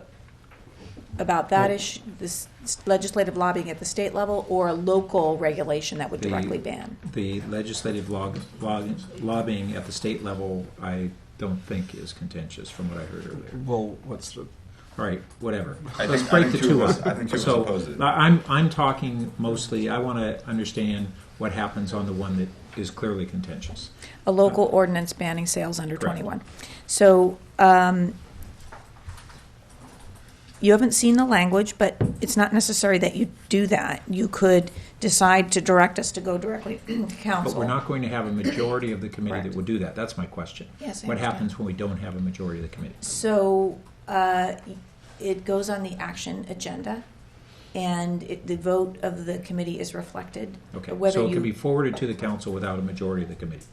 Absolutely. Okay, that was my question. Okay, all right. Well, let's break it up in two parts then. Let's take up the support for state legislative efforts, and I will move that we support that. I'll second. Okay. I think we've had discussion. Unless anybody else wants to speak any more on it. Still opposed. But you'll get to vote. I just want to make sure that was clear because it was You'll get to dismissed vote. as Okay. well. There was a comment All right. earlier. Okay, that this just was don't not- worry. There Don't was worry. a comment Corey. earlier that this was Corey. not contentious. I want to make I clear heard this you. one is. Okay. You misrepresented move on? earlier, so now I'm happy to move on. We're good. Okay. It's only one chair to meeting. Okay. So all those in favor? Aye. Opposed? Nay. Nay. Okay, that's a split vote. And then the second is that I will move that we request staff to return. Would it still be reviewed by the committee, or if we don't have a majority recommendation, we just go to council? Chair Burt, it's your option either way. I frankly, I don't think it's a complicated ordinance. I don't. Maybe you can give staff the discretion to pull it together, take a look at it, and if there are some policy questions that would Okay. benefit from committee vetting, could we come back to the committee? But if it's relatively straightforward, we could go directly to council. There probably will be a legal advice piece that happens in another forum, as you Okay. know, but just want to Okay. let you know that would happen. So I would move that we request staff to draft ordinance language to restrict local tobacco sales to 21 years of age or older, with staff determining whether there are sub-issues to be reviewed by Policy and Services, or if not, for the ordinance to go directly to council. I'll second that. Okay. Any other discussion on it? So I'll offer a substitute motion, which is that we direct staff to draft an ordinance prohibiting the sale of tobacco at all in Palo Alto for anybody of any age. That fails for lack of a second. All right. So I'm going to oppose the motion, and I realize that we've had our conversation here, but this I'm sure will be reported, and I should do a better job of clarifying my comments, which are, there's been talk of adult and minor, and the age of adulthood is 18, and if we're deciding that tobacco products are unhealthy for people, which is why I made the motion a second ago, I don't understand why, if you're 20 or 25, if we think it's something bad for you and that we don't want to support in our community, then we shouldn't allow for it to be sold in our community. I think I haven't heard any arguments or rationale tonight for why somebody who's 20 should be treated differently than somebody who's 21. And until I hear that, I don't support this. My recollection of alcohol and why that age got increased from 18 to 21, and I could have this wrong, but it was that the federal government tied it to transportation funds. And that kind of browbeat a lot of states to go along with that. But save a longer conversation about why somebody who's 20 should be treated differently than somebody who's 21. I don't support the motion. Okay. All in favor? Aye. Opposed? Nay. Okay, so that is a split vote of 2-2. And I think that concludes this item. Thank you all for joining us. Thank you.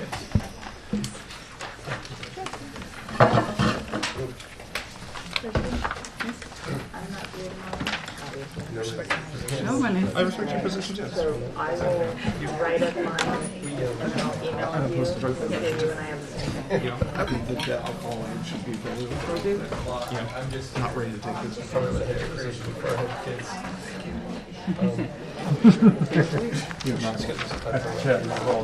Yes. Thank you all. Okay, and we're going to move on to first the auditor's quarterly report.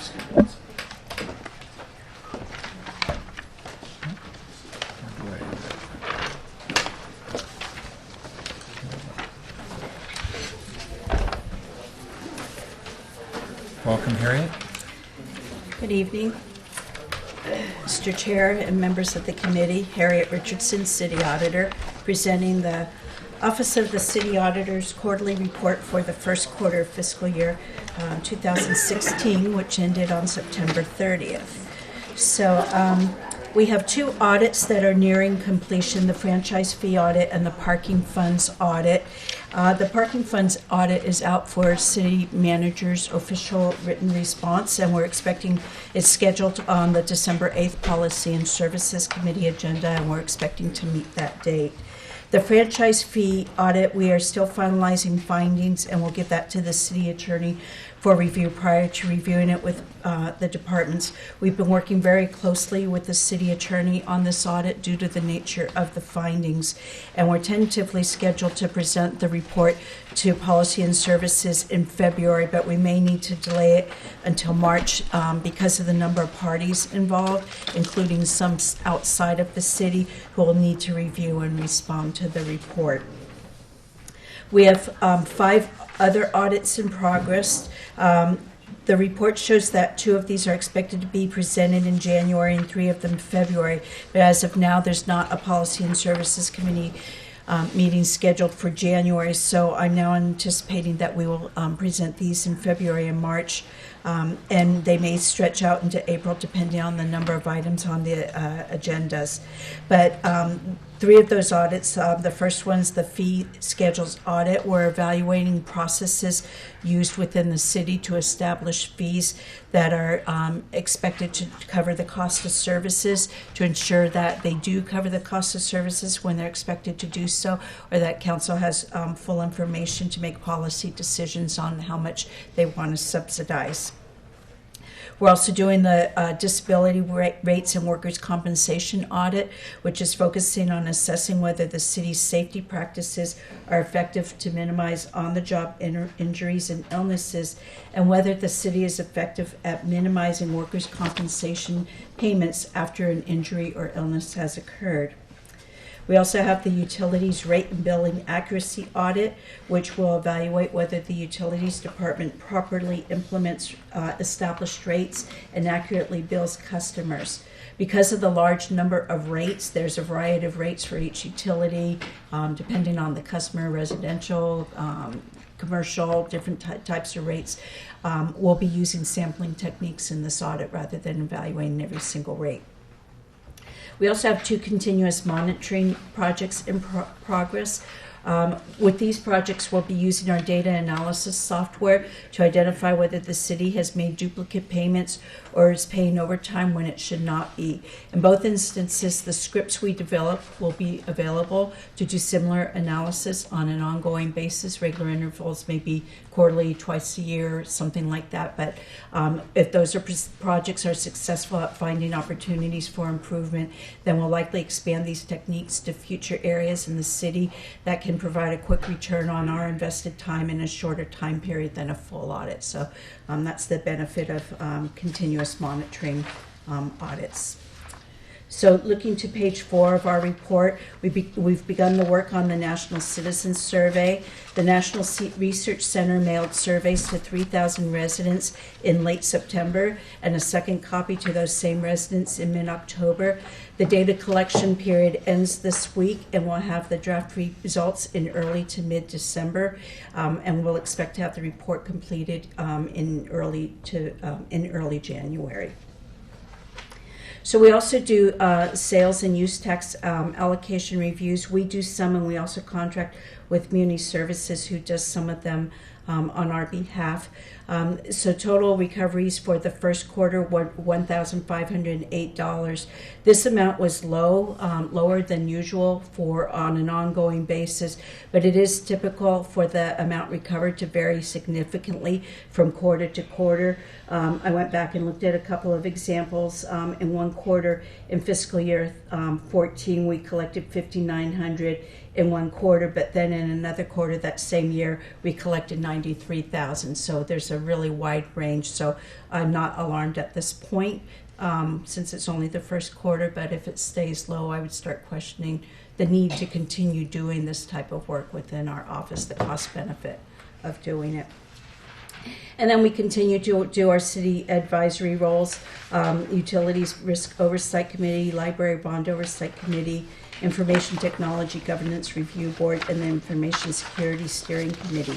The Library Bond Oversight Committee is wrapping up their work. There's a meeting scheduled in December that we'll be attending. I believe that might be the last one. There may possibly be one more, but we'll be wrapping up our obligation on that one shortly. And then the last item we have is the hotline, the number of complaints that we receive each year. So we only received 2 at the beginning of fiscal year 15, and then none later in the last 3 quarters of that fiscal year 15. But to date, we've already received 7 in fiscal year 16. 4 of those are the same issue. All 7 of those are still under investigation.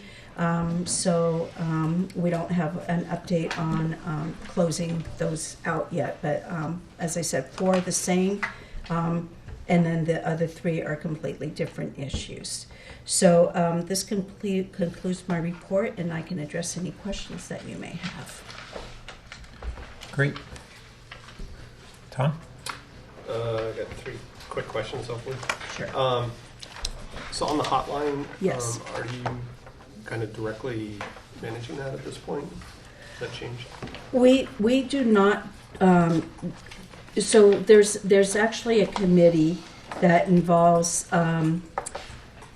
the city manager's office, the city attorney, and my office. And when a complaint comes in, we triage the complaints and decide who's going to investigate it.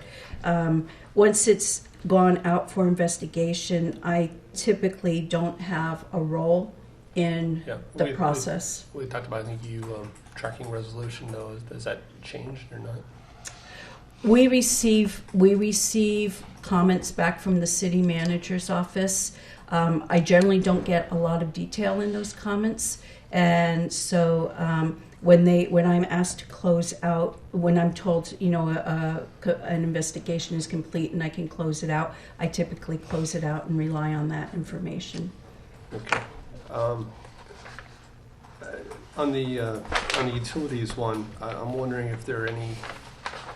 If it's going to be similar to the waste audit in terms of looking at billing and classification, or is there any leverage, or are those entirely different systems? They're different systems.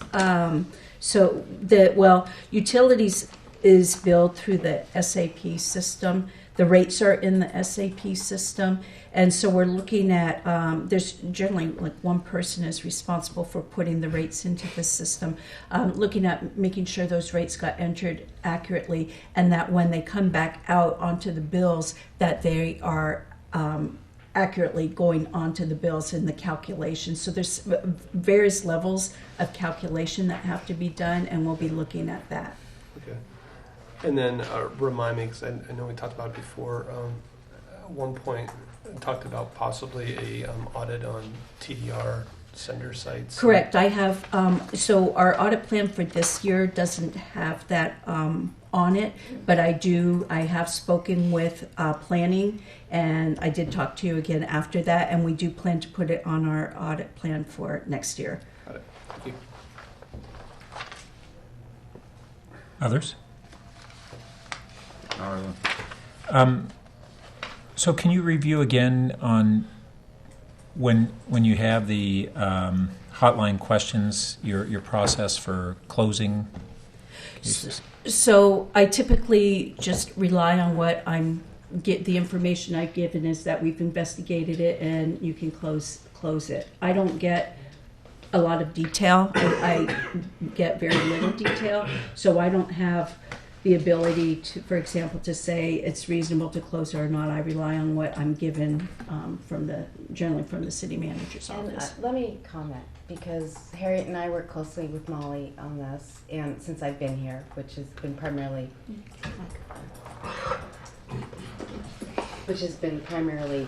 this year's complaints. And most of those complaints, we received multiple on similar issues. And they're mostly personnel items, and personnel items are of a confidential manner. And so I think sometimes it's difficult to provide results on exactly what has transpired when it has to do with a confidential matter and a personnel item. So that's difficult to provide a lot of detail. And do either of you know how similar situations of predominantly personnel hotline issues are handled in other cities that have hotlines? That's one issue that we've been discussing. Harriet, Molly, and I are discussing how we handle those. I'm not sure, and that's one of the questions I had when the original procedure was developed, whether it anticipated the level of items we're getting versus more serious conduct type items of fraud and, really serious. And, not that personnel items aren't serious if people perceive there to be a problem, but an argument between coworkers, things of that nature. And so some of this is a little bit challenging, and so we're exploring that. We just had a dialogue about that. Yeah, and I also think that, I will say, I think that we don't always agree on what's a personnel issue and what's not. I think sometimes it's not completely black and white, that it's strictly a personnel issue. And those are the ones that I think are more difficult, because I might view it as, well, there's an aspect of it that could be, for example, an abuse of a position, or where someone maybe has been reported as, like I believe that one of the very original complaints was something about someone not recording time on their time card when they were leaving, and it was treated like a personnel issue. But from an auditor's perspective, we look at that as theft of time, and that's something that other jurisdictions view as theft of time. So that's why I say a lot of times it's not strictly. So let's black take and that white issue. hypothetical, just that kind of circumstance. Is that still how the city manager's office would view that kind of complaint as a personnel issue? Falsifying a time card, I think that is serious and potential theft. And so, yes, we view that very seriously. I mean, I view everything reported to the city manager's office seriously. The outcome of what happened with an individual, or how someone, a situation was handled, that's the matter I'm asking the city attorney and Harriet for us to look at. If we're putting it, recording something back in a system, those are some of the concerns I have. And so people are named in complaints, and so I just want to make sure we're handling it appropriately based on that. So there's but I definitely, that is falsification of a time record. And we are having every complaint. Well, there could be is serious investigated. issues that are still viewed as strictly personnel, even though they're also viewed as serious. And so that seriousness is one filter, and then another one would be what is a boundary of a personnel issue versus right. And something else. I may have ventured off topic, but where Harriet was saying we're not providing a lot of detail. That's what I'm trying to address is with the city attorney, how much detail is appropriate. I think there's two dimensions on that too. There's the level that the city auditor is involved to determine the categorization versus what's reported back to us. I don't think we're necessarily interested in personnel matters being reported back out, but I think we are interested in the city auditor maybe having more control over the hotline. And I think the hotline's under the city auditor. But the hotline is under us to receive the calls, but we don't really have any authority beyond that. Is what it comes down to. So when I talk to auditors in other jurisdictions that have a hotline, they maintain a lead role, even when they put the complaint out to a department for investigation, and they get enough detail where they can actually overturn the outcome. So if someone says it's unsubstantiated, the auditor might look at the detail of the write-up, but they have enough information to be able to do that, and they say, we disagree, this is clearly an issue. And I talked to an auditor recently in California where that was the case, where the city manager in that city said it's not an issue. The issue came back through the hotline a second time, and the auditor maintained full control over it and said, yes, it is an issue after he did his investigation. And in those circumstances, or those other cities, how does the auditor contend with issues that are personnel issues and have that confidentiality requirement? So generally, the auditor still sees that information. In our case, it's there's a very limited number of people who can see the outcomes. So we have a system, and the person who complains can see what their complaint is, and we write a very general response to the complainant back. They don't see all of the detail about what has been done to investigate it. But so even if I got that information, I mean, as an auditor, I have an obligation to have integrity and maintain confidentiality. So I don't see it quite the same way, as it being a personnel issue, that I shouldn't be able to see the information to make a determination if that was the right outcome. I don't think I need to be actively involved in saying, oh, you implemented the wrong disciplinary action. I think that's strictly management's decision. But if there's enough information to say, yes, there is or there isn't a problem, I do see More of it a as, systemic problem, yeah, you mean? Or even with, I mean, it might be systemic, but it might be pertaining to a specific individual also.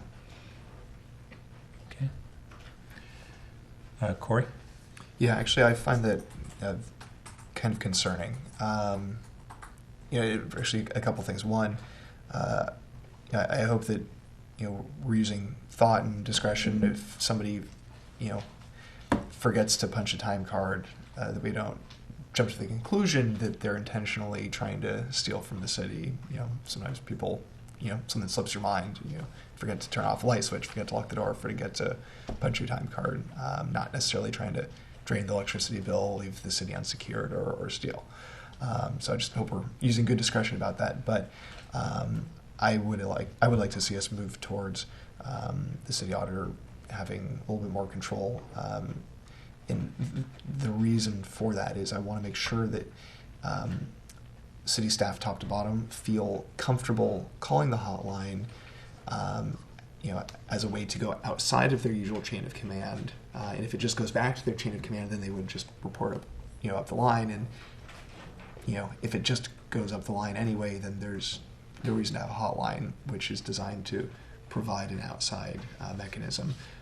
And having heard those concerns from city staff, just that if they were hypothetically in a situation where they wanted to report something that they don't feel that the current hotline structure provides that anonymity and protection, says to me that we should have a little bit more independence for the hotline from the usual chain of command. But we can explore that more in the future, perhaps.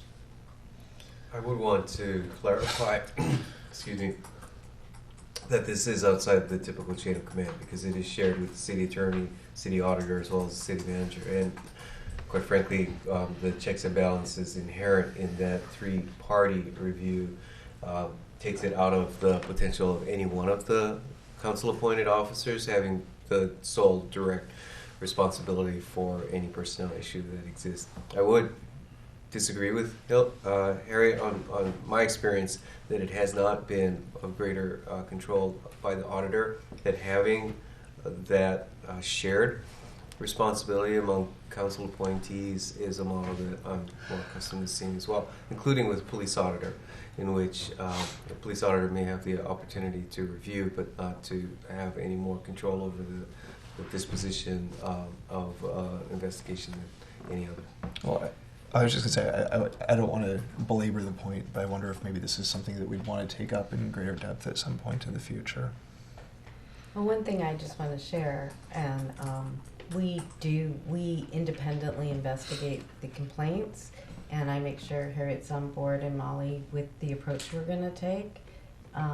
So I just want to make sure we jointly approach that, and it is an independent investigation. We don't turn it over to the department and the chain of command. We're actively involved in that. So I heard earlier that there are some issues that are being discussed with the city attorney on certainly these areas of personnel matters were the ones that you're having the additional appropriate level of detail to provide in a personnel matter. So that aspect, I guess we have to hear back from the group of you after Molly has looked into that more. Is that correct for us to Well, understand? Yeah, talking about it together.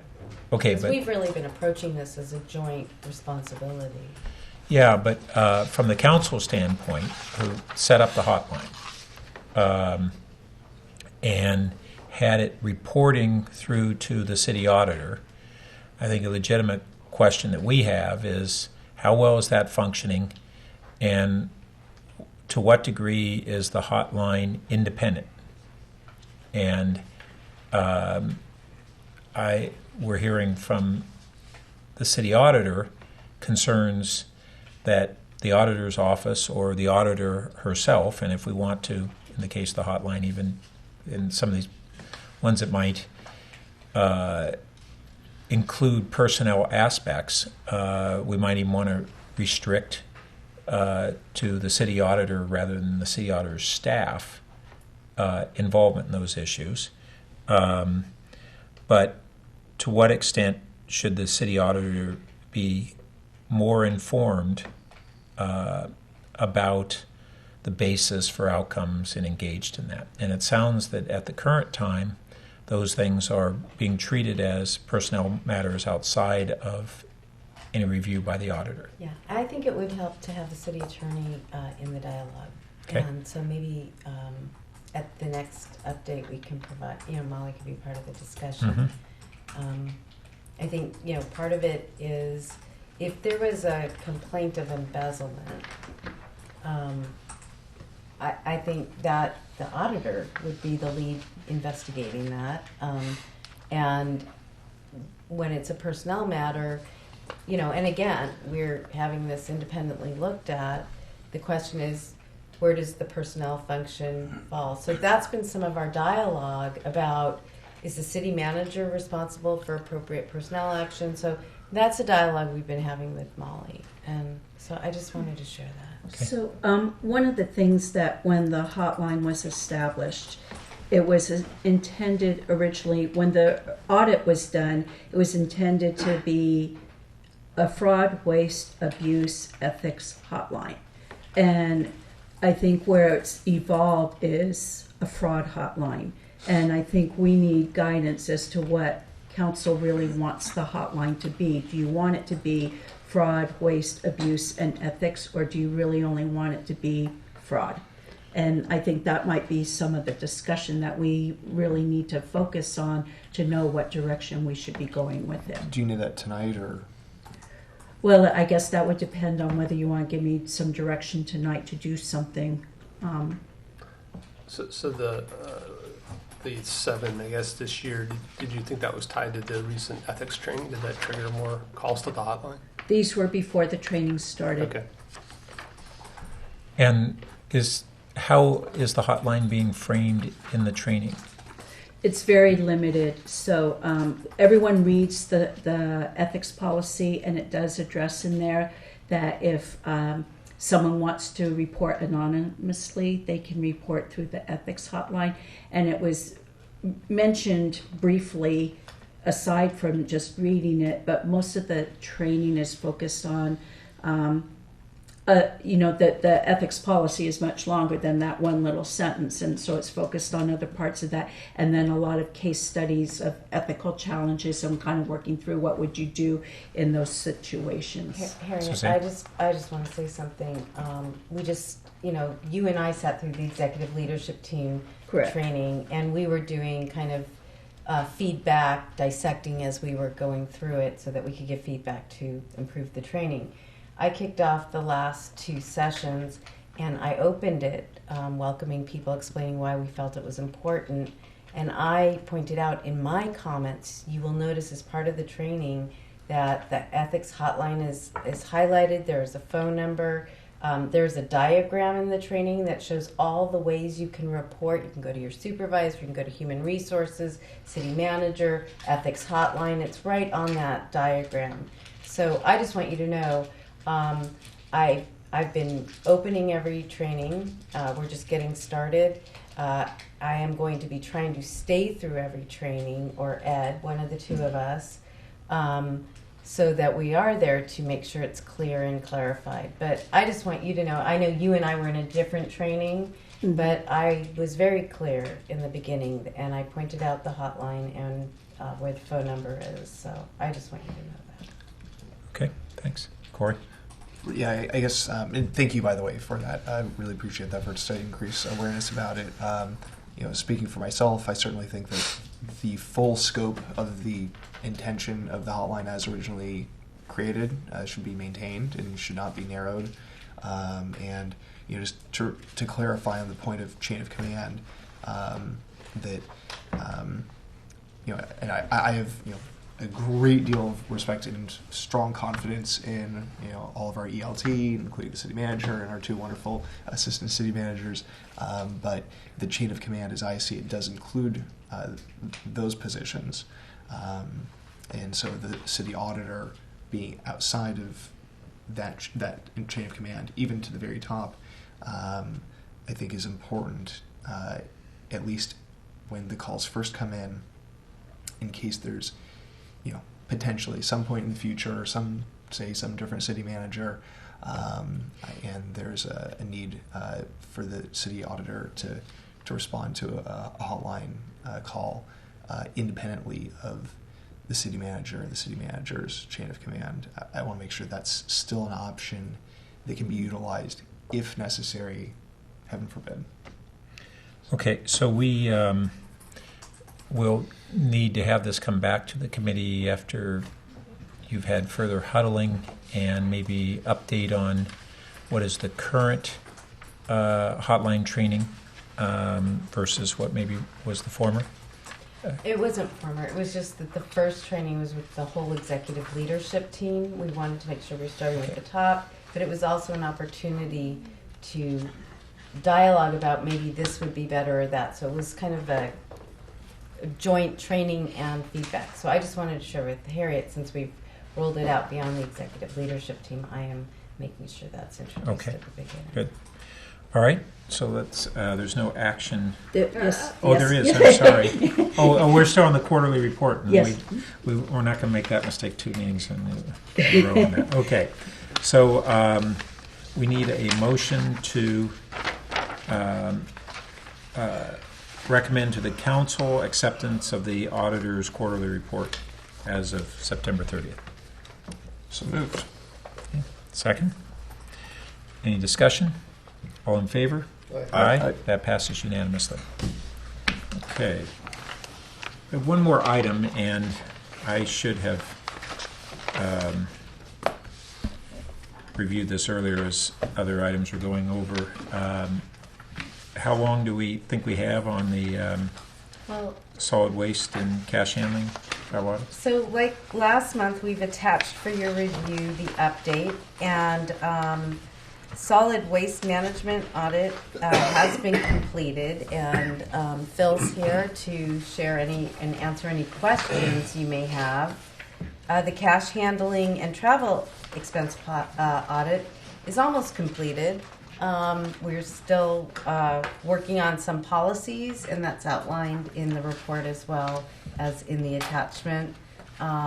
Just finalizing some procedures and reviewing to make sure with the auditor, the city attorney, and ASD staff that we are really appropriately categorizing various meals and travel from a taxable perspective. Okay. So that's a high-level overview. David Ramberg's here, Phil Bobel's here. They're both leads on those and can answer any questions you might have. And Harriet, did you have anything you want? No, I just want, I can just say Yuki from my office did the solid waste audit, and she went through the recommendations and got some information from the Department of Public Works and confirmed that those recommendations have been implemented. So we did do some verification on that, and I am aware of what progress is being made. I've been involved in some of the meetings regarding what ASD is doing, particularly on the travel expense side, and I am aware of the coal fire report and what's going on with the coal fire work. So I'm in concurrence with both of those updates. Great. Questions or comments? Tom? So I guess one comment. It'd be really useful here maybe next year to maybe indicate like the size of the dollar impact of the individual rows, because sometimes it's hard to tell. You know, when you're looking at these and which are complete, like how important are they? So I don't know if that's something you'd be willing to do, but even if it was like order of magnitude of dollar impact. Right. We don't always quantify our recommendations to the extent we can. We do. I can tell you it's not in our recommendation and it's not in the update, but when Yuki and I met this afternoon to talk about the Public Works one as an example, on recommendation 1.1, she found that the city collected $51,000 in back charges and refunded $146,000. They did not backbill the residential accounts on those discrepancies. Okay. So we should probably encourage. I mean, when we can quantify it in our reports, we do. But sometimes, for example, in this one, there was work to be done by the department as part of implementing the recommendations. So maybe what we do is we start working with departments to say. Or maybe you can like rank order them by what you feel is most important, or something. You know, just kind of a importance thing. And then on the per diems, there was a comment that you're not able to verify cash handling sites updated. Why was that? David Ramberg, Assistant Director of Administrative Services Department. We're still in the process of finalizing a few more sites, and we're rolling out the PCI requirements, and so that's the biggest additional piece that needs to be completed, and we're about halfway through that. There's quite a number of sites throughout the city, so we expect to have that all completed and wrapped up by April of next year. By the way, thanks for staying so late. Okay, no problem. The other one was the whole thing about business meals being treated as income. Is that different than the private sector? Again, most of the time it's considered an expense and it doesn't show up as income. So we've been working together to go through IRS regulations and talk about what's taxable income and what's not. And the IRS is actually quite clear about what's taxable and what's not. So when you're traveling, it's an expense, and it doesn't have to be reported as income when you get reimbursed if you follow the IRS guidelines. For example, per diem is what they've switched to on travel because it's simple to administer, and that's allowable as a way to reimburse employees without having to quantify every single dollar you've spent on a meal. There's other types of meals, for example, or expenses that are taxable. It depends on the circumstances, and that's part of what they're reviewing right now. So you're saying like Google should show all their lunches as income, but they probably don't? They probably should be showing those as income, yes. The switch to per diem to last question.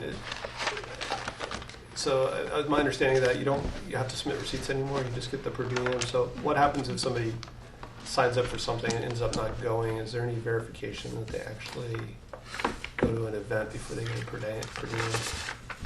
Yeah, we do verify. So we get the complete travel package in the accounts payable division of ASD. So there's a pre-travel authorization form, and if it involves out-of-state travel, that goes all the way up to the city manager's office. And then so there's an estimation of expenses put in the pre-travel authorization. That's verified and signed by the department head and then the city manager's office if it's out of state. Then what comes back at the tail end of the travel process is all the documentation, the conference that was attended, any receipts that are not food related. So they've taken the per diem for food, but there's still quite a number of receipts that come in for other expenses, including lodging and air travel. So we do, and then a manager signs off on that travel expense report as well. So we verify that the individual went. So it'd be kind of unusual if you had out of state, no other receipts, just the per diem. It would kind of be like, well, what happened? Exactly. Yeah. Thank you. One more thing they do look for, because they do ask for a copy of the conference brochure to make sure people aren't getting double paid. If, for example, a lot of conferences provide a lunch, they check to make sure, and then they deduct that so someone can't get a per diem and get a free meal. Okay, thank you. Okay. I guess that concludes discussion, and on that item, sorry, I put that away. Is there? Same type of motion. Yep, so we need a motion to recommend approval to council? Yeah, I'll move to approve this to the council. Second. Okay, any discussion? All in favor? Aye. Aye. That passes unanimously. So, thank you very much. And very briefly, we have our agendas in front of us. And actually, there are a couple of things I'd like to bring to the committee's attention. First, the green at the top of the table reflects the additional meeting that was added for December 1st. As the last committee discussion, the Healthy City, Healthy Community item is the primary. We did take the opportunity to add 2 items to that agenda, which would be a follow-up on the, as we refer to it, the charging for charging, the question of electric chargers at city facilities, and the potential for charging for the electricity there, as well as the, it's listed as a registration survey, which apparently just got transferred incorrectly. It's the business registry in terms of changes, and in particular, let's see, some follow-up that was directed by the council. Let's see, a couple of other things that are actually not on the list that I wanted to draw to the committee's attention. On December 8th, while we have quite a list, there is one other outstanding item that the city attorney asked me to mention, which is the revolving door restrictions and follow-up there. It is anticipated that that information could be prepared and back to the committee on the 8th. So we'll work on the management of the list of items on the agenda, but I think we'll work to make it. so the 8th is, has a lot of items, and it appears that I will have to be out of the country on the 8th. And either way, it looks like a ton of items. Yeah, so I know Harriet wants to leave, but the 8th looked really busy. I was wondering if, like, the city auditor's report could move to the 1st, or is that impossible? Let me look at what you're talking So about. actually, we've got not only the city auditor's office report, and this is the parking audit. If that's the one you're referring to, in addition Yes. to a couple of follow-up status Yes. reports on audits. Are we expecting those to be substantial or The follow-up controversial? reports won't be substantial. The parking funds audit might be. There'll probably be some discussion about the parking funds I audit. mean, I think we're going to get a lot of people for basement to Basement to water. water. That's going to be a big meeting, and the council priority setting. Yeah, and if we don't do our audit then, we have to push it out to February because there's no policy and services committee, and then we're going to really be backing up on Well, I never audits. quite understand why there isn't any policy and services committee in January. I think it has to do with restructuring. Yeah. So the mayor typically makes the appointments by the second week. So there certainly could be one in the third or fourth week of the month. That would probably help the calendar. So again, I don't know if there are any of the items that you're involved with that you would be prepared a week earlier. I can't get I don't think I can get the parking funds audit done a week earlier unless the city manager could commit to getting me a response a week earlier. Which would be this week or somewhere thereabouts. Correct. Unfortunately, I don't know that that's Yeah, I don't possible. think that that's possible because it Okay, involves if not that multiple one, departments. Ed, are there any of the other items currently scheduled for the 8th that might be able to be done on the 1st? To move up, we actually already looked at that, and the items that had been added to the 1st reflected as much as we thought we could move. Okay. Are there any that we would be willing to push off to the new year? Well, let me frame 2 possibilities. One is things that could roll over to the next year, although that's at best end of January. Then there's too many, it appears, for the meeting on the 8th, unless some of these are perfunctory. The basement certainly isn't. The priority setting is big. I don't see core values down, and I don't know whether that was intended to be. That's something that's gotten deferred for 2 years, and we had talked about it earlier in the year in our agenda setting.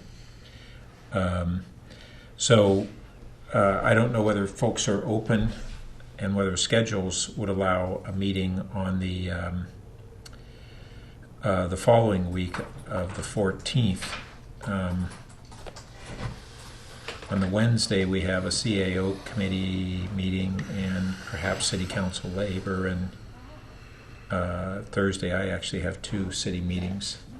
So it looks like the only day would be either after the City Council Labor meeting on the 16th, which is a possibility if that's, we have a CAO committee meeting, I think at 4, and then, but I think the doodle said it was a whole bunch of labor stuff, right? I think the 16th was already eliminated as a council meeting. was eliminated. I couldn't do that day.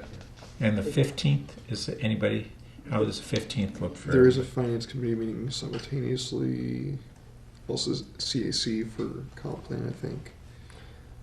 But that doesn't necessarily preclude us unless it's Okay. for staff. So is there a conflict for you with the finance committee? Not for me.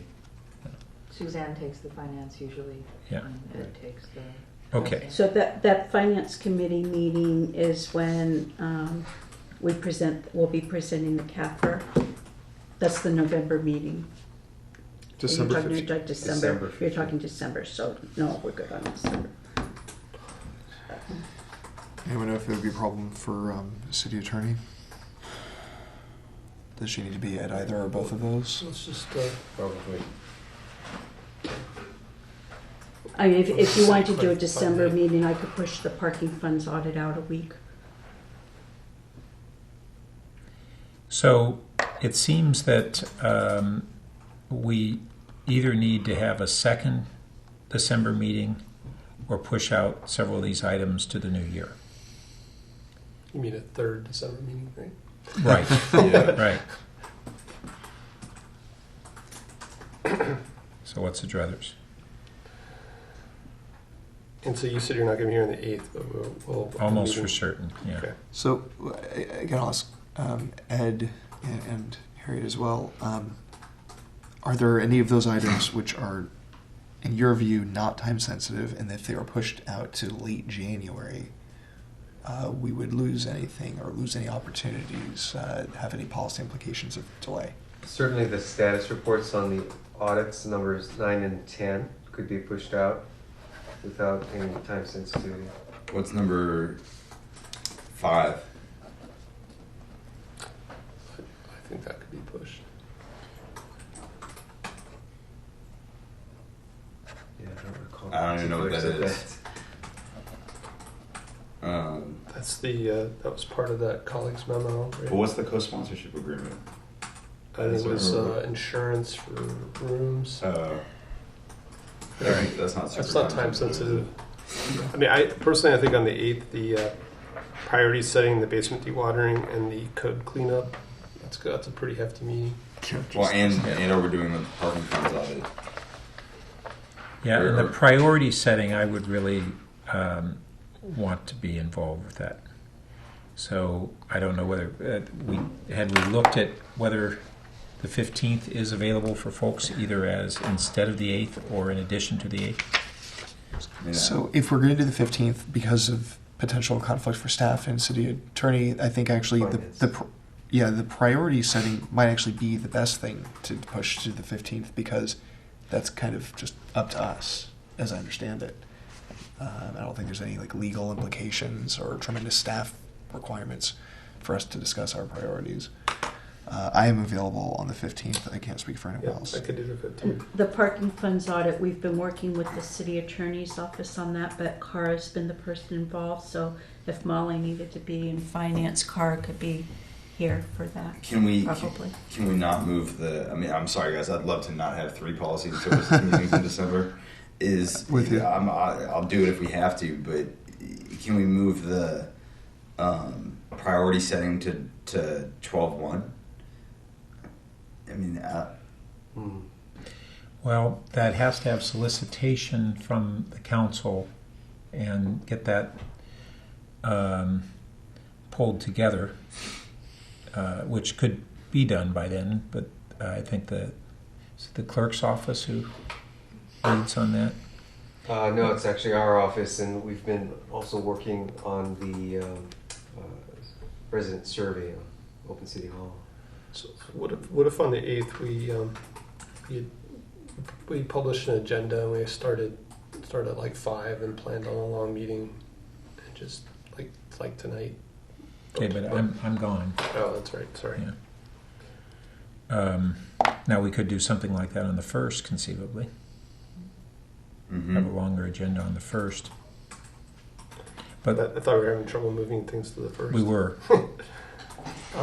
So one was the question of the priority setting, whether it could be moved. And any thoughts, Ed?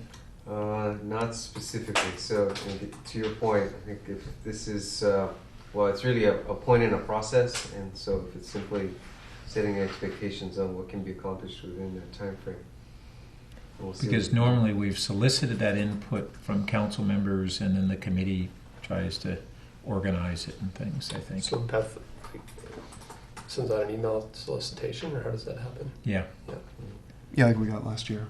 So we could just ask her if she can get it out this week, I guess. Well, I think Ed said it's not the clerk, it's the city manager's I office. know we've been handling the survey, so I may be mistaken as far as the other piece. So that would be one possibility. We did the dewatering thing earlier. Our staff reports. Oh, that could be on the Can 1st? you bring that to the 8th? Well, I mean, to the 1st? You know, at this point, there's so much community expectation that it'll be on the 8th. Good point. We'd have to get the word out. Good point. I mean, there's probably time to move it. We just have to make sure we get notice. Right. Yeah. We know the leaders. There may be expectations, but we got 3 weeks to get the word out. They've got a good network. Yeah. That'll be every council. So, all right. But if we did move that to the 1st, one, does that make the meeting on the 1st, does it need to start sooner? Because it's now got a real full agenda. And then the second question would be, could we, instead of meeting on the 8th, meet on the 15th for the balance of the items? And move the whole agenda to 15th. Yeah. The balance of the agenda. Yeah. Right. Minus the stuff that we can punt to January. Right. So if we think move it's too big. 9 and 10. and maybe 5. And maybe 5. Yeah. Also, again, the reminder that the revolving door restrictions are also Not on here. not on here. But Is that coming to the 1st? Or? It could be brought on the 8th. The 19th. Okay. So that Okay. So if we are able to move dewatering to the 1st, and maybe we have to start that meeting early, can we move the meeting of the 8th to the 15th? And including punting on perhaps items 5, 9, and 10, and moving them to January. I can do that. Yes. Okay. We're good? Yep. Okay, Great. so let's get a confirmation. On the 1st, are we starting earlier than? Yeah. Plan to start early. Yeah. Okay, do we know when we want to start? I think 6. Does that sound good? Yeah. Okay. Yeah, we have interviews right before that, right? Oh, we do? And Do they run from when to when? We do? 5 to 6. It's Well, not I on have it down here tentative. I don't know if It's not on the calendar. I don't have that. That doesn't mean it's not happening. Yeah, I guess it hasn't been confirmed yet. Oh. I can. Well, are they? There was a doodle out for 5 to 6 to do. Just Parks 5 to 6. Parks So, and Rec. I see. So, So if we started at 6, that would make sense. okay. I thought we were doing that at a different time for some reason. I put in tentative dates. So did it get confirmed for a different time? Do you know when we're interviewing for Parks and Rec? I can verify. I went over the calendar today, but at this point, I have no idea what happened today. Yeah. Okay. I've got on the 17th, but that could be wrong on my calendar. Well, On there's a November Parks and Rec. 17th. There's a Parks and Rec meeting on November 17th. Oh no, and we're also interviewing. Yeah. Yeah. So it's on the 6 17th. p.m. Okay. Oh, good. So that's irrelevant then, we're good? Just depending So on was what. that we're- confirmed? Because that is tentative as well. I think she just the 2 dates. Yeah, mine just has the one. Oh, on the no, the 17th. 17th? Yeah, that's what I've got on mine. Okay. I had answered that. I couldn't do it because I have 2 other meetings. Okay, well, we'll find that out. So if Yeah. we'll just, the meeting on the 1st, the starting time will in part be determined by Parks and Rec, but not earlier than 6 o'clock. Yeah. Okay. And Okay. then the 15th will be a normal time So start? parking funds No, for the 15th should probably. and not Should that be early also? If that's the auditor's office report, I'd say let's council setting. do it tentatively for basement 5 dewatering. right now. No, sorry, dewatering we're moving to the 1st. I apologize. And what did Ed? What was the one? Revolving door. Revolving door. I'd say let's do it at 5. On the 5. On the Gotta eat 15th. dinner. 15th? No, No, would say 6 sorry, the o'clock. meeting on the 1st. I think we need to wait. Let's do 6 for both, and we'll really be There you go. efficient. Agreed. Sounds Okay. So we're canceling the 8th, or we're keeping the 8th as well? No. No, Moving we're the So 8th to the 8th to 15th. 15th. I'm just making Yep. triple check. For sure. Okay. Yep. Okay. And more for information than anything else, there is one other item that's not on this list, which is the minimum wage consideration of exemptions for tipped employees. Now, staff has already concluded that the work necessary to bring that back to committee would means after the 1st of the year. Yeah, Okay. that's. Okay. Oh, you're just saying it wasn't on here at all. It's not on I'm here. with And it's not listed, going to be on here. but it won't be. Yeah. Not Okay. specified. All right. Okay. On that note, we're adjourned. Thank you.